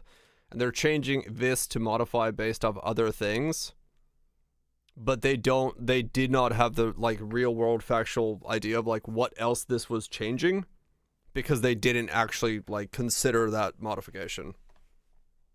Yeah, they're seeing it being used to generate infusions for another skill, not the whole thing. So like I said, it should be that there's Elemental Equilibrium and Elemental Confusion. Like there should be 2 keystones that do 2 different things. But it's whatever. Like I said, it just affects Firestorm. Passives that granted reduced movement speed penalty for using skills while moving on the passive tree have had their values lowered. More passives on the tree now grant the stat to make up for the sum of this. Okay. Fair enough. No more running around at max Mach 2 to stack with this stuff. 3 new attack area effect clusters to the monk part of the passive skill tree. Alright, that's fine. Like, these changes, the passive, reduced passive movement speed penalty, like, I'm fine for those, because realistically, like I said, the game needs to get to a pacing that's, like, correct, and right now the game's pacing is all over the place, so these changes will have to happen for that to be the case. 2 projectile speed clusters, the passive steering in the mercenary area. Yeah, they like right now the game is just way too zoomy for there to be any methodical gameplay. So like, yeah, map size is still massive, right? But that's, you know, to get the, they need to get the speed of the monsters and the speed of the player down to the correct size or the correct speed, so they can get the maps to the correct size, and then make it so that the monsters drop 40%, 80% more loot, while also being 40%, 80% more power, like life based, so the time to kill is correct. Like I said, these kind of changes are going in the direction that I want the game to go in, so I'm not going to harp on that. I think that's perfectly fine. It's just, it takes a lot of steps to get there. Added a new cluster between Witch and Monk called Remnant Attraction. Okay, it doesn't say what it does, but alright.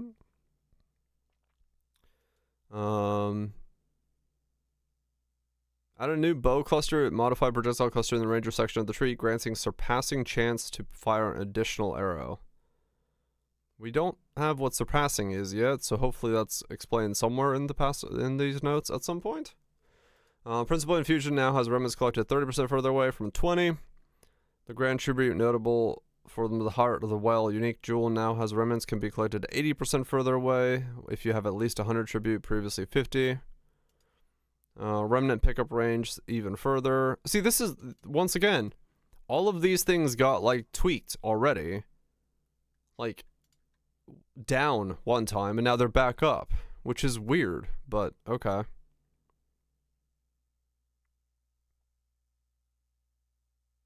Nothing. The mill isn't. Yeah, like, I don't... When they made the Remnant change, it took me 5 seconds to log in the game and go, this didn't do anything. Please put the numbers back to where they were. Which is so bizarre to me that the Remnant change was made and then it was like not modified further from that point on, because like it was obvious it was not enough at that point. So, I don't know. That really weird that they need to go again and buff Stormweaver and again buff these Remnant things, rather than just doing it there again, you know. +2 limit is helpful, yes. +2 limit does help a lot for Stormweaver. Because it will make it so you don't have to do as many things for some of that stuff. Anything cool? Synthesis is back, but now it's Aziri flavored. Druid looks like Druid.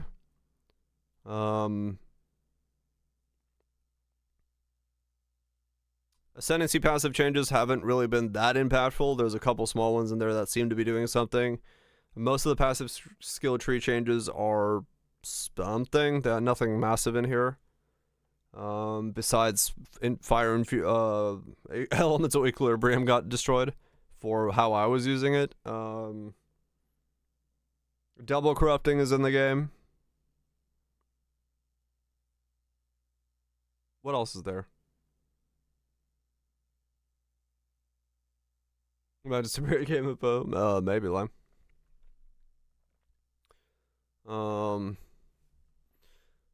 Small passive connected to invigorating, where was I? The small passive connected to invigorating grandeur and everlasting glory, notable now 20% presence area and skills do not consume glory, whatever. 2% increased lightning damage per 100 for 10 int, instead now grants 10% more max lightning damage. Oh, so it just lost its int stacking stuff? Okay. Wildstorm no longer grants 50% more max lightning damage and now grants 4% damage as extra lightning damage, 4% damage as extra cold, and 10 dex. Tandem Assault passive to Hunting Companion with no change to functionality. Changed the stats on several small passive skill trees around the Inspiring Ally Hunting Companion. Companion clusters small passive skills now generally no longer grant both companions deal increased damage and increased damage while your companion is in your presence. Okay. Or was okay.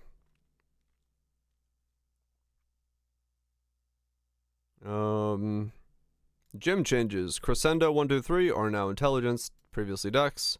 Perpetual charge, intelligence, previously dex. Mark for death, strength, previously dex. Gamble shot, intelligence, previously dex. Bramble Sam, strength, and previously dex.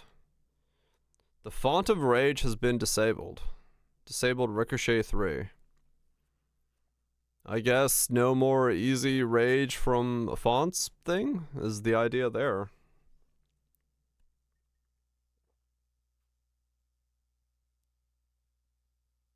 Interesting.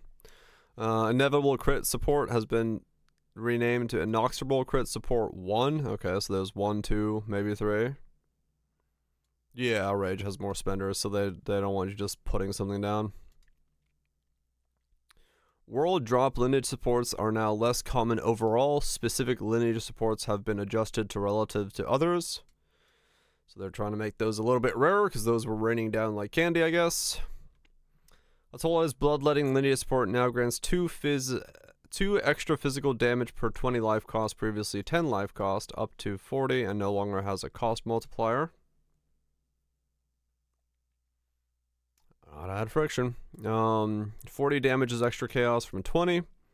40 damage is extra chaos from 20. 40 damage is extra chaos from 20. So fire, cold, lightning, all those got buffed by double.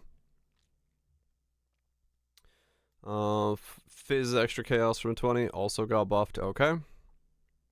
Einar's Beast Strike grants.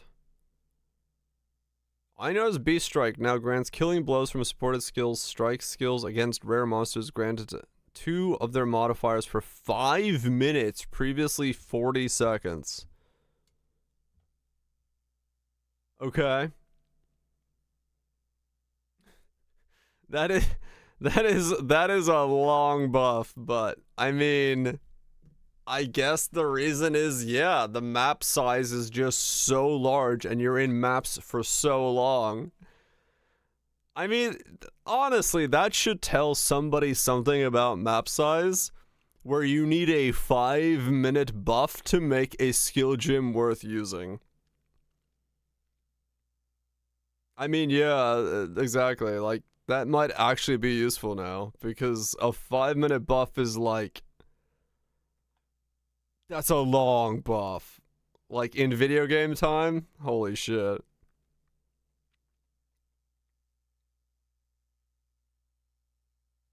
Holy shit, that's nuts, man. 5-minute buffs. Now grants support spell echo 3 times from 2, and now grants support skills increased area effect. Okay, so an extra echo.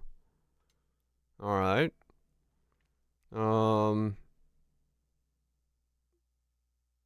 Fully broken armor is permanently take 5% increased damage up to 20. Now, okay, so that just ramps up faster. 75% increases and reductions to cast speed also apply to projectile speed for supported gems, up from 50. On Citadel no longer has support to deal less area or support skills less damage with hits.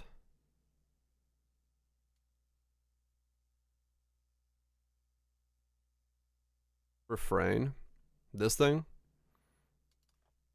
Didn't this have some other downside? Yeah, I was gonna say, this is CD'd echo, isn't it? Yeah, this is the 5-second cooldown echo thing. I was like, this had some downside, otherwise I would have used it in in something, because I was thinking about it. But yeah, this is the... You have a 5-second cooldown and you can echo a skill 3 times, which makes... well, not much fucking sense in a game where you can hold right click. But...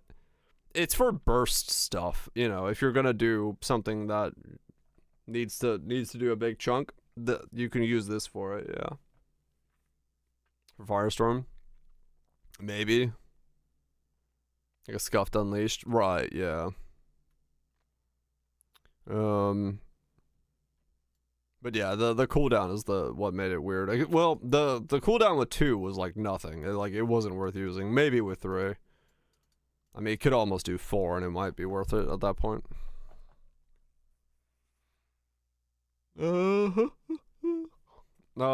Tekrod's Revenge now grants minions from supported skills die 20 seconds after their life is reduced to 0, previously 10. Minions from support skills gain 40% increased cast speed and attack speed if their life is reduced to 20. Okay, so they got double.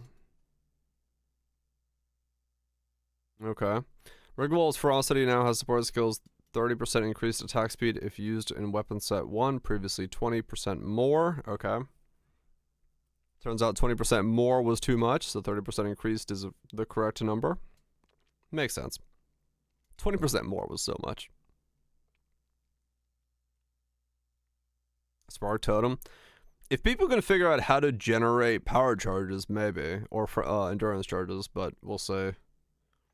Because that's the difficult part. To generate 3 per totem you spawn.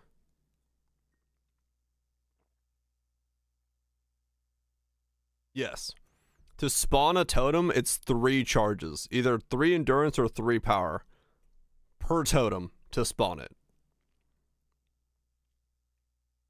It consumes 3 charges, yeah.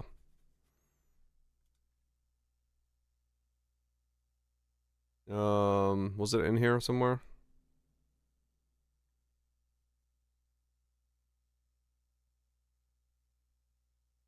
Consume 3 power or endurance charges to raise a totem that uses socketed spells. Cannot use skills with cooldowns. Yep.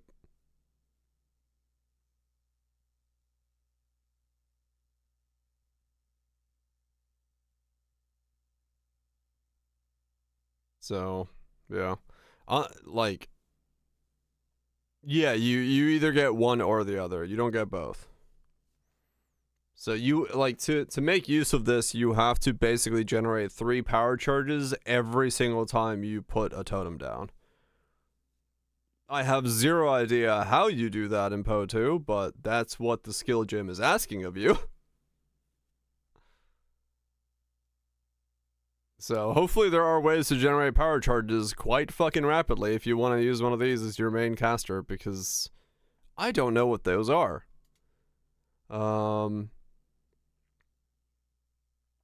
Wrath's Assault now grants support skills load 5 bolts when you dodge, previously 3, and support skills load 4 additional bolts, previously 4. Wow. Now has support skills have 20% increased attack speed. Really? Damn. Ratha's got like mega buffed.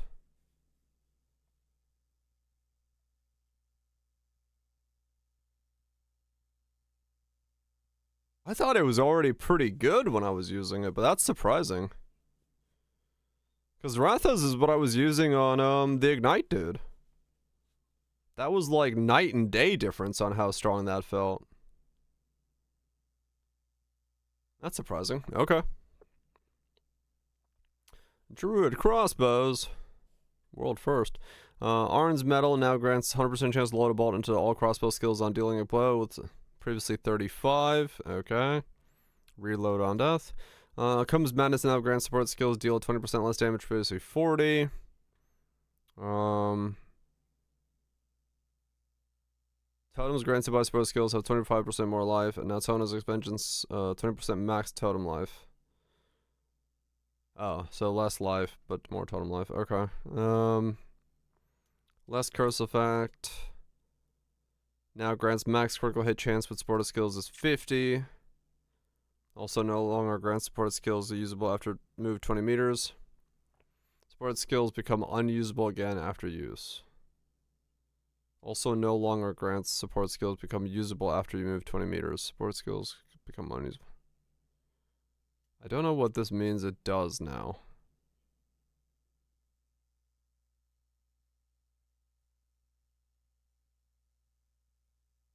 What? What does this do now? Attack crits have a chance. Attack critical strike hits with support skills bifurcate. Support skills become usable after you've moved 20 meters. So what does it? Oh, okay. So they took off this one and just made it so your max critical strike chance with skills when using this gym is just 50% crit.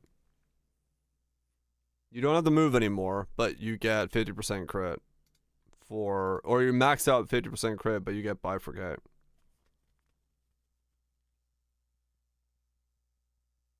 Okay. Gotcha. Our Collie's Lost now grant support skills deal 8% more damage with hits for each poison on the enemy, up to 40. Previously 6, up to 30. I mean, I wonder if I end up using this if I go Poison Gardener. That hit enemies, causing it to deal increasing higher damage the more poisons that are on them. Maybe. If I go Poison Gardens. 15-second cooldown. Hell yeah. Tiger's Iron now has poisons from a simple skill deal 2% per rage. Previously found. Oh, there you go. We'll become a rage stacker and then deal damage based off poisons off a rage. Do the new ascendancy. Get rage. Make it rage gardens. Do poison damage based off of how much rage we have. We'll become a rage poison druid. Hell yeah.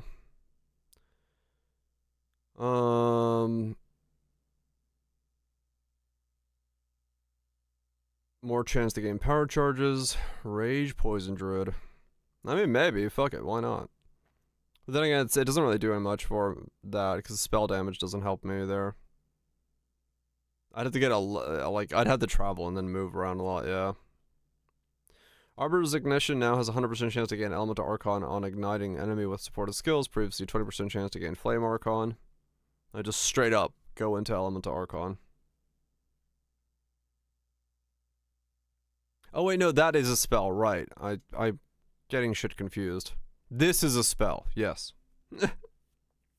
I forgot. I was thinking like druid stuff, and then I was like, oh, wait, no, these aren't attacks, these are spells. Because I thought this was the same as I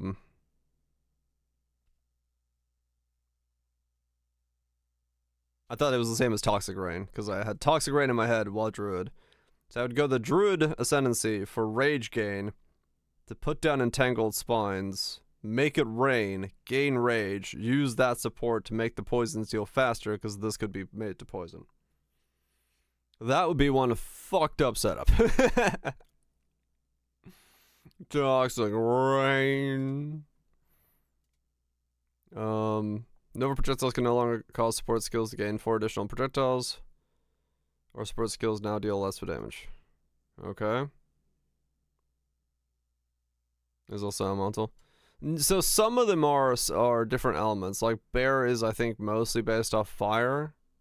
No, wolf is based mostly on. Yeah, bear stuff is fire. Wolf is cold, and then these are all like attacks. Even Werven is attacks. Dragon's lightning. Well, also lightning and fire. Because it's got the flame breath, but that can also be infused with lightning. And then rolling magma is also an attack now. They took rolling magma away from me and made it an attack. Because of reasons. Added Nova projectile 2, 6 additional, 50% less damage. Piney's Mercy renamed to Dominus's Grasp. Dominus's Grasp now instead grants support skills chain 100 more times. Less damage with hits, previously 50. Chain, just a bunch of changes to chain. Plus 2 additional times chain, okay. Has a combo of 10, has a combo of 20. Just a whole lot of like little changes. 2% more damage, previously 3. Stormfire. Now causes enemies shot by support skills to take percentage of ignite damage as lightning damage as well as fire damage. Now causes enemies shot by supported skills to take percentage of ignite damage as lightning damage as well as fire damage. Interesting. So a hybrid ignite shock build using Stormfire. We actually have a lightning dot. Interesting.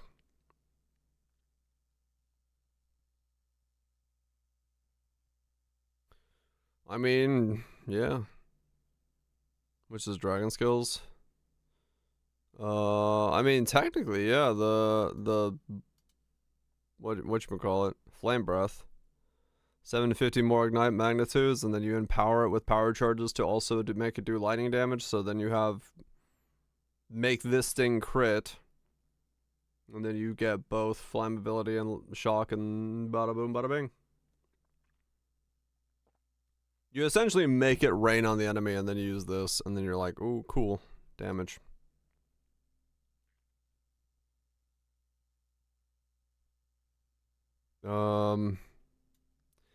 Lightning attacks now deal the same amount of damage for each hit in the chain.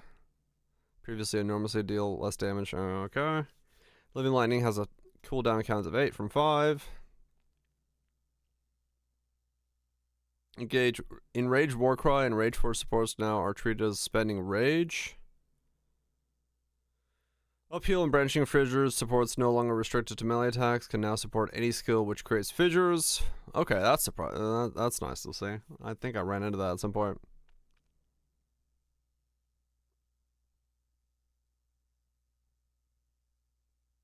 Yeah, it seems to be the case, Lime.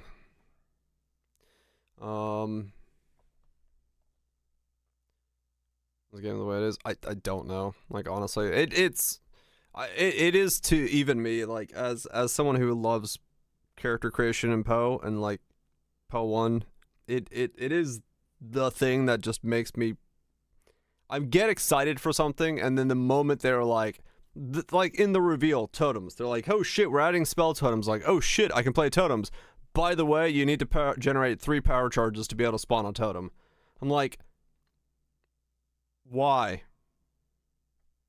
Why?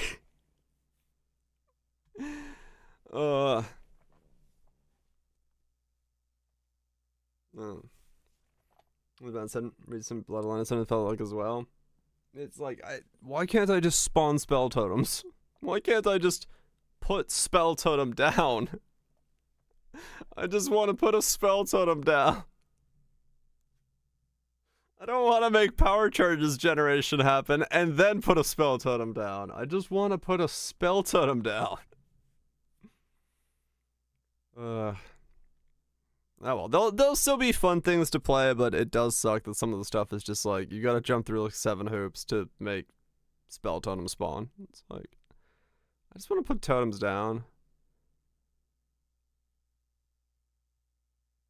As a design for methodical combat requires it. Yeah. I don't know. It's so weird. I see their approach to it. I see why they're doing it, but it's not gonna work the way they're doing it. They really need to rethink this. Like, there's countless different ways they could do this to make it better, but they're just going by like the weirdest way possible. They'll get to it.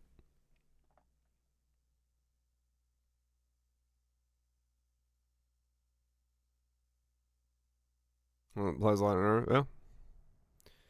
You could make even me play methodical combat in terms of like a game, but it has to be in that game. Like I said earlier, where winds meet.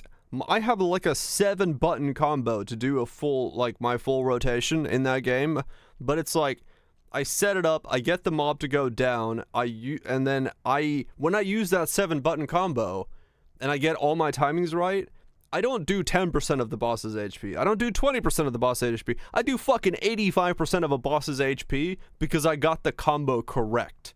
And it feels so fucking good. But the payoff has to be that 85% of the boss's HP. Right? You gotta make it so that if I'm pressing many buttons, I'm getting rewarded for it.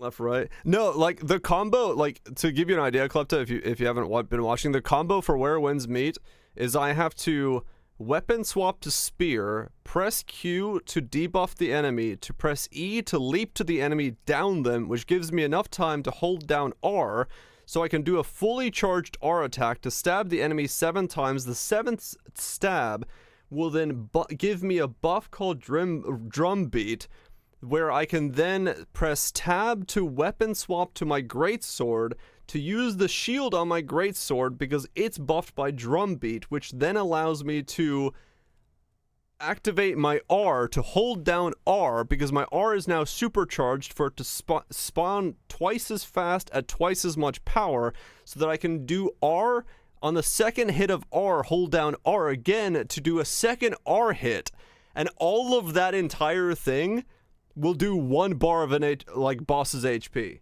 But I'm willing to do all of that because 1, it's really fucking smooth to do, and 2, it does an entire bar of HP.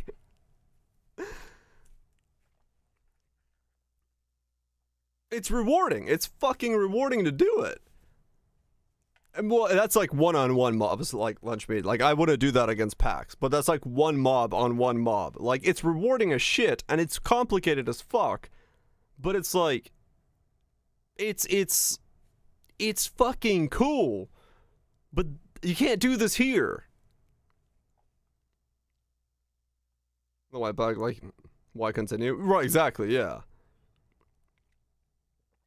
Like, you don't, the combos here aren't set up to be rewarding. That's the problem. It's just better to hold right click. Maybe right click and left click every now and then, like you press 2 buttons. But the idea of using like 5 buttons does not make sense in Path of Exile 2 right now. So them designing around that, like, they need to make it worth it. Like, if they're going to make it like difficult to use Firestorm, when I press Firestorm, I should fucking obliterate the screen, the neighboring county, and some random shack in the middle of nowhere. Like, I should fucking feel like I have activated Armageddon itself. But I could just press Spark and do the exact same thing right now. Slam down fidgets, play stumps, defense, slam. Yeah, like everything should be like fucking dead. Apocalypse is coming. Fuck yeah. But yeah, that's my thing. Like, I don't understand at all some of the designs. Impact shockwave support. Okay, where were we? Now actually it makes aftershocks, allowing interaction with aftershock specific areas and damage modifiers. Oh, this was not happening. There's actually a variance of melee splash which did not affect from these benefits. This will allow to strike cause both an impact shockwave aftershock and melee splash from the same hit. Impact shockwave can now support non-strike wind attacks.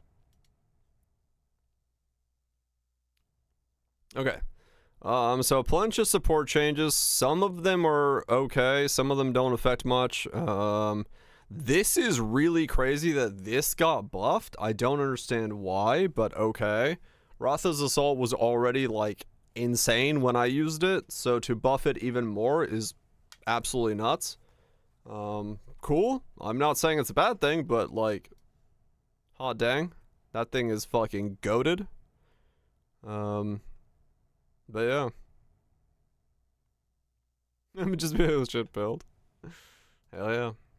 Okay, skill changes. Frozen animal monsters can no longer be bound as specters or tamed beast. Oh, those were too strong. Hold on, let me open my window. It's like really hot in my room.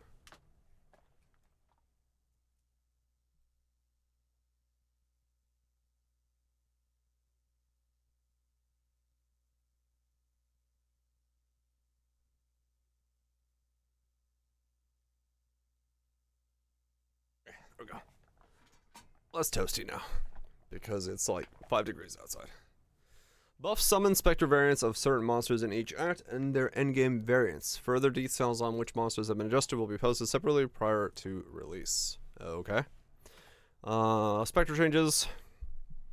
Palm skill movement has been adjusted to reduce cases in which the player successfully uses the skill but fails to hit the enemy after dashing.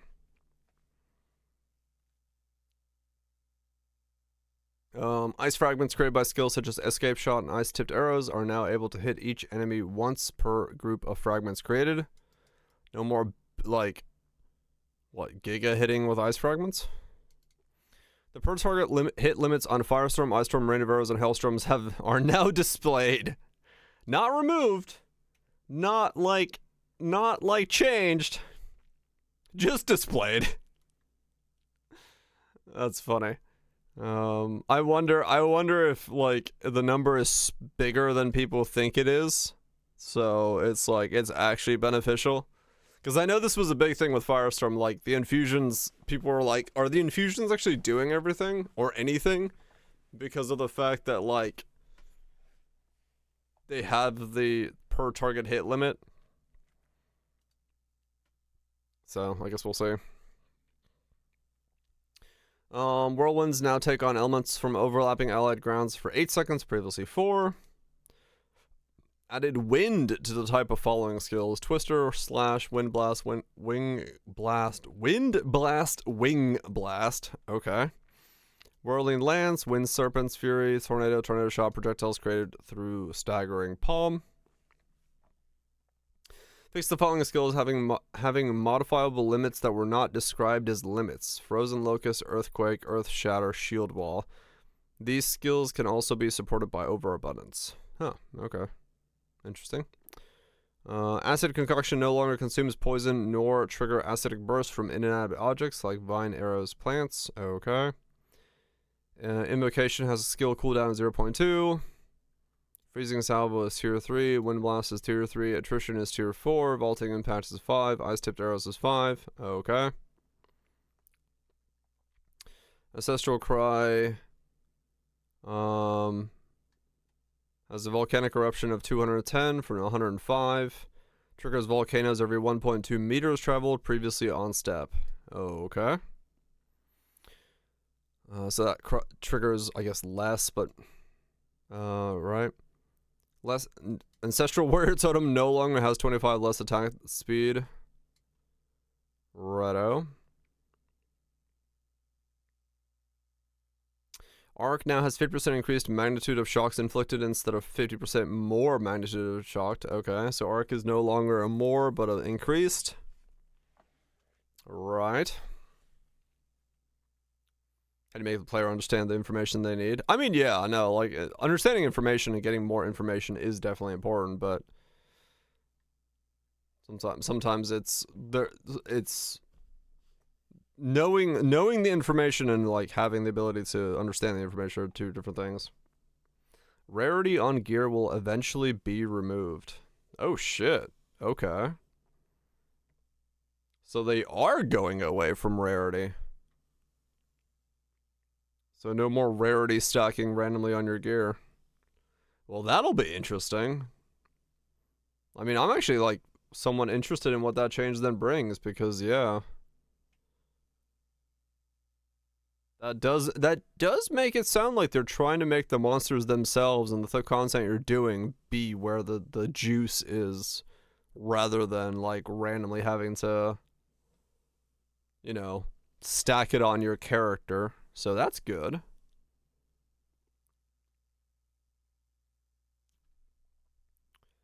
Arctic Armor, cold damage per 4, now has 150 cold damage per 20. Event missed since the beginning. What good should I miss? Nothing. Everything's been okay.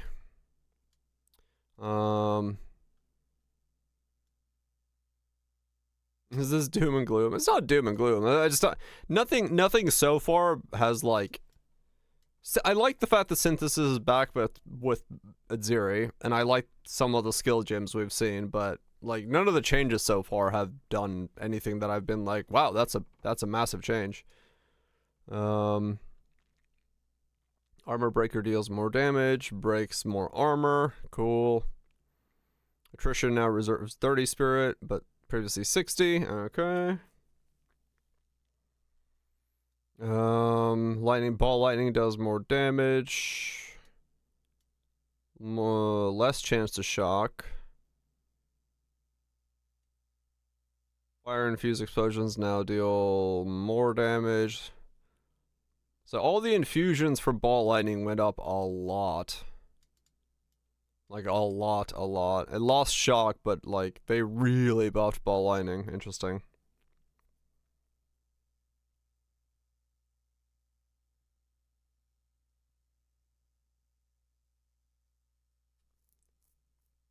Based solely on the number of copies you killed. I mean, yeah. Yeah, I mean, this one's weird. I don't know, of the skills for infusions, who knows, but cast on minion death is 30 reservations, so the spirit reservations for those went down. Charge regulation no longer grants more skill speed while you have frenzy, now has 25 increased skill speed while you have a frenzy. Oh, not more, it's increased. Okay. Comet. Fire fused and Comet got double buffed. Oh, or double its damage. It was so weak to use Fire Fused and Comet, it needs double its damage. Damn. Like I said, well, this is the thing though, like infusions, like you have to make infusions be well worth it, and like it was not worth it in the last numbers. So like, yeah, maybe that's what it needs to do. Maybe it needs to double its fucking damage. But I don't think 2x is still worth. Detonating arrow. The reload the infusion for 2x, basically, yeah. Yeah, that's what I'm saying. Like Firestorm, Fire Infusion, Comet, all of these things, like the infusion has to be so much more powerful than the base skill for it to be worth doing. It's just the reality of it. Disengage is 2 frenzy charges on consuming the parry debuff. Okay. It's massive. Yeah, it's like a big chunk to do this. But Comet wasn't Comet nerfed when it got its infusion, and then the infusion brought it back up by like 25%. So this is just actually like 75% of what Comet used to be. So it's like sort of getting there, but you still need to generate a fire infusion now. No, normally you're not, no. But, you know. Season cooldown, right. We'll see. Maybe there's a good way to automate fire infusions for this setup, and you can like... Wait, can you use infusions on triggered spells? I don't even know. Do they work? Like, can you do trigger Comet infusions, or do you have to self-cast? Pretty sure yes. Comet. That's not how you spell Comet. That's how you spell Comet. Call down, targeting close to you will... Call down dealing high damage to target. Targeting close to you will cause you to jump back as you cast. Consumes a fire infusion if possible to cast a devastating blast of fire. Okay, yeah.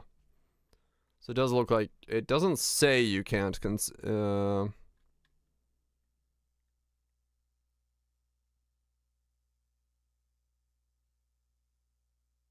where is it? So it was 1243 at 20. So I did gain a little bit. Yeah, so it actually gained more. It did gain more. So yeah. So that was the last buff to it. It's additive. It's both. So as long as you can generate a way to generate fire infusions fast enough, you could probably do something with it. So yeah, maybe trigger Comet is once again what people are gonna do. 192 from 159. Disengage. Elemental Conflux is 60 from 100. That's probably a good thing. Or the new E. Yeah, yeah. Elemental Invocation, 68 increased energy from 57. Electrocuting Arrow, attack of 110 from 80. More attack, less attack damage, but more attack speed.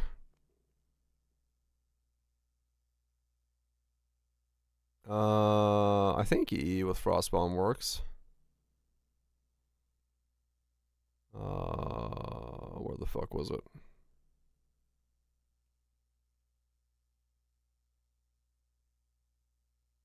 Fire remnants. Cold infusion instead grant fire. Yes. So you could theoretically do frost bomb to freeze enemies, or to do ailments on enemies, and then that could trigger comets with fire infusion. So yeah, that could be a setup. Okay, 2 meter up from 1.5, 131 from 172, 3 fragments instead of 4. So this got nerfed. Yeah, you're not gonna self-cast. You need some way to like trigger it. Explosive arrow or explosive spear has a +1 limit. Lodge spears every 8 levels. Frenzy charge empowered explosions now deal 724 from 543. Gem level 20 has 100% increased effective ignite, previously 0. Frenzy charge empowerment. So explosive spear got better, especially the frenzy charge version of it. We do not have Toto now. Ignite Prolif got a thing where you can like use wind skills to move ignites around to other things, but I've seen no changes to Ignite Prolif itself. There is also less mobs, true. So you can ignite a pack and have that pack die probably. Explosive spell like poo. Oh, did it? Okay. I haven't played it yet, so I don't have any. Eye of Winter. Eye projectiles now travel a much longer distance. Eye projectiles have 25 less base projectile speed. Cooldown is now 10, previously 15. I see. Cooldown on Flame Blast is 10, previously 15. You don't say. What if we made that a spell we could just cast again? GGG. How about we just go to like, you know, not cooldown based? I don't know.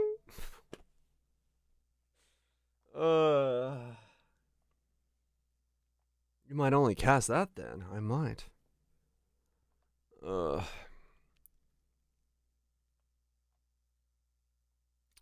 Fangs of Frost. More freeze build up. More freeze. No, less freeze build up. Oh, more freeze build up in the beginning, less freeze build up in the end. Now has an equal chill magnitude inflicted as a freeze build up. Explosion. Oh. Equal of chill and magnitude. Chill ground is 8 seconds for 4. Okay, interesting. Alright, we'll wait for the ads before we continue. Yeah, I mean, so far, the skill gym changes, nothing like insane. Same thing. It does feel like it's, kind of the same old same. I'm not saying anything like massively impactful yet. Some things probably are more impactful than we're seeing, but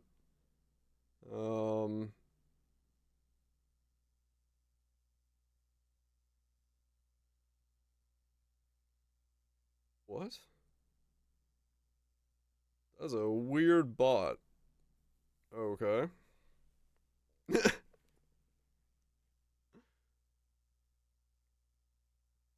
Unless you just got a Roblox ad. I'm not sure which one, but sure. Everyone's feeling whelmed. I'm not saying like, yeah, I'm not underwhelmed. I'm excited for Synthesis at Zeri, but I'm not seeing anything so far in these changes that, well, I mean, they did say they kind of ran out of time. Are you a bot? Or are you not a bot? I don't know what you are. You're in the wrong channel.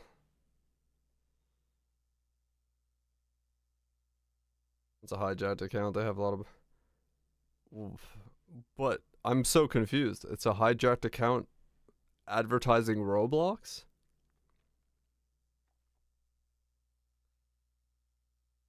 Yeah, fair enough, Lunch. Feels very whelmed. Setting up for something? Yeah, maybe. What a weird bot.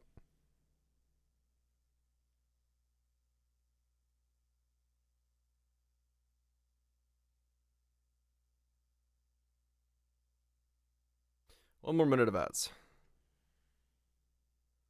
You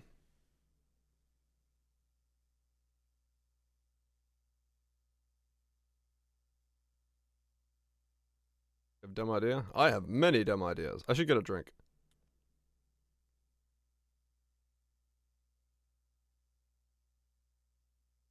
I should get a drink while ads play.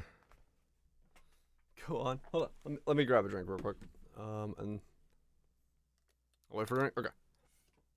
While the ads are still going. If that guy's not real, just blind him.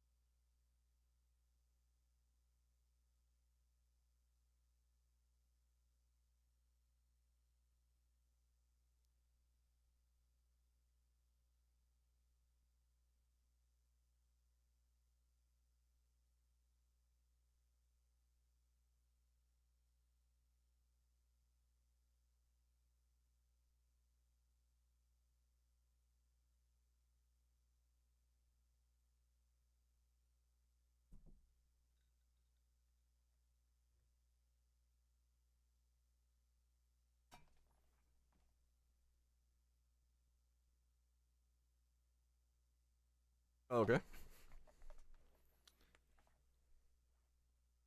Yeah, that's an AI bot.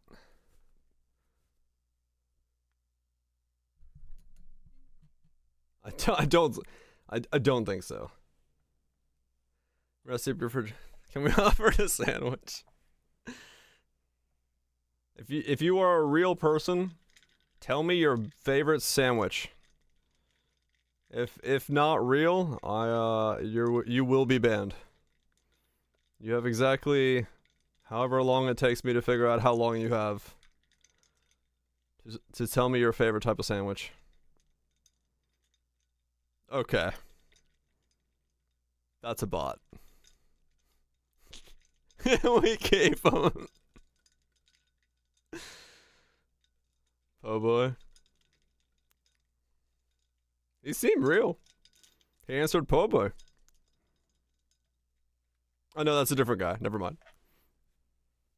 I saw red text. I was like, oh look, real boy.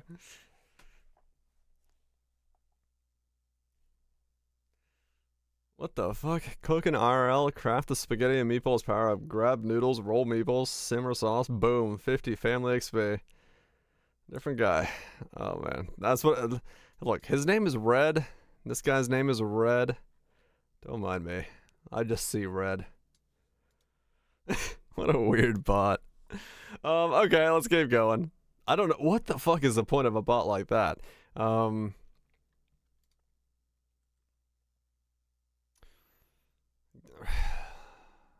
Random change on rage. Oh, I see. So go rage, max rage, and then generate rage as you keep getting rage. What's Shadowreno doing there? I don't know. Reduce max rage, generate rage. Right. So minus 10 rage, and then corrupt it for even more minus rage. Get your rage as low as possible. And then fucking... yeah, you're right. TM Necro is blue here. Huh, I don't know.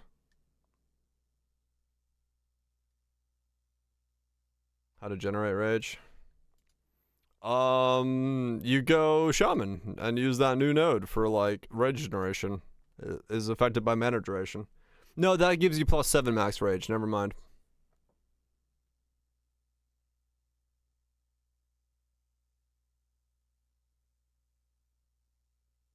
Yeah, I don't know. I miss Eliandra. We keep the fun bot. Well, the problem is that thing, those kind of bots, you never know when they start saying really fucking weird shit, so I don't want to keep them there for a while. They get a bit risky after a bit.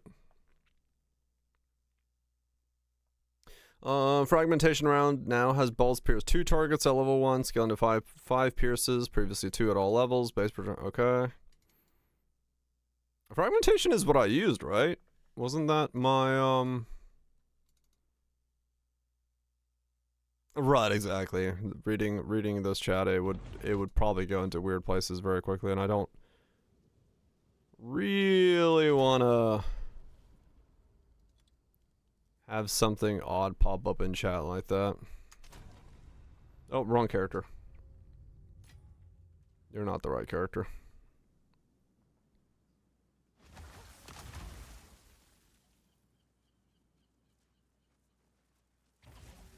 Like, that's the range right now. So 50% increase plus that. So it'll be like right there will be the range. Oh yeah, no, the infusion build got to 86. I just said fuck it. I was not feeling that guy. Infusions were that bad. It'll be 70, 80. Yeah, it'll be a little bit better for infusions. It'll be a little bit better for infusions. Yeah, Firestorm was in a bad state. Oh no, I used explosive shot, not fragmentation.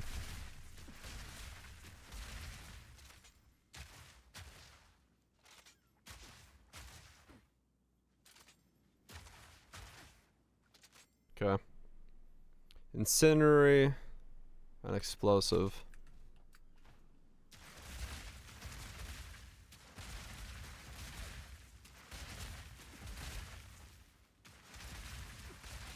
Yeah, I'm surprised the assault is being buffed.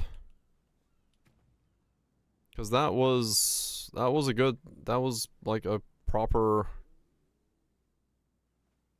good one. Like this getting buffed is pretty nuts.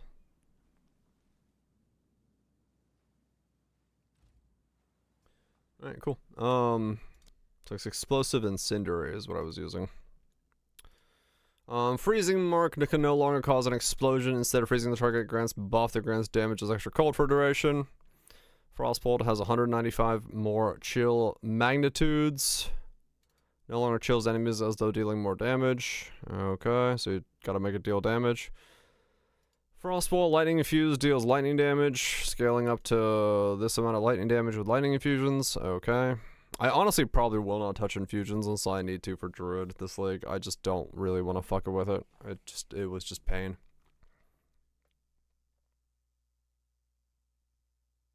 Frozen Locust no longer deals 80% less damage if destroyed within 0.5 seconds by something other than you. No longer creates chilled ground, and Ice Crystals no longer have collision. Now correctly works with increases to limit. Frozen Locust Ice Crystals no longer have hidden less damage taken from allies. Instead, they now have a hidden more damage taken from monsters and life of... What the fuck? Have 9,000 max life from 1,300. Sure, that's a skill. I don't know what it does, but okay. Gathering Storm Perfect Timing window has been increased. Now has a much higher dash range. Shockwave now has max 20 shockwaves per use from 8. Quality grants plus 8 shockwaves, previously 2. Spark Totem Stormweaver? Hell yeah. Well, yeah, like, if I were to go infusions, it would be like, yeah, like Spark Infusion or something like that. One of the more simple infusions. I'm not gonna try to do complex infusions, no. But like, yeah, if I was gonna go do some kind of like, you know, infusion stuff, it would be just like, this is lightning skill. I generate lightning infusions. I do more lightning things. So yeah. Ghost Dance now has a maximum of 3 Ghost Shrouds, previously 3 to 5. Duration between the Ghost Shrouds is now 6.1 from 3. Gem level 20. Quality now instead provides 20% in reservation efficiency. Okay, so Ghost Dance was going a bit too low, and the immortal ghost dancing was becoming a problem, which makes sense. Glacial Cascade now converts 80 instead of 60, and the final burst converts 100 instead of 60. Okay, makes sense. Empowered stance, Glacial Lance's empowered state has been boosted. It converts more damage. Alright. Hailstorm rounds now store 50, previously 25 from 20. Has an attack damage of 228 from 254. 150 reload speed. Now has an equal magnitude of chill inflicted as freeze build up. Okay, so it's a very good freezing thing. You can store more bolts, fire off more things, more reload speed, but it does a little bit less damage. Alright, cool. Hellraiser Flitter has attack damage of 122 from 143. Hexblast has a maximum of 10 explosions per cast, previously 3. Wow, Hexblast's got a lot more explosions per cast. Ice Nova Cold Infusion got boosted to 4.8 meter radius, and a little bit more damage, 22, 672 from 591. But Cold Infused Ice Nova now has 0.5 cast time added to it, so bigger radius, bit more damage, but more cast time. Righto. Ice Shards cannot chain projectiles to target the ground as described. Yeah, that's a net nerf with the cast time. It's just supposed to be a bigger skill that you press. Skill has 400% more damage 2 seconds after arming, previously 300 for 3 seconds, so more damage but longer thing. Radius 2.5 for 1.4. Okay. Ice Shot converts more. Code angle increased by 50%. I mean, honestly, the fact that we're like the conversions are having to go up is like, well, maybe we should just wholly convert the dang thing then. Ice Tipped Arrows now has a duration of 20 from 8. Fragmentation explosion of 1.8 to 3. 100% converted as well on empowered attacks.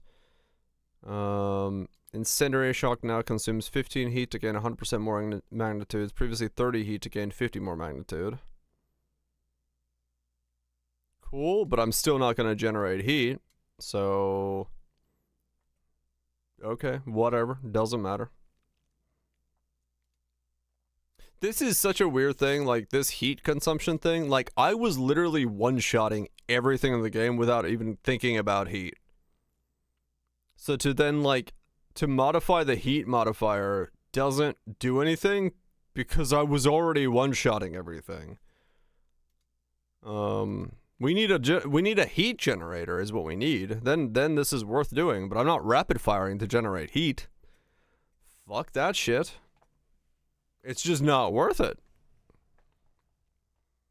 Now additionally deals 11 fire damage per second at level 1, scaling to 57 fire damage per second at level 20. Ignited ground duration is 8 instead of 4. Okay, so Incinerate got a buff because... Did anyone play the new fuel-based Incinerate? Like, does anyone... Was this a thing?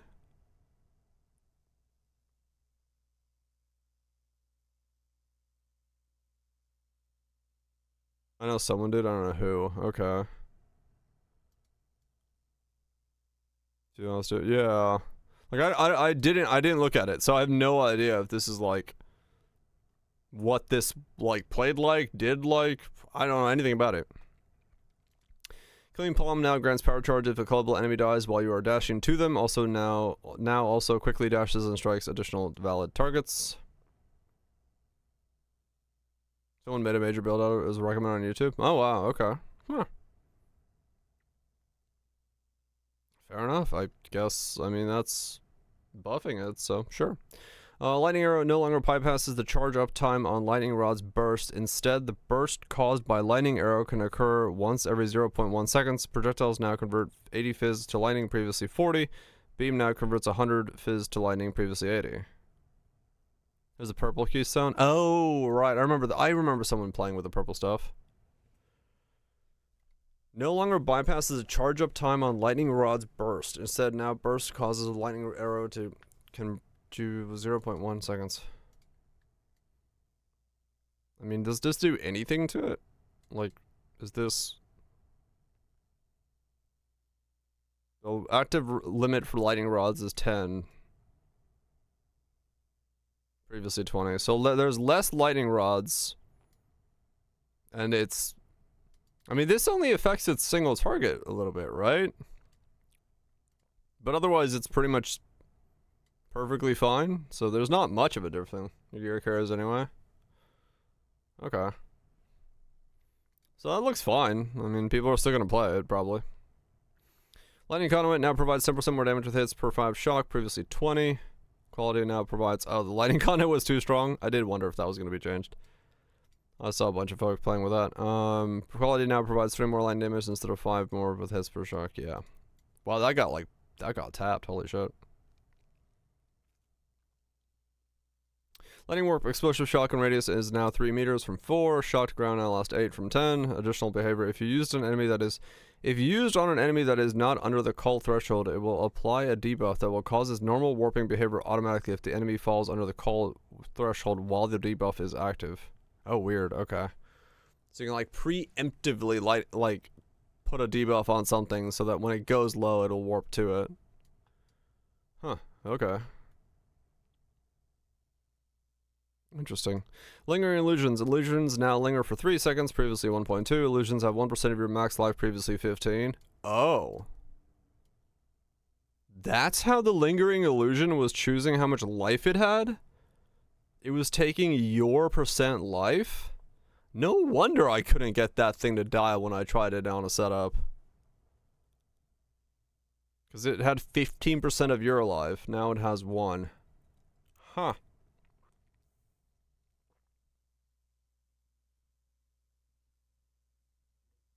Okay, that makes sense.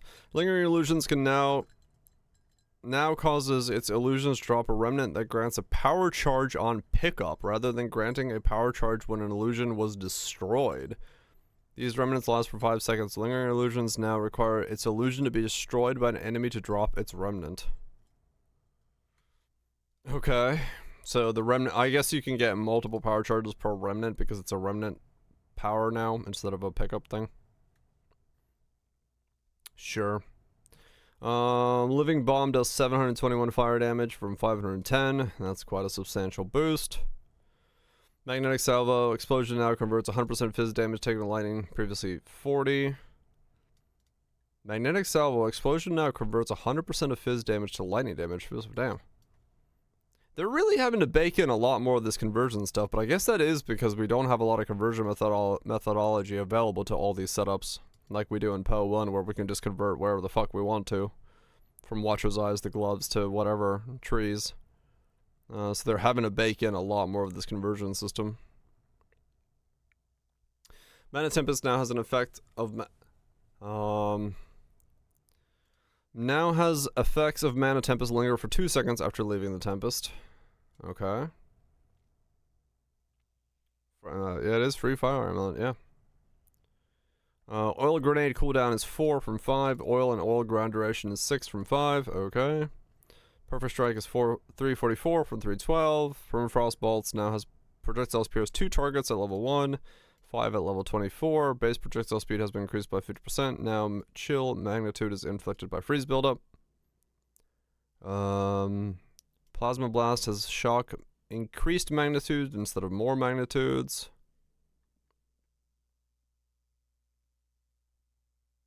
Final Strikes have plus 20 melee strike range, plus... Primal Strike's Final Strike has plus 20 melee strike range from 5. Final Strike now inflicts elemental exposure on hit, lowering total resistances by 50, previously 20. Holy shit. Rain of Arrows now only consumes 1 frenzy charge, deals 180 attack damage from 130. At gem level 20, now fires 150 more arrows if frenzy charge is consumed, previously 100. Removed fires 50% more arrows per frenzy charge consumed. Oh, okay, it's just 1. Oh, wow. So, removed 50% more arrows per frenzy charge consumed. Now it just fires 150 if you consume one. Okay.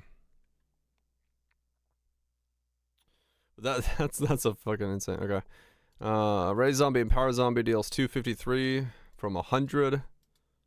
That is a big buff. Raise Zombie and Power Zombie goes from 100 to 253. Seems like empowering the zombie was not really worth it. Turns out. Rapid Spear Assault Explosion 540 from 312 at gym level 20. Reap has a base crit of 14, previously 11. We don't want everyone reaching 100 crit cap. That's too good. By the way, here's a 14% base crit skill. Row amount no longer increases your movement speed. Now has 100% reduced movement penalty from skills while mounted. Previously 80. Okay, so you lost the movement speed, but you have less reductions from skills. Sacrifice now grants minions revive 40% more slowly. Previously 60. Skeletal Reaver now gains 6 increased attack speed per 2 rage. Previously described at the gym, but it's not functional. Oh. I see.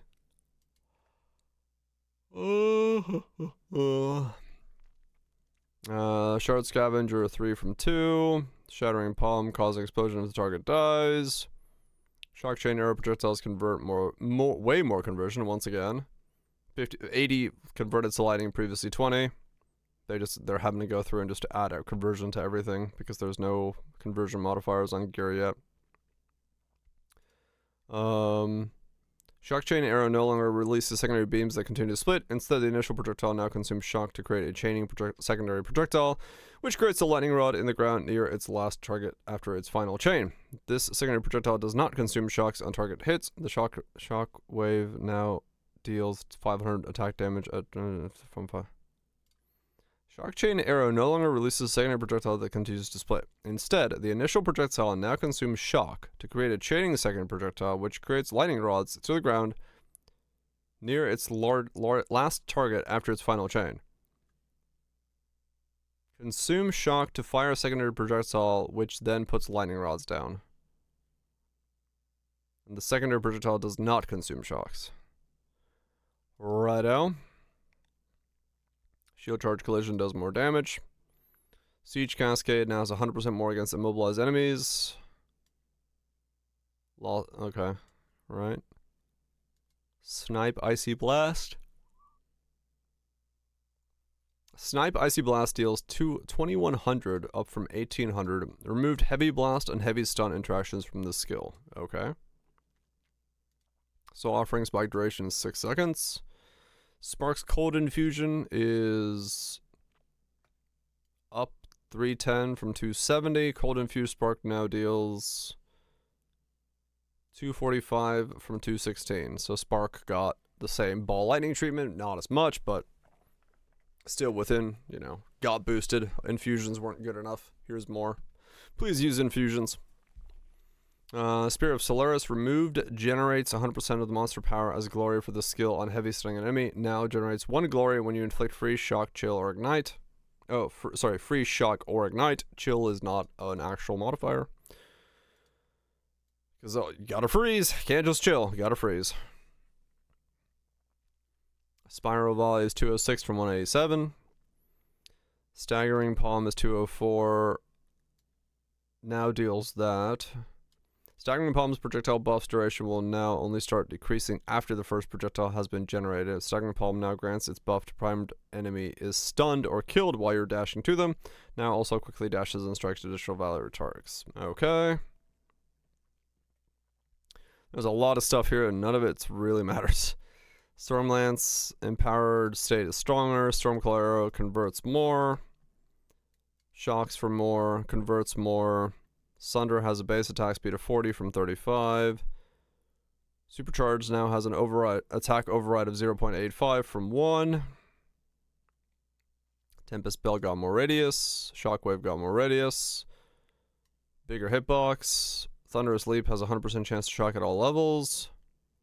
100% more chance to shock at all levels. Toxic Domain regenerates more life.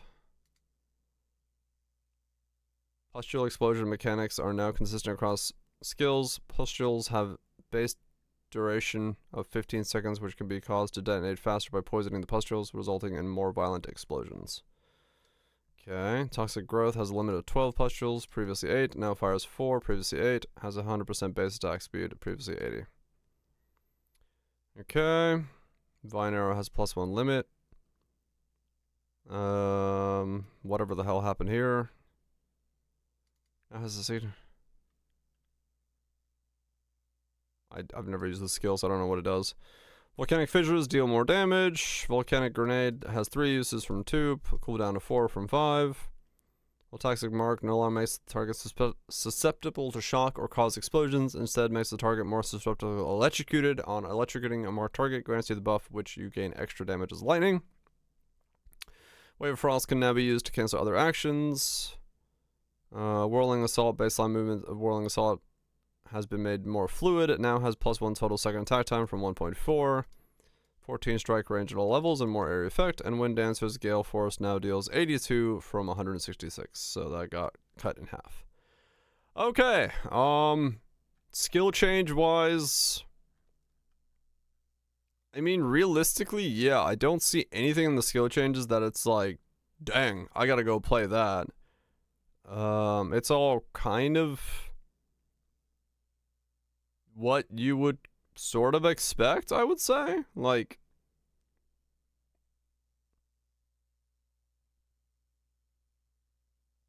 yeah, it's still very much like the core is being worked on, because yeah, this all looks. Trigger comment work if you go Stormweaver self-cast. Yeah, maybe, because it does have a big enough number now, probably, where if you can make a trigger and not have to deal with the cast time, it could work. But like, yeah, beyond that, I don't really see anything in the patch notes that makes me go, I need to go play that thing. Nothing is that fundamentally different, that much stronger than other things in it. So, okay, unique changes. Let's go to the next category. Grand Spectrum is now 6 all resist, all elemental resist, previously 4. Sandstorm Vigils now has every second inflicts critical weakness on enemies in your presence for 15 to 20 seconds, always previously 15.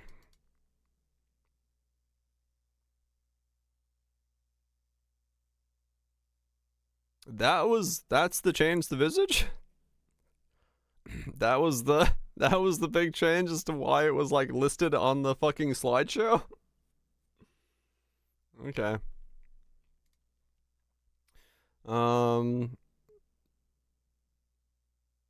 Isn't this what Moxwaddle used to do? 66 to 333. Isn't this what it used to have on it? And then they had to like remove that or some shit? 666.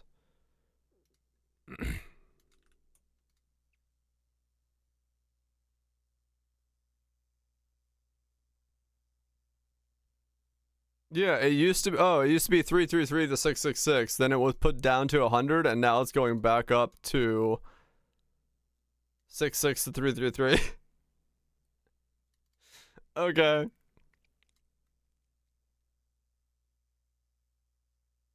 Yeah, before they changed all the stuff. Okay. Alright. Fair enough. Back and forth. The Adorned is now 0 to 150. Previously it was 0 to 100. Is this because they removed so many jewel sockets they had to do this again?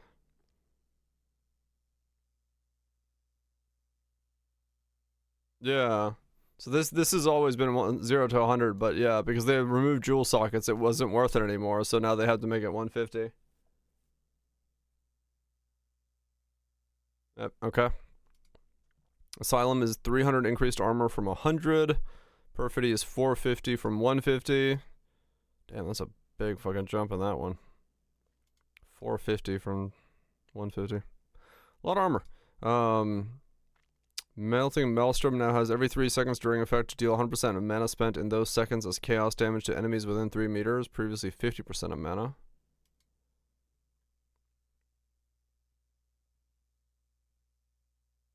Hey, but can we just skip, greatest skip? Is that how that works? Struggle Scream now can have 3 additional instilled modifiers, previously 2. Zos Blood, enemies in your presence have minus 25 fire resist, previously 10. Zos Blood, 100 fire resist, previously 40. Zos got a big jump. Choir of Storms has 100 lightning resist from 30. Pandemonious has 100 cold resist from 30. Control Metaphorosis is minus 3 chaos resist. Oh, no longer has the minus chaos resist, okay. Svaelin now has 0 to 20 damage from blocked hits, previously 15 to 20. Okay.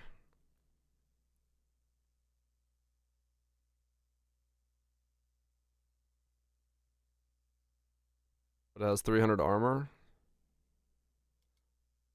You take 0 to 20% of the damage from blocked hits. Yeah, I guess it's more viable now. Should eat something? It's good. 0 means you don't take damage? Yeah. Keeper of the Ark has 250 increased armor and energy shield from 150. Keeper of the Ark has, you take 40% less damage from hits. And take 40% less damage over time, previously 30 of both. Not the negative, so it heals you. No, because it's like a multiplier, right? So 0 thing, I think. Yeah, I don't know. Food is good.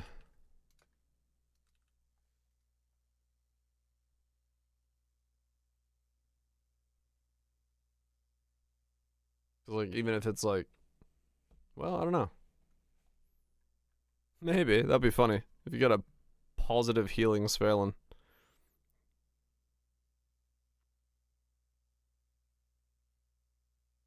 Now that would be an archetype if you did. Keep the Arc. Orlot's Resolve now has excessive life recovery added to guard for 20 seconds, previously 10. Warrior Invictus is 400 from 300. Soul Split is 200. I mean, we're just getting armor everywhere, okay? 2 additional copies of the same lineage support in different skills, previously 1. Okay, so even more lineage support stuff. 150 armor there. Enemies immobilized by you take 20 more.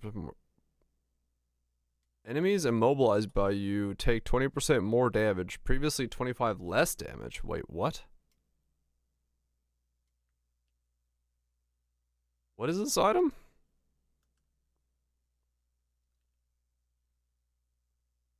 Skill speed, increased armor and immersion. Immobilize enemies at 50% buildup instead of 100%. Enemies immobilized you take 25% less damage. What? We're going from previously immobilized enemies take 25 less damage to immobilized enemies take 20% more damage? That's a swing of a glove. Just straight up 45% more damage on the thing. The chest. I killed the chest boost. Oh man. That's crazy. That's actually like a massive fucking swing to go from 25 less to 20% more.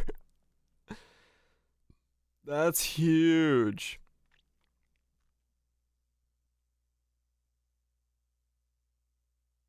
That's so stupidly big as a swing. Or for more? I mean, yeah, fair enough. Easily.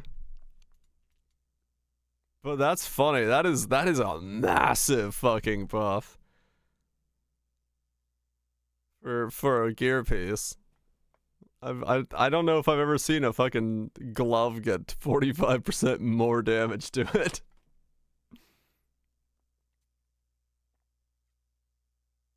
Yeah, I don't think it was worth it, no. More armor, more armor, more armor. Oh, that's energy shield still. Defiance of Destiny is 30% life before being hit from 10 to 20 now 20 to 30. So Defiance of Destiny is stronger for life-based red orb builds.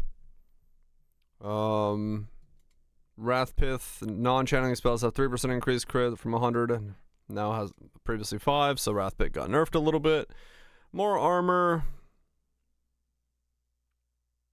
Monk's Winter Gotcha skin. Hell yeah. Saw the hips. The hips don't lie.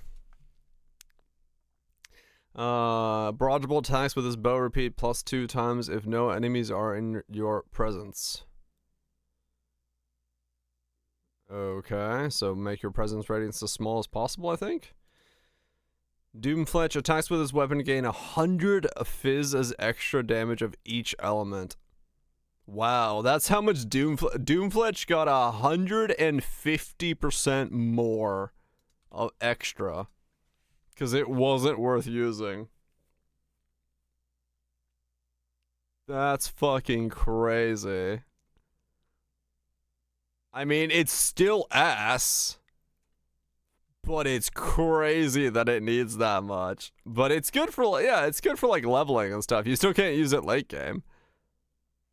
But like, because we have no way of gaining base fizz. Yeah.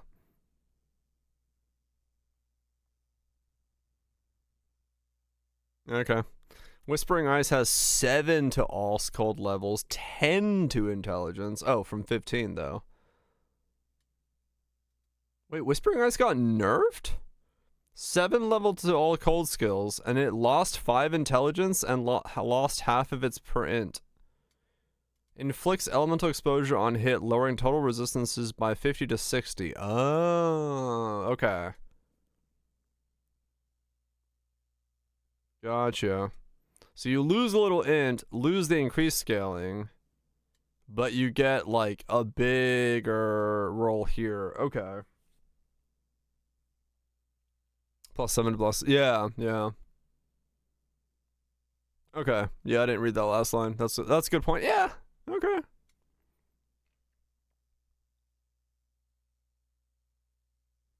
Okay. Interesting. Skills gain a base life cost equal to 100% of base mana cost, previously 50 with a Covenant. 10% spell leech as life, previously 5. The Covenant now grants life remnant skill. This change does not affect the existing items. Okay. That is a steep cost to pay for the Covenant. Because holy mana cost, Batman.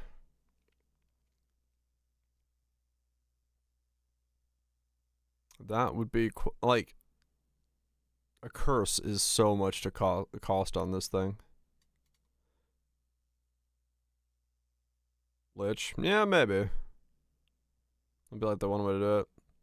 Are we happy? I am currently happy about Aziri's Synthesis League, but the rest is something.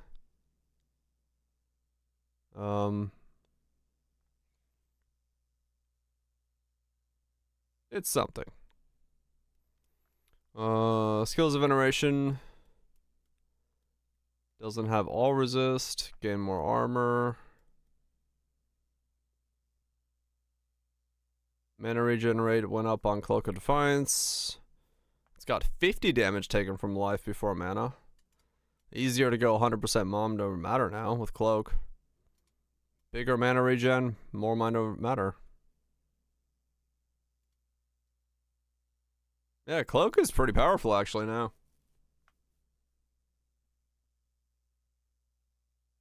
Hell yeah, lunch. Yeah, that's pre-corruption, so corruption could be big. You can get a big ES chest, but like, you know, it's if you want to play the other blue orb. That's a way to do it. Yeah, I mean that's probably my league starter as well, groups. Go watery plant, man. Just become a gardener. I don't know what I'm gonna do with it, but something. Ball Toxic has 1 to 500 lightning damage from 300. Okay. Brass Dome has 800 armor. They limited the one idol to collect a harder cap bomb. Okay.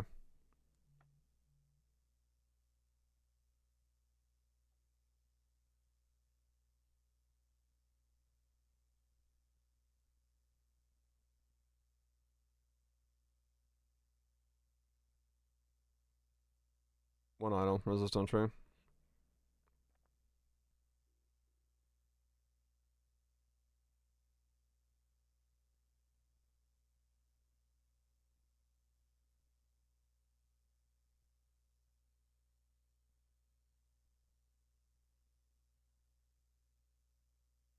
Okay. 50 goes to 65. I think so, yeah.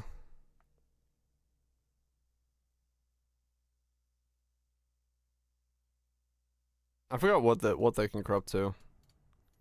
Cause it was like, is it 20% that they can corrupt to?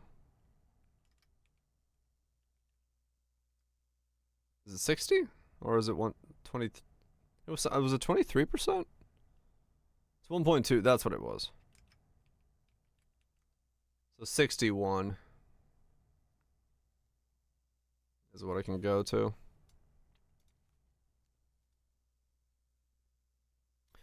Your Malagai's Virtuosity has your critical strike chance cannot be re-rolled. Alright. Coming Calamity has Herald skills deal increased damage. What's the Tornado skill they show in Unleash the Wrath section of the preview page?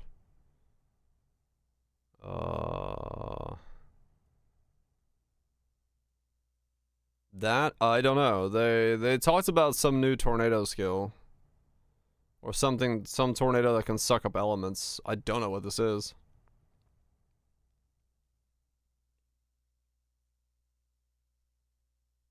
Because apparently that sucks up ground elements and buffs the tornado itself.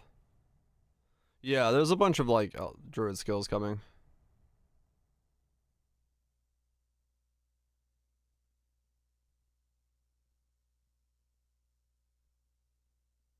Suction. Ghost Ride has 35 converted to max life converted to energy shield from 25. Cloak of Flame has energy shield. Fizz converted fire from 40. Okay. More buffs on that.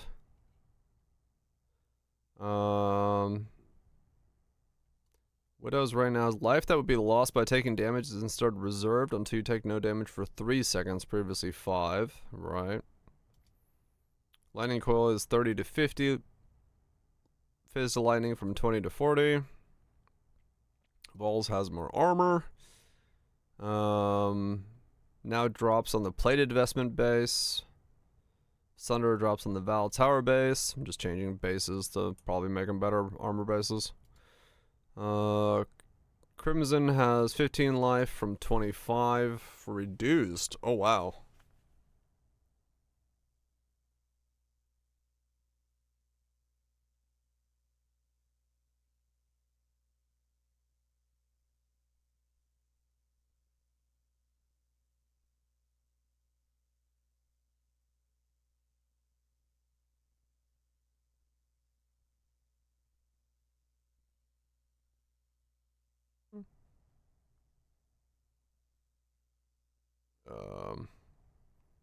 Well, let me look.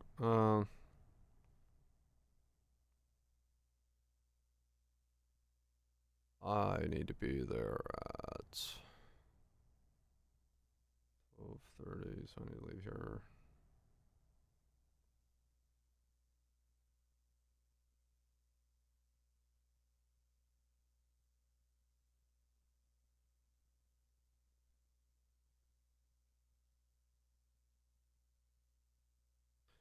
Oh, I got a text. Okay, yeah, I'm texting. I'm trying to figure out what tomorrow's schedule is. Because I need to take my sister to PT and coordinate what time I need to be there. Because I need to help her, like, get into the shower and stuff.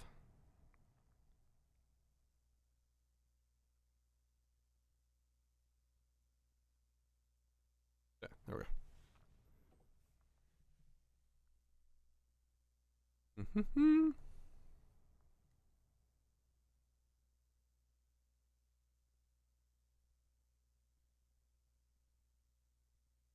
What'd she do? She didn't do anything. Her body decided you don't have knees anymore. So for like the past 2 months, she's been stuck in a wheelchair. But she had surgery last week, 2 weeks ago. And she's not capable of like walking around yet. So, no, my sister. Yep, she was born. Double weight gain surgery? No shit. Yeah, my mom also has surgery, but she had surgery on her arm. My sister has surgery on her knee.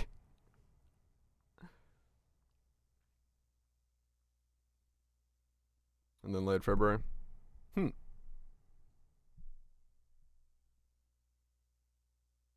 Another metal? Hell yeah. Yeah, my sister had one of her knees reconstructed because she needed like a bunch of muscle re stuff and like the whole shebang. But yeah, tomorrow I need to go help her to get to PT, and then Saturday I need to go over there so I can be with her for the evening because no one can watch her on Saturday. So there won't be a stream on Saturday because I'll be over there.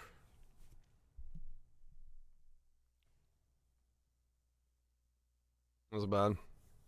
Like bone on bone. Yeah, my sister had basically the muscle fiber around her knee had completely like disappeared. So they had to cut open her knee, then find muscle from elsewhere, attach it to where the muscle is. Then because the fiber had gone so bad, it had actually caused her femur to break because of the strain on her like leg. So they had to like bolt her femur together, reconstruct her knee, patch in new muscle, and then sew her back up. So she's basically still, I think, wheelchair bound until like January, February. So yeah, she's I gotta go over there on Saturday to help her around the house. Mostly just like in case something goes wrong. Yep. Yeah, we're not entirely sure what it is yet, but like it's either the disease is like spreading pretty rapidly or it's something else, but who knows. Yeah, basically Israel. Just gotta hope it goes. She plays Skyrim, yes. She plays a lot of things. But the other knee's in bad shape, but it's not like broken to pieces yet. So just PT and hopefully that it's she doesn't lose her ability to walk. As you do. What was this? What is the Courtier of Crimson? This thing? Leech life can overflow max life. Oh, it's this thing. Okay. Right. So instead of a 20% reduced life, it now has 15% increased life. And you can overflow life. Yeah, I mean...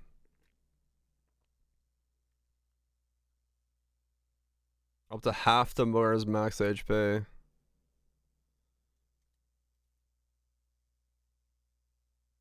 That's when you get an overleech.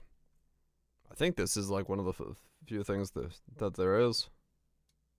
I mean, that's kind of cool then, yeah. If you have like 3,000 HP, this lets you get to like 4,500 HP. Which is not bad. I mean, it's a lot for like just for the chest piece to be HP based, but like it's usable. It's a usable setup. That's like one of the few like the items that's like okay, maybe. Recoup his life. Okay. All damage taken from hits all damage taken from hits contributes to magnitudes of chill inflicted on you. Is that supposed to be a good thing? What does this do? Cold resist, lightning resist, start energy shield, fast turn, the effective shield on you. Oh, it's the reverse thing. Okay. Yeah, there we go. So this is self-chill things, but it now has actually a way to make self-chill somewhat more viable. Okay, I mean, good. If you need to self-chill and have that as an ability, that is now an option. Maybe. I keep clicking the wrong thing. Warrior Invictus. Boosted. Spirit. All resist. Attributes. Life. Mana. Chaos. Global. Life regen. Yeah, so it all got boosted. Reduced. Okay.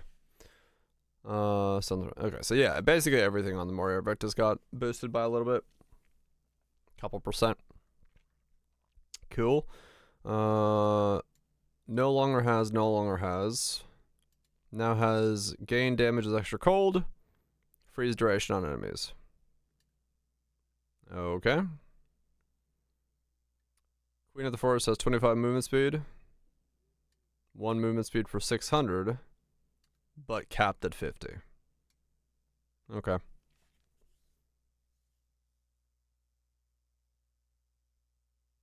I see.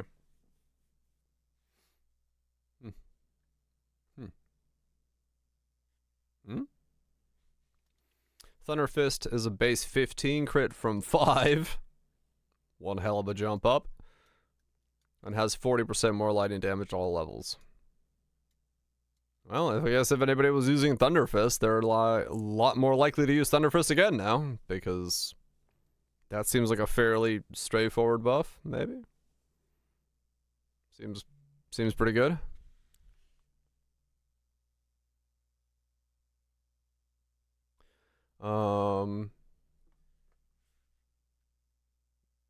Elemental damage per power charge from 15 to 8.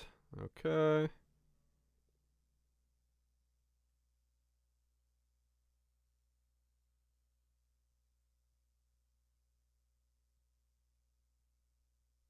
Okay. So what does this do? -1 power charge.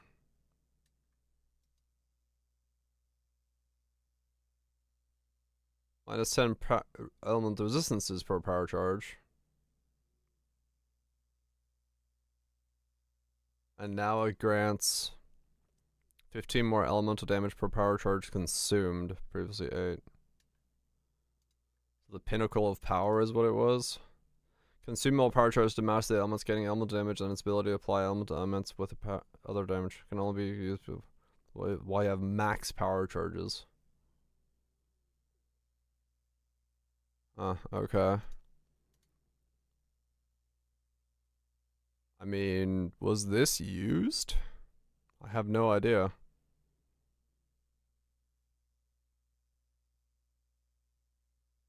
Buff is removed if swapping weapons. I see.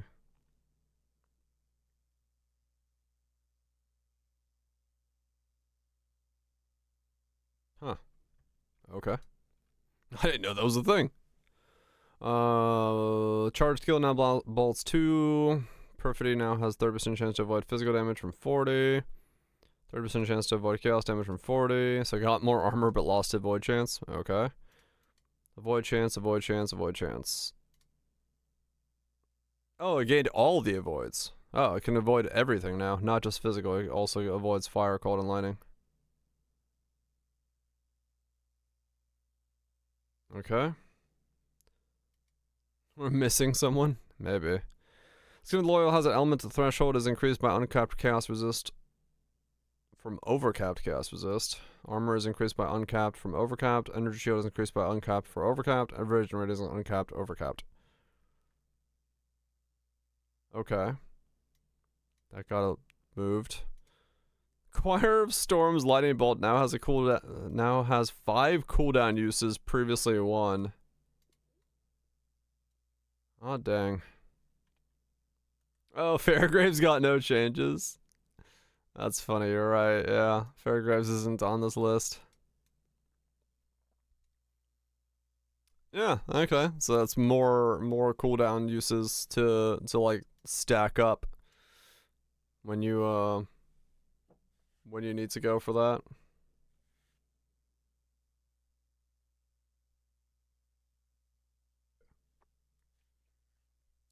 That's not bad.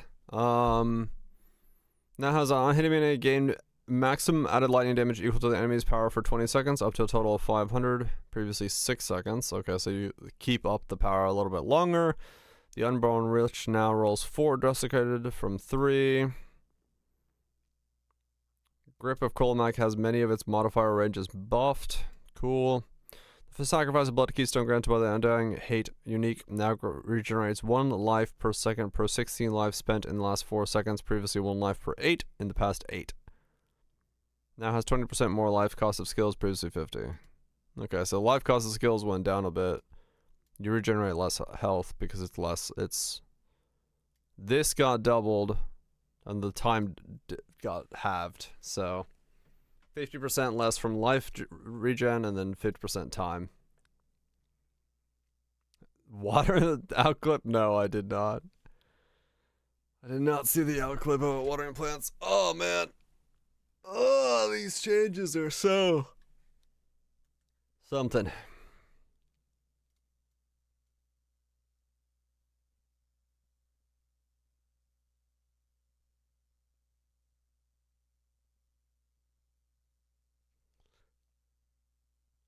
He's so happy. He's so happy about watering his plants.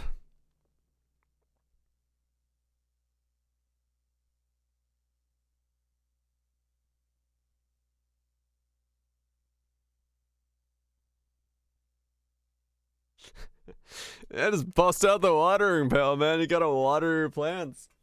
I mean, honestly, that's why I when I saw it, I was like, I might do that. I might do that as my league starter. I just love the idea of like legitimately being a gardener in the middle of battle.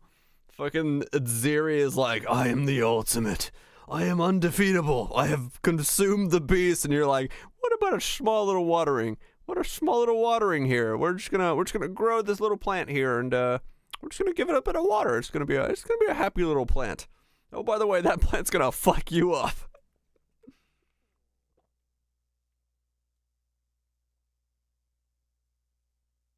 Fucking become the sprinkler. Hell yeah. Yeah, no, I like straight up. I probably will be. All fun runes are limited to 1. Hell yeah. It's got what plants crave. This is gonna wait 5 to 10 seconds while my plants are fully watered. Then you'll know the true power. Okay, we'll wait for the ads and then I'll continue onwards for the items. Yeah.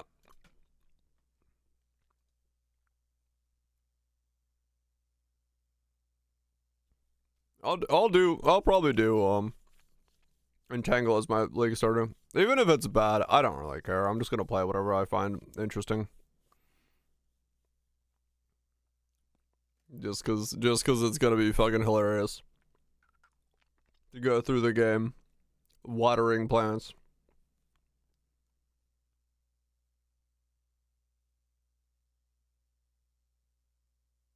I better be able to make that rainstorm a bit bigger though. It's a bit fucking tiny.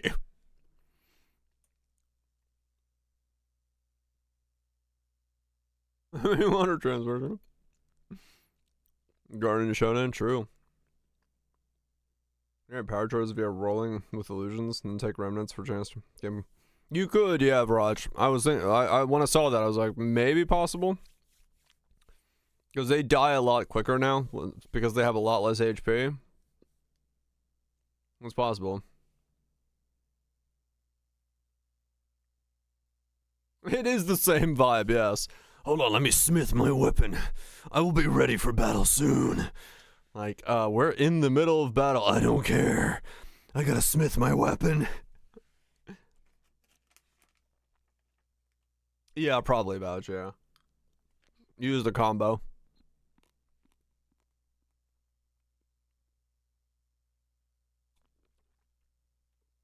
But yeah, hopefully AoE, and then, well, the problem with the growing, like the moving combo is it did look like it moved forward.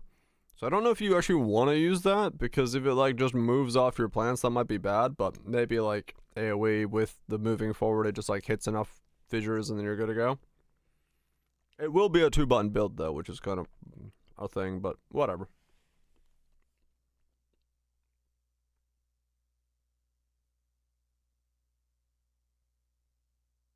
That's slower projectile. It's not a projectile though, I don't think, the thunderstorm. It's not.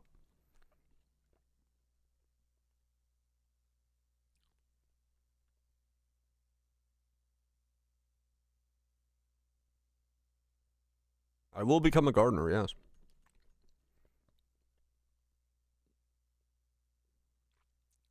Plants vs. water. Not Plants vs. Zombies, Plants vs. Water. Good name.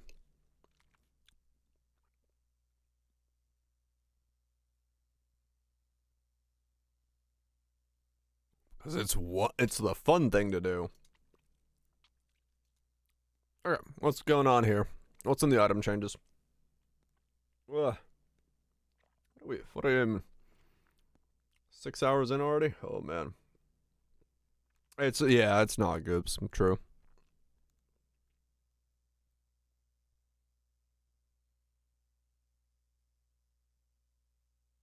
You do not want to be weak in Poe, too. It's kind of painful.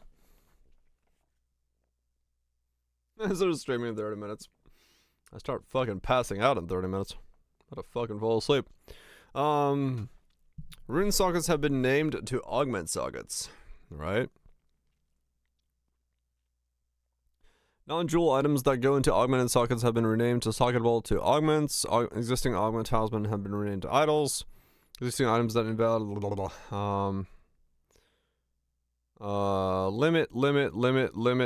Limit. Does something 50% reduced effect. Limit. Increased exposure effect. Limit. Magnitude of damaging elements. Limit. Limit.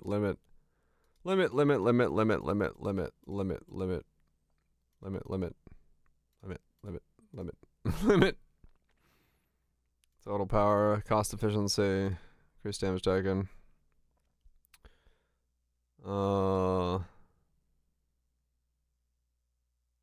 Your ice bonuses. I don't know, Raj. Yeah. Limit. Everything has a fucking limit. Okay, cool. That's a lot of limits.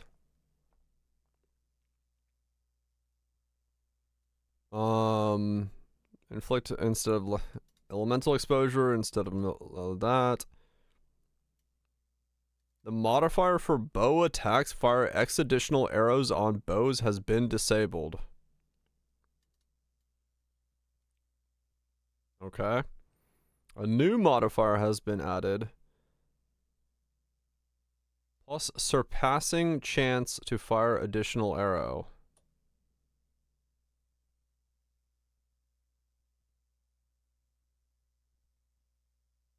So what does surpassing chance mean? So of surplus is overpower probably. Yeah, so what? 200% is 2 additional arrows? I guess so, yeah.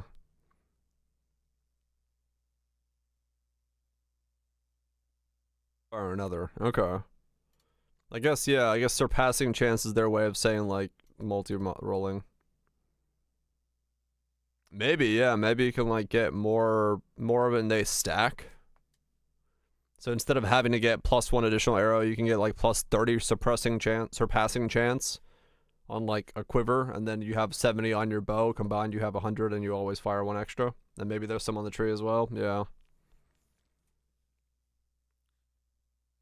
Spell damage, specific type damage, damages extra elemental mods on staves are now 33% stronger on average. So last league they buffed staves, and everyone's like, I see what you're doing, I'm still gonna wear wands. and they're like, what if we made them another 33% stronger? What if they're a little bit more? Would you use staves then? Maybe. I said nerve ones instead. But I mean, like, yeah, realistically. Magnitude damaging elements desecrated mods on roll from 40 to 64 to 40 to 49. Existing mods can be updated. Combine 1 focus is still too strong. That makes sense. Damage with spells that cost life desecrated mod is 120 to 154. Foci can no longer roll the top 2 tier 3s of spell damage and specific damage. Oh wow, yeah, okay. So they gave stabs another 33% boost and they took off the top 2 tiers of spell damage and damage specific modifiers. Okay, so yeah, they are trying to make staves competitive. Cause I mean, yeah, it's true. They were not competitive. Like you could not make a staff that was anywhere near the power that a wand and a foci was. So, I guess maybe this is enough. We'll see, I guess. 60k, yep. War cries empower an additional attack, crush enemies on hit. Okay.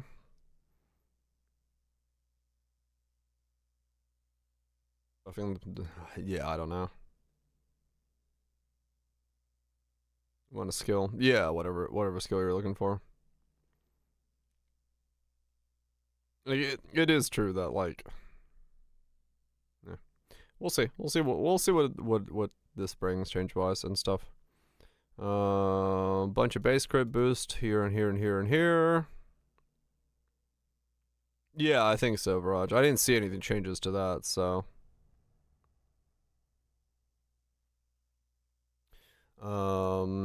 Wing spear attack speed goes up, so a bunch of changes to those. So these are all just like different weapons.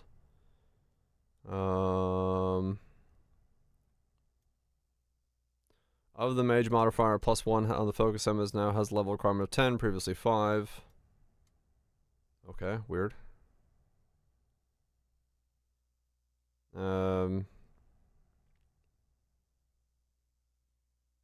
Though the cold modifier for staves now grants +1 from +2. Existing items will not be okay. Of cinders is +3 +4. Of flames is +3 +4 +4. On staves. Okay, so the top end of that is still the same.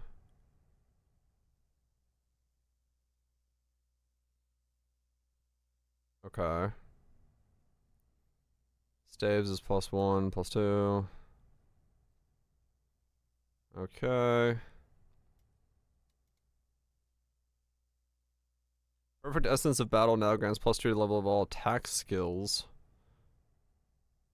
From one hand melee. +4. Well, that means they should be weaker or harder to use. Yeah, I don't really get it either, Goobs. Like, it is weird. Because, like, the amount of work required to make a spell competitive versus just, like, what I did on the Ignite crossbow thing was, like, they're night and day. It's you have to do so much work on spells unless you're, like, just fucking Spark or something. Like, the rest of them, they just feel weird. Staff monitor was like 50% higher than once. He was going to change it to 100% more or something. Well, it says they're being boosted by 33% on average here or wherever the fuck it was. So we'll see what that means. Perfect Essence of Battle. Lesser Essence of Sorcery is 88 from 64. 128 from 94. A188 from 129. Gold Infusion stuff on Archmage's Salvage Self, yeah. +3 from 4.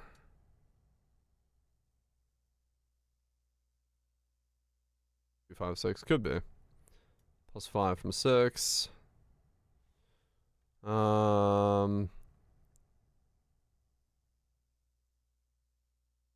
Yeah, it says this one. All attack skills. Is that the one?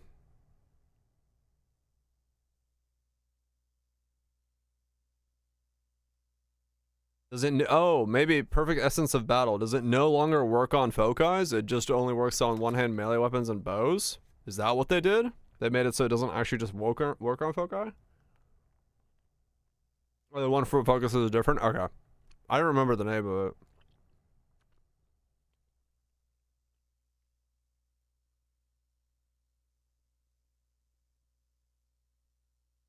That's sorcery. Oh, wait. That's greater essence. That's perfect essence. Yeah. Battle. Yeah, it doesn't. It's not in here if it is. Okay. Yeah, okay. So if focus are still the easiest way to go +3, then it's still probably going to be like at least in the start the way you go. 5% movement speed instead of reduced movement speed. For rolls running guns, 8% defection. Grip of Cold Might can no longer roll reduced movement speed penalty from skills you're using. Desecrate modifier and aimless that grants that skills have a chance to not consume glory now. Instead grants 30% chance for skills to retain 40% of glory. Has been removed. Relic locker. Light. Okay, so as far as item changes are concerned, the only one that looks important is like everything has a limit, but I wasn't really stacking those, and then beyond that it's just like maybe staves are competitive now, and that's kind of it. Like some things got more attack speed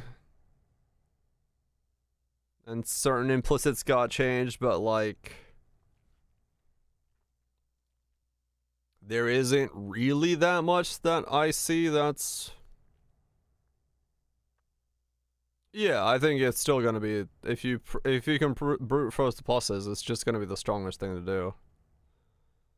So, I mean, okay, that's just what it is. All right. Not too much there then. Endgame changes. Oh boy, let's get into the next section of things.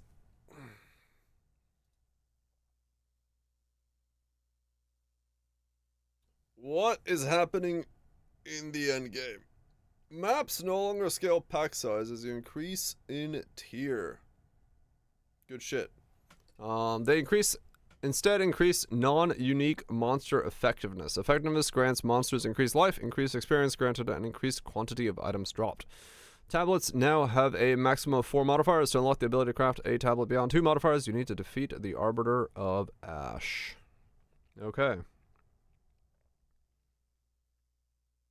100% Club Tail, I agree. Yeah, like 0.4 is you're interested in the League mechanic, you're interested in the Druid skills. The rest of it doesn't seem all that impacted in terms of like balance changes and stuff like that. So like if you weren't happy with the balance of the game last league in terms of your character balance, there's no changes this league for that. You're just playing the new stuff or, you know, whatever else.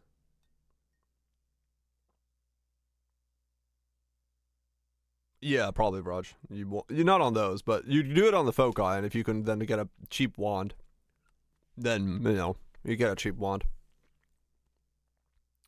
Arbiter of Ash no longer drops a rare corrupted tablet. Okay. All tablet modifiers that would roll a generic precursor tablet can now roll on all tablet base types. The following tablet modifiers have been disabled. Oh, look. That got disabled. I said that was going to be disabled, and it got disabled. I pretty much was like, yeah, they're not gonna let that stay. That was just being too overly required.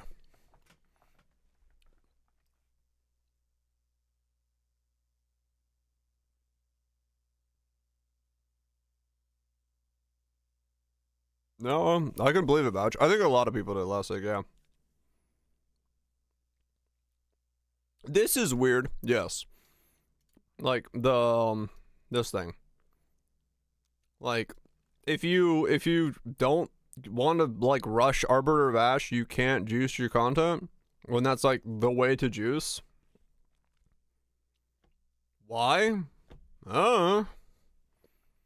So I guess hopefully you find Arbiter real fast so you can start making rare tablets. Odd change, but yeah, I knew this was not staying. Like, there was no fucking shot this stayed. This was way too fucking stupid last league for everyone needing this thing. So, granting delirious monsters killed in maps provide reward progress of envy. Delirium encounters have a chance to generate additional rewards. So delirium got nuked, and so did quantity. I mean, yeah, I was selling this shit for like massive amounts of money. Like, it was stupid. Yeah, like literally that's how I made money, was like when it was brought up. I was like, wait, let me check my things, and I checked it real quick, and then I was like, oh shit, these are money, and I listed them as like sold. I'm like, okay, I guess money. Basically, Shanks, yeah. Run wall clear. So you do more maps, find more fragments. Basically, yeah. Like, it is what it is. Okay, got nerfs any particular hard juicing. Right, lime, yeah. I don't know. Like, they really need to disconnect, like, bossing and mapping into two different metas. Because they are not doing either a service by having them combine into the same meta. Because right now, like, to get your mapping power, you have to go bossing. And if you don't want to go mapping, you can't go boss quickly because the maps are so fucking huge. So it's like you literally are kind of forced to do both systems. Whereas people want to like specialize in a certain type of system. This isn't really working as a combined system. So hopefully 0.4, was there a 0.5, 0.6, whatever we're on, actually does something. The next one, 0.5, right? Yeah, 0.5 is the one where you should get the actual endgame update. This is just a temporary update to the endgame. I mean, yeah, you basically have to, yeah, now. Added new tablet modifiers, increased effectiveness of monsters in your maps. Unique monsters in your maps have one additional rare modifier. Maps grant 1 to 2 additional rare modifiers. So we're just modifier stacking now. Increased effectiveness and modifier stacking. It's gonna be fucking Arch Nemesis again. Actually, it's more like Metamorph. Just fucking stack mods, man. Fucking rare mod modifier of like fucking 16 mods. And just fucking stack it. Headhunter. I mean, honestly, maybe that's how I make Poe 2 enjoyable. I actually become a headhunter gamer. I make it so I'm mapping with a fucking headhunter.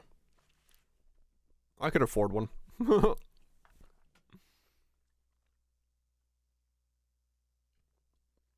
Yeah, the 5-minute support. Fuck yeah. Einar Beast Striker, whatever that is. What do you do, mana sustain? You chug that pot. I could owe you money. Rarity. Pack size. Oh, the lower roll of these has been buffed. Okay. Lower. So these are all just lower roll buffed. That's bananas without Felborns. White stones. Okay, so this is all just like tablet stuff.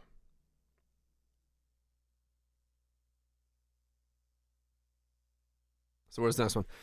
Zest Madness Breach Atlas notable no longer provides rare breach monsters in your maps have Soul Eater modifier, instead provides rare breach monsters have Onslaught, and rare breach monsters have increased effectiveness. Yeah, I mean that modifier is gone. Well, it's not gone. This is fucked. But this is a support gem now. So you gotta lose one support to have Mana Leech. The prayer of wealth has been removed due to greed shines no longer being available. Okay. Sure.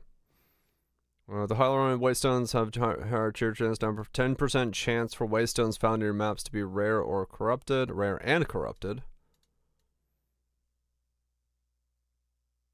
Does that mean that you can get Waystones to drop that are multi-liners before? Yeah, I was gonna say, is this what you go so you can sell Waystones that are like 4-liners?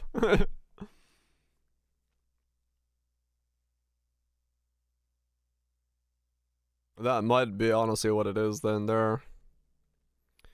Delirium don't care, Delirium don't care, Delirium don't care, Delirium don't care.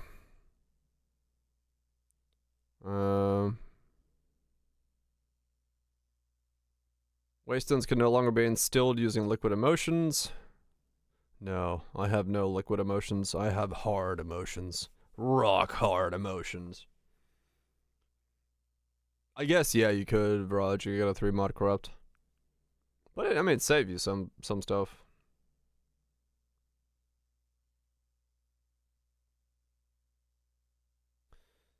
Though, you know, I guess you could roll something that's like giga money as well, but, eh.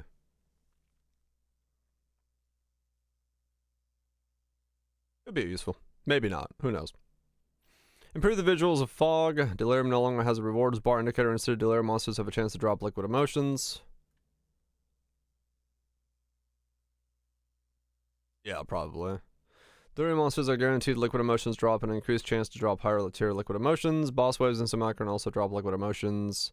Idols are no longer required to unlock Val Vault maps. Existing items will be deleted. Vaults of Kamasa have a unique map chest are no longer affected by party bonuses. What? People were stacking a party bonus to open the Vaults of Kamasa because they was giving the party bonuses?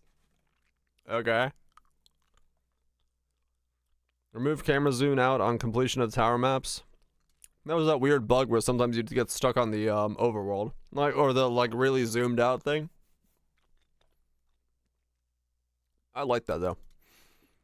Added an objective icon for activating all checkpoints. When a player activates all checkpoints and completes the map, all map content minimap icons will be revealed. Huh.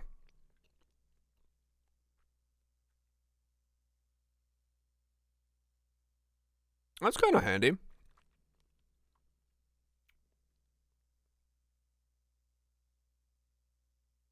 Well, they said the load times might be better with the CPU fix, so we'll see. I don't know, Viraj. Is it just the last checkpoint in the map? No, they said something about load times in the reveal.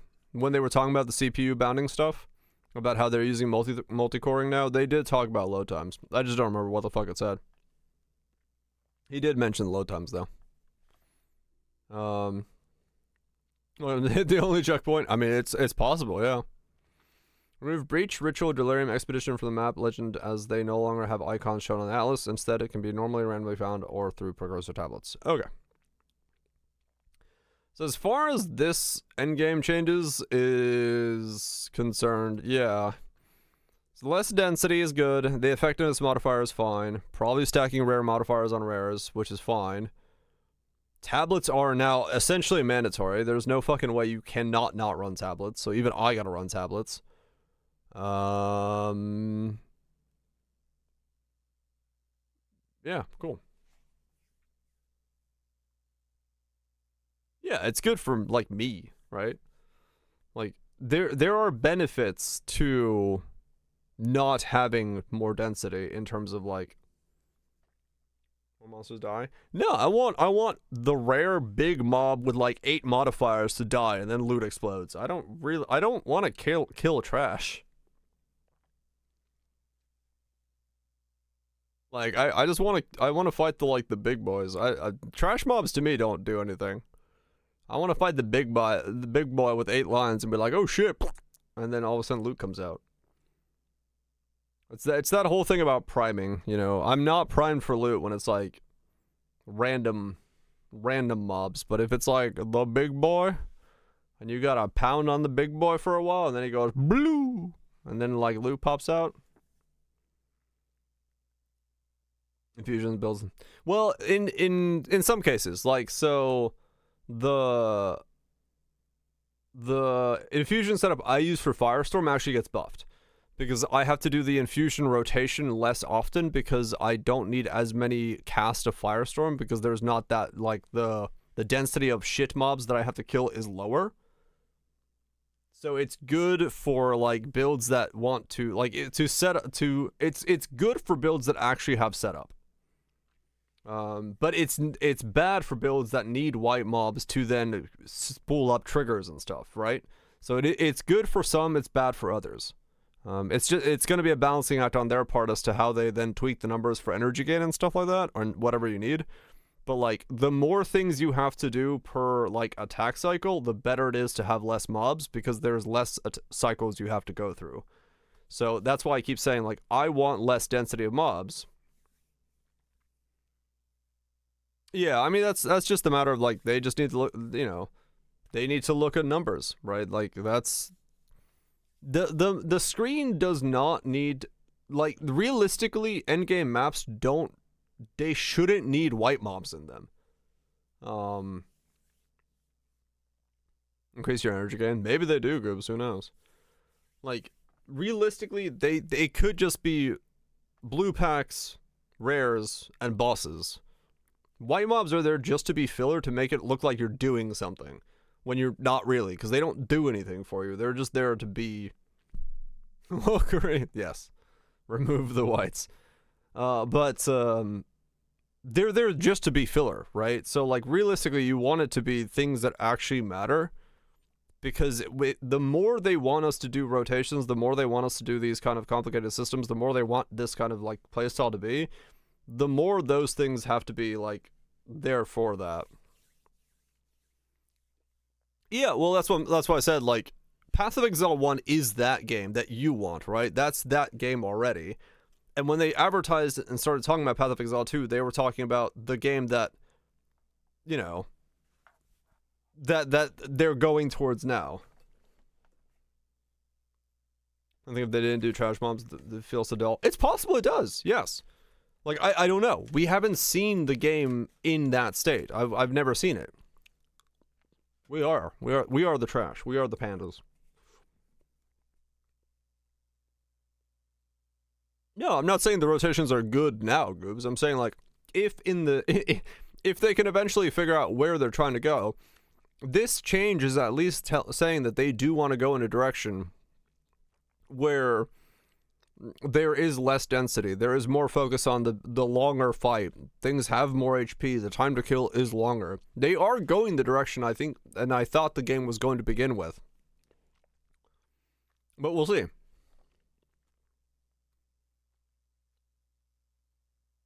Oh, maybe Lime, yeah.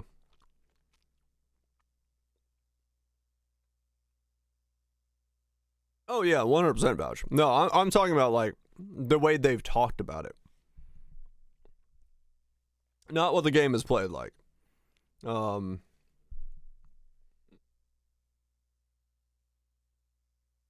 Further your point you just said? Yeah.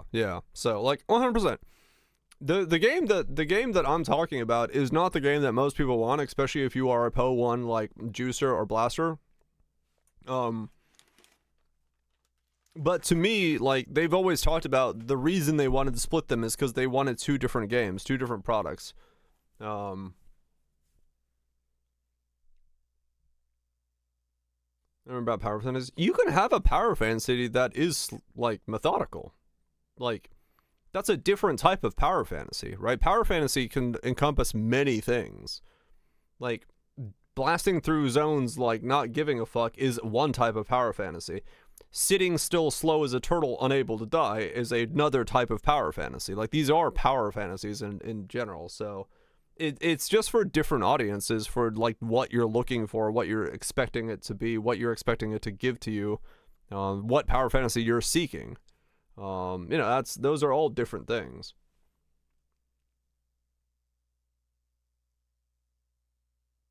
players likely and feel weaker than it's actually engaging. Maybe, like I said, I don't know. It's possible it doesn't work. But I've yet to see a game try it, so fuck if I know. I think it would feel fine, but that's me, and I'm fucking weird, so. Right, well, true, Lunch, yeah. Both action games, but two completely different power fantasies. Exactly, yeah. Was the game like Ori? I don't forgot what it was. Didn't they go? Didn't the head of that? Was it that game? Wasn't that the game where the head developer went on a pissy fit because his game was shit, but he was like, "It's the woke mob," or some shit. No Rest for the Wicked. Is that the guy I'm thinking about? I know somebody's ARPG failed, and they went on a fucking brigade about how it was the bots and something. Was it them? Was it No Rest for the Wicked? Or was it the other one?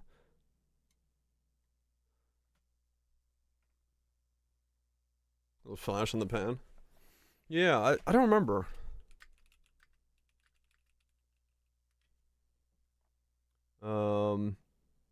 I mean, you say it flopped, but I mean the numbers are pretty fucking good on it. Almost 20,000 very positive reviews. Still in early access with a $40 price tag. I can't really say that's fucking flopping. Somebody liked it. It's early access, right? Like, somebody fucking liked it. Because those are proper numbers.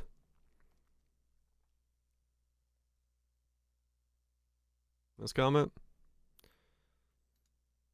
I think people thinking I'm joking when asking for positive reviews because in people's minds there's always some big publisher in the background who will never cover the cost. Folks, if you're writing here and enjoying Wicked and are excited for the future updates but haven't left a positive review, it's entirely possible we won't be able to around for a couple months to do anything anymore simply because we got review bond, which leads to people not buying the game, which means we're not going to make any money and we'll have to shut down. I wouldn't ask for your business if it wasn't dependent on it. I will never write reviews on anything, but if you want to see us actually finish Wicked, it's detrimental that we get review score back up. Yeah, this thing. That's what it was. Right.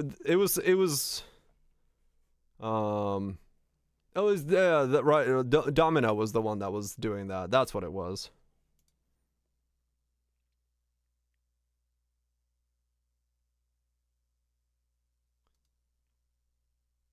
Oh, was it Kaiser? Okay, I wasn't crazy then. Because I remember him, I remember something about that game, and like the lead developer tweeting about how it was the woke mob hating him, or something.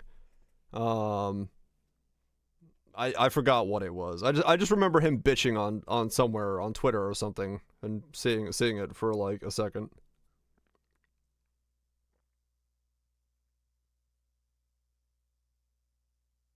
Or something, yeah.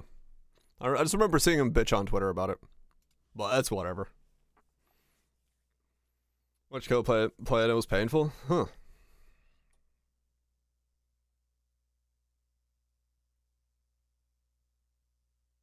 I mean, sneak a good nap in sometimes. Oh, it would be nice. It would be nice.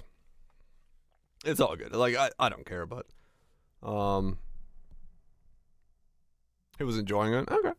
Like I said, it's different depending on what you're looking for a game. What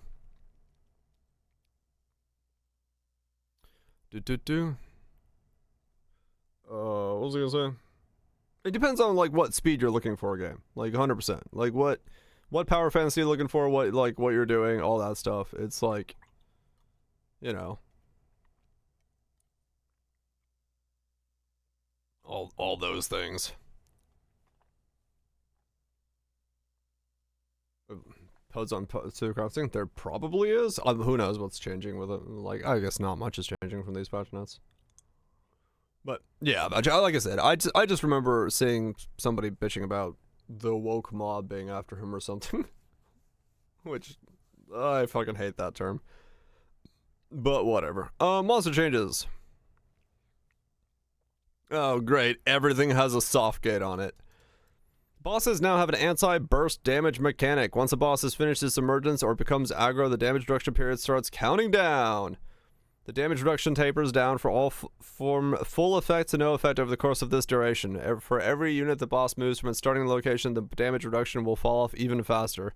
Bosses which cannot or barely move have shorter damage reduction periods. Of course. That was it.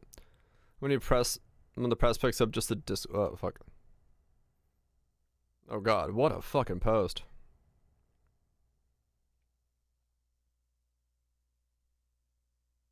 Fourth paragraph.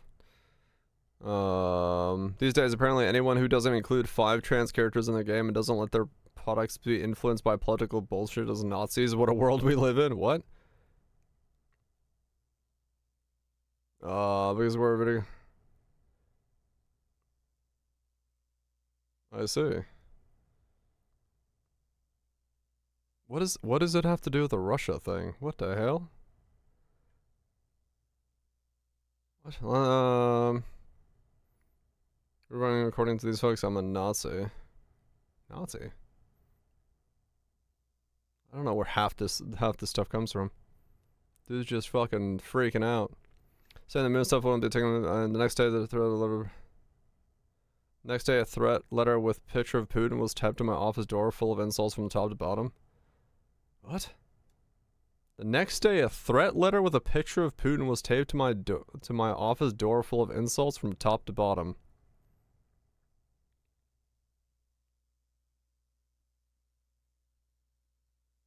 Come on, just smile and tell the crazies to calm down.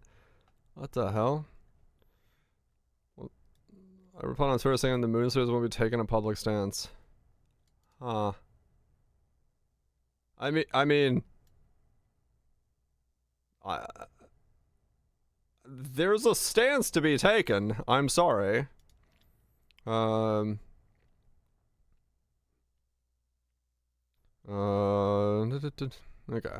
Whatever.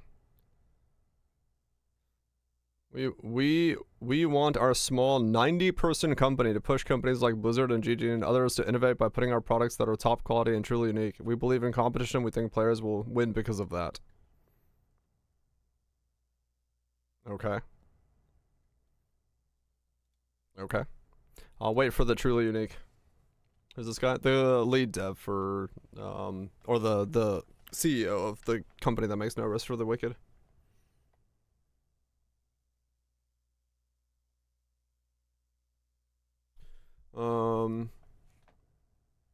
Yeah, or in the Blind Forest, the No Rest for the Wicked.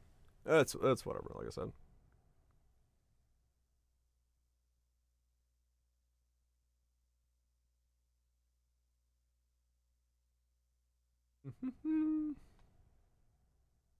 But yeah, it's, you know, people did not like him because of stuff. But yeah.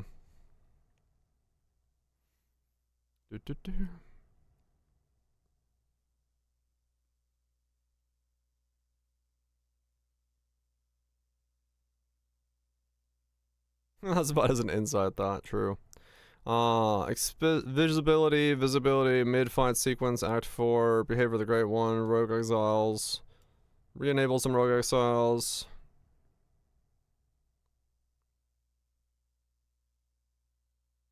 And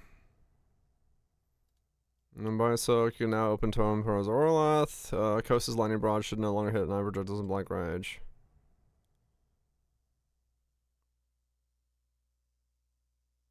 Okay, cool. User interface. So nothing really monsters changes. I don't know about the soft phase thing, but I guess they just don't want people bursting them down, so that is the solution to it. Which is fine. Doesn't mean that things are doing a fuck ton of damage then.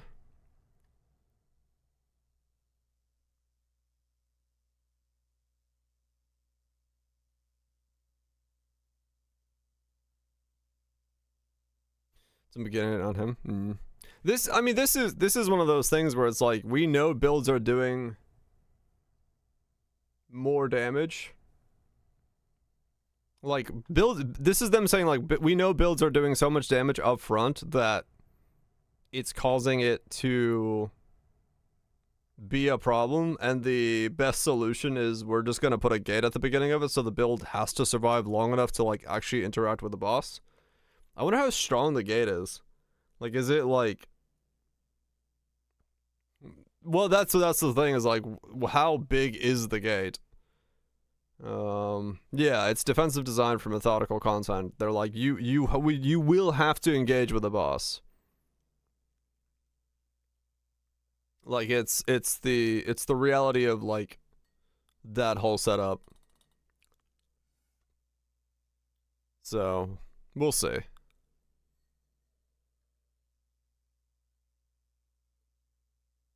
We'll see what it does.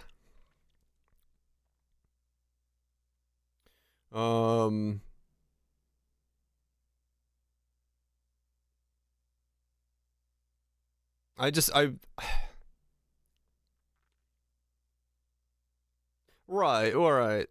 It is a solution for it, and I don't mind gates. I'm just wondering.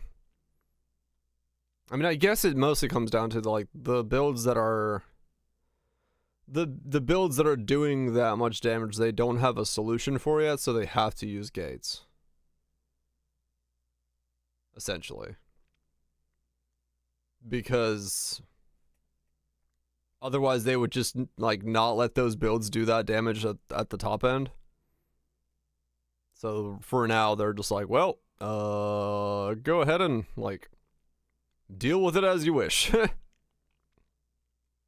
My bosses. It just says bosses. So I don't know. Once a boss has finished its emergence or become aggro, the damage reduction starts counting down. Yes. Well, I mean, it could also be like citadels and stuff. So. No, one-shot builds more than because someone will find a way to one-shot build that just waits for the gate to expire. Basically, yeah. House damage for a period of time. Well, it's supposed to be, well, if you do one of these correctly, it shouldn't affect builds that do damage slower to begin with. If it's a blanket gate, then it is a problem, right? It's like, because it should be like a threshold of HP based off of how much damage the boss has, how much damage they want you to do within X periods of time. Like, all of that stuff should be calculated. If it's just like, it has 90% damage reduction for the first 8 seconds, tapering down to 10, then that's a poorly designed gate. Joker and Wildridge? Because, like, it's supposed to be, like, based off of the damage of the boss's HP, depending on how much you're allowed to do. Because, yeah, otherwise, yeah, you do get into a situation where, yeah, you just wait for it. Was it Crips? Like, you just wait for the setup to go through. And it's like, it is one of those situations where...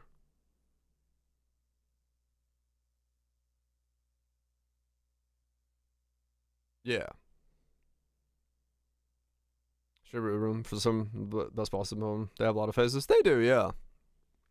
It's not a like, it's fine as long as it's done correctly. I just hope it's not a blanket like 90% damage reduction for the first X seconds. And it depends on how it works, because like this, realistically, the funny thing is like my crossbow character gets affected by this, right? Like my crossbow character was killing things before it had a chance to move. Like I am part of the people who have this build, who is capable of doing this. So yeah. First damage point is predictable. Can be preempted loaded, like when the traps get out. Oh yeah, 100%. But like even without traps, like the gate was already like, I knew it was going to be necessary at some point for them to do something, because yeah, the amount of damage that was being done by the Ignite crossbow was just insane. Like nothing could live long enough to get out of phase. So we got the Flame Blast buff. Hell yeah, 10 seconds. 10 fucking seconds. But yeah, okay, we'll see what happens with the gate. It's fine. Some interfaces that could not be paneled now allow dual curses, so both players can interact with the panel at the same time. Support gym capability of all equipped skills is now shown when hovering a gym in the gym cutting interface. On the waypoint world map, selecting underground locations featured on the overworld will immediately teleport you to selected locations. Instead of toggling the underground map view, added a quick search feature for the stat filter in the trade market. Stackable items no longer be merged into existing item stacks when control clicking into the Merchants tab. Optimize item search for in-game market browser. Your current rage is no longer displayed on your buff bar. Instead is now a rage meter next to mana globe. Yeah, 10 seconds is still ass. Like, because then you have to get cooldown reduction, and that like doesn't help you in any way and all that stuff. So like, I don't know why. I don't know why they're so hell bent on having cooldowns again. Like, I don't know. Cooldowns are just weird. The cursor size option has been changed to a slider. Added a new cursor tracking input option for keyboard and mouse users, which allows skills to continue updating their target location direction even after the skill's input key is released. This is particularly impactful for skills such as rolling slam and rolling assault, but affects a wide variety of skills. By default, this option is enabled whilst and disabled in click to move. Intentional move towards D4. Cooldowns are generally speaking a band-aid way of making the player have to press other buttons. So yeah. So the spell look really cool. If you can do the campaign again, its current length. No, 100% trust. Yeah, it's like it. I don't blame anyone for not wanting to do the campaign. Like, if you're not very hyped for the Aziri stuff or like playing Druid, I don't know if there is that much here for a lot of people. Like, I will play. I will enjoy Druid. I'll enjoy watering my plants. I'll enjoy some synthesis Aziri, but I can totally understand someone not really seeing something for them in this patch because there isn't really that much going on outside the league mechanics. So, speed inventory about that. Keyboard controller. A lot of people asking about campaign skip. Makes sense. Makes sense. I don't think we've seen any challenge with league reward stuff now. I think they would have said it in there if there were. You can tell us when the demon giving you free range. D4's endgame, ignoring builders for spenders. Yeah, true. None of those, none till 1.0? Okay. I guess because they're pay to play, so right now they don't want to like give limited time stuff. Right, Lime, yeah. No challenge until 1.0. Okay.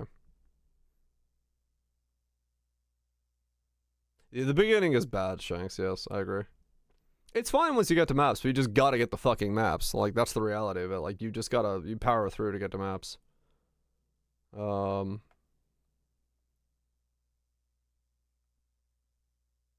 me to go through the long campaign for something not interested in. Right, so, no, I get it. I totally get it. Like, my mates are the same way. It's like, if time permitted, maybe you play. If not, wait on it and not worry about it. Microtransaction changes, bug fixes. What's in bug fixes? Anything interesting? There's a bug where the effects of Ignite were incorrectly just inflicting a single hit's worth of flammability when tried to spread and only igniting if flammability was high enough at the time. Lightning Warp, Wind Dancer. Ravenous. Yeah, that's Ignite's doing Ignite things.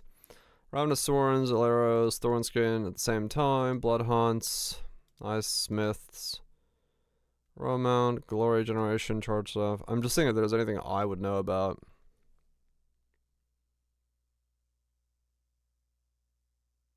Without using the word skip. Yeah. People do not like doing the campaign. Living Lightning, Petrification. Fixed a bug where Glory generated from present generated glory based on your current weapon set passive instead of each passive. This one? Or which one? The Glory Gen one? This one? It was generating off the other weapon set? Ah, of course, Batch. Yeah, that always happens.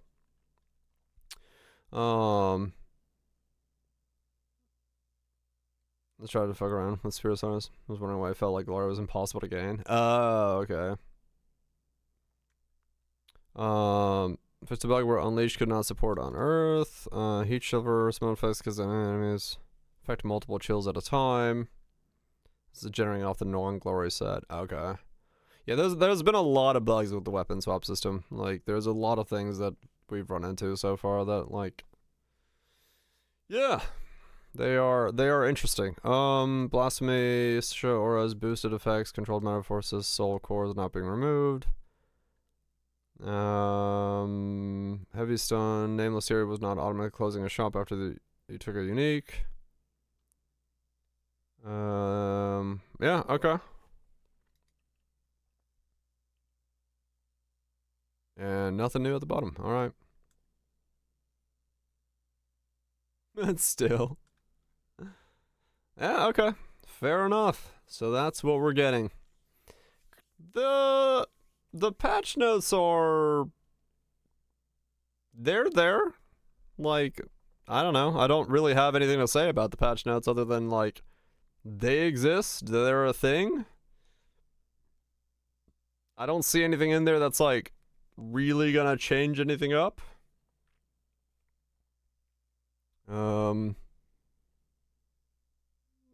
I'm basically, yeah, that's probably the best way to say it. Like, the game is getting new skills, it's getting new class, it's getting a new league. It needs a lot of changes, it needs a lot of improvements, and if you weren't happy with the last league, I don't necessarily see a reason for new players to play if they're not hyped about Druid or if they're not hyped about the build your own dungeon at series. Like, if those two things don't interest you, and you weren't, like, deeply in the game last league, yeah, it's... Val's cool, but, like, the rest of it, I don't know. It's not really... It's not a mega patch, I'll be honest. Like, it's something, and, like... And yeah, like, saying that, like, skill gems and stuff like that, there was, like, 90 skill gem changes.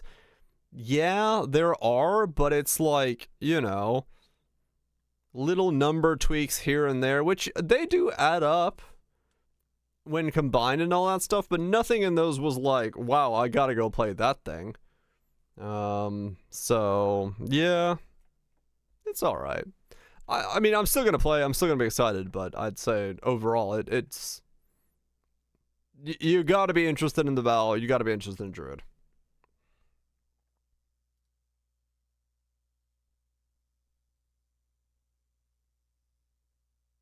What?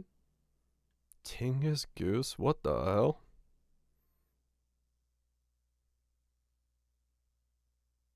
Whoa, that is one hell of an idle game. Yeah, it looks like incremental game. I'm pretty sure it's an incremental game. It looks like an incremental game. Yeah, absurd idle game. Plant seeds in patience. That looks morbid.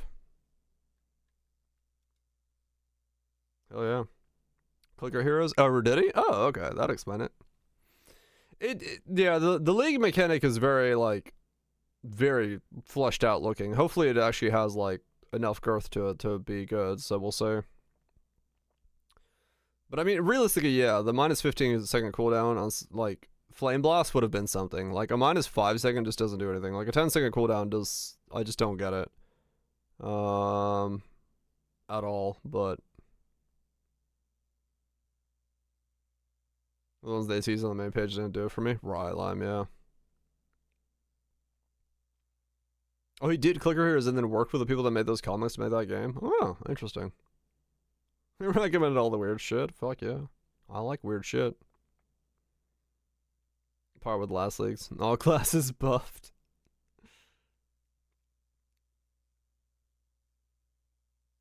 Before we have the tree and the shapeshifting weapons and stuff. Yeah, I mean, having the tree, having what the actual full ascendancies are, knowing kind of like the limitations of what those skills are going to be. I mean, I'll be honest, like, a lot of my hype goes away when they're like, we've got spell totems. And then the next line is, by the way, you need 3 power charges. So it's like that kind of stuff like hurts, because it's like I'm excited for spell totems, but I'm not excited for figuring out how to generate 3 power charges every time I want to put out a spell totem. So 90 skill changes. Yeah, reserve the name, hell yeah. But my Ghost Sprinkler, true. Like, it's, you know, that's my thing with it. Or no shit if you want them to last more than 2 seconds, but can't invest in both. Yeah, true. And that's the ore is weird there as well. It's like you want to spawn a totem, you need power charges or endurance charges. And if you want to buff that totem, you need power charges or endurance charges. But if you go the extra mile and you get both power charges and endurance charges, no, that's not allowed. One or the other, please. It's like, why are there so many limits on even the things that are like asking us to do all these things combined? Like, what is the point of the artificial limits? Skill nodes and passive tree? We don't have them yet, so no idea. Pizza blast totems? Fuck yeah.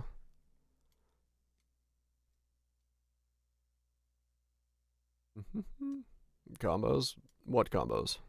No combos allowed. You will buy your 1 burger patty and enjoy it. No comboing allowed.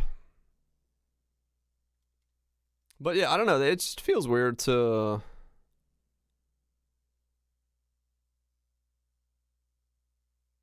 Give me some pizza combos.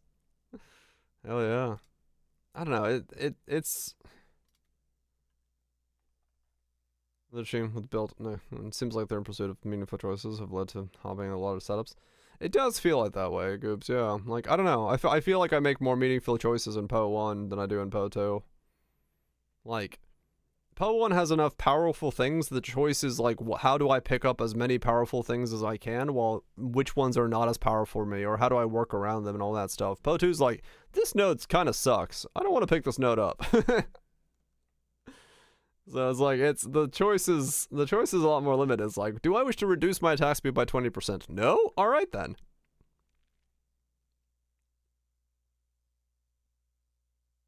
The sandbags barely exist here. Yeah, no, I agree.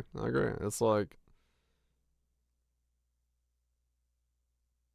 They cluster in parts of this tree that underperform. Right.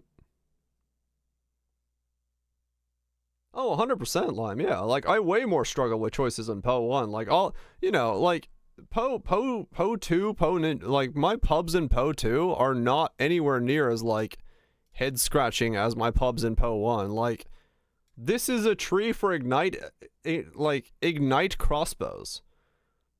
Like, there, that's the tree. Like, I'm not thinking about anything interesting in this. I just clicked. Like, you can do so much travel and not even be bothered by it because the trees are just... There's not really much to think about. Ads. Too many nodes on the bloody tree. I mean, 250 more nodes is kind of nuts. I wonder if it's 250 nodes in general, or if they said, like, it's 130 nodes for the Ascendancy, it's 130 nodes for the Druid area.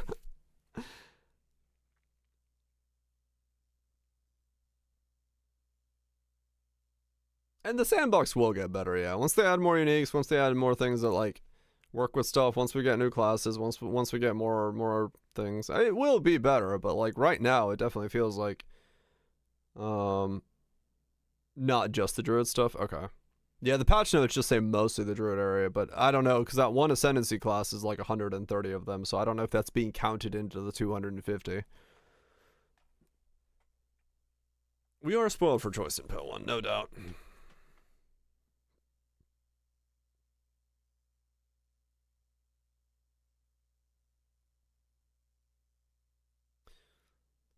Masteries could go where the upside down choices are.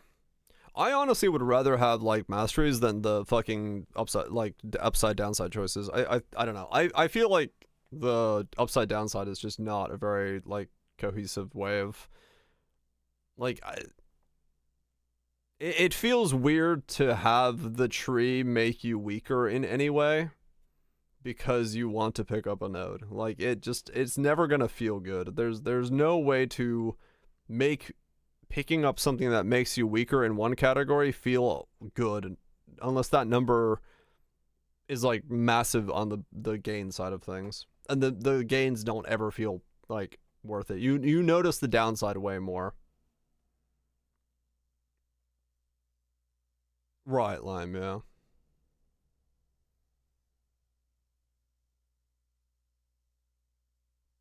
The location analysis is rough, makes every super efficient dip wheels even better. Yeah. But we'll see. Like, realistically, at the moment, who the fuck knows as to, like, what goes where. I mean, yeah, that's also true, is, like, you know, why the attack speed downsides on the bottom side. Like, you know, if you type in reduced, there are reduced things, but it's like reduced magnitudes, reduced slowings, reduced, like, area effect is a thing, but there is definitely way more in terms of, like, reductions of attack speed and stuff like that down there.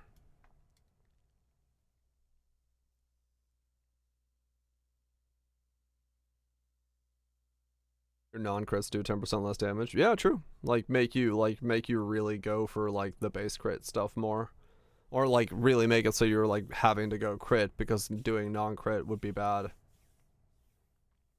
Yeah, yeah. It like, you know, once you get enough investment, the downside goes away, but like it's not just an easy pickup node. But I mean, I get, you know, stuff like that's really hard though, because there's not that many ways to reduce the player's power in one category that doesn't hinder it in another category. So, but who knows? I don't know. I don't know what they're gonna do. It's like these trees just are so.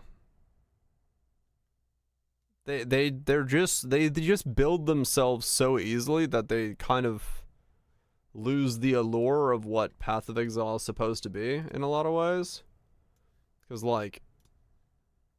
You just get much more interesting trees when you really gotta work with a bunch of things. And it does come down to the fact that like we don't have brutal restraints. We don't have the red dreams and things like this to be using in these sockets and like using the tattoos to override stuff.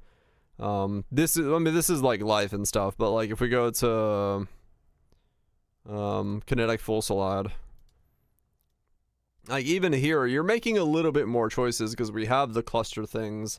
You have certain things you want. I needed these reductions, so I had to come here and make this worth it for me. And making that worth it was, like, unnatural instincts and stuff like that. So, like, we have ways to make the trees more interesting in Poe 1, which then, when you switch to, like, a Poe 2 tree, you do kind of go, like, where's the choices? Where's the interesting things to put on the tree?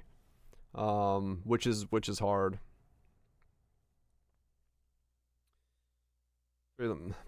Damage tank and utility. Yeah, true. We do kind of miss out on. It's the same thing like with Poe 2 taking life off the tree and then also taking out movement skills. They're removing bits of like the combat, the customization that has a knock-on effect for the whole system as a whole, where it's like it's important to have a movement skill so in combat you can reposition or take the advance or defensively move away or whatever. Those are things you can do in combat if you have a movement skill, and it allows you to do things and put the player in positions where they need a movement skill to react to things in combat. Poe 2 doesn't have that because there's no movement skill for combat, so they can't put things into the combat cycle, into the combat system, that would then require the player to use a movement skill. Thus, the combat feels flaccid because there isn't actually a movement component to the combat other than barrel rolling out of a circle that's closing in on you on the Arbiter fight. So it's like, it's not... You lose out on the ability to have an entire section of the combat by taking out movement skills. Cost divines. 93k gold? Fuck yeah. But like, it is just the reality of like the choices they're making make it so that there are less things to work with within the game. Which is not going to... It's never going to feel as complex as a result.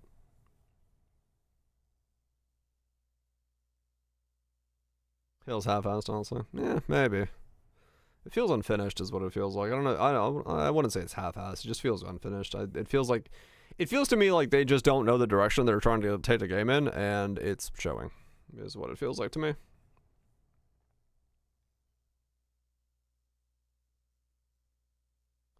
I mean, that's exactly what, because we can cast while moving or range attack while moving.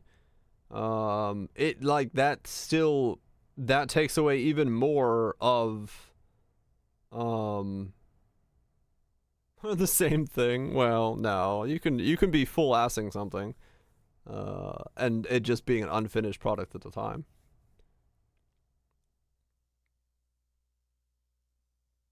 Right, lunge, yeah. No, I mean, it's true. Like, the removal of movement skills and then the fact that we can move while dealing damage is a real case of, like, they've taken out by making those two choices, they have taken out the ability to make the player make meaningful movement in combat.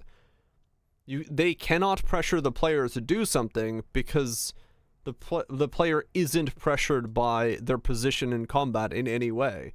Their combat position is fluid. So like you don't stand your ground to attack or cast. And that's a problem. Like that is itself a problem. By not giving them that opportunity to work on that vector of combat, that's the thing they've done to themselves. And I don't know why.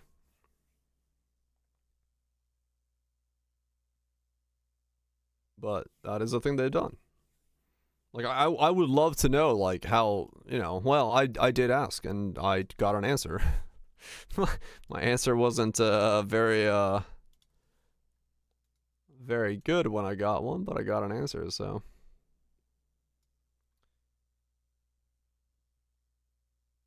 You don't need to like the answer. Well, true. I don't need to like the answer, but I did get an answer, so. It is what it is.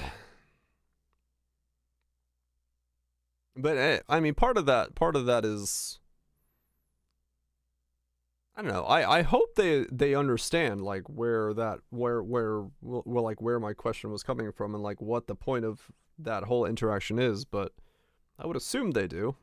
I would assume they feel it. I would assume they have an idea of it. But yeah, I don't know.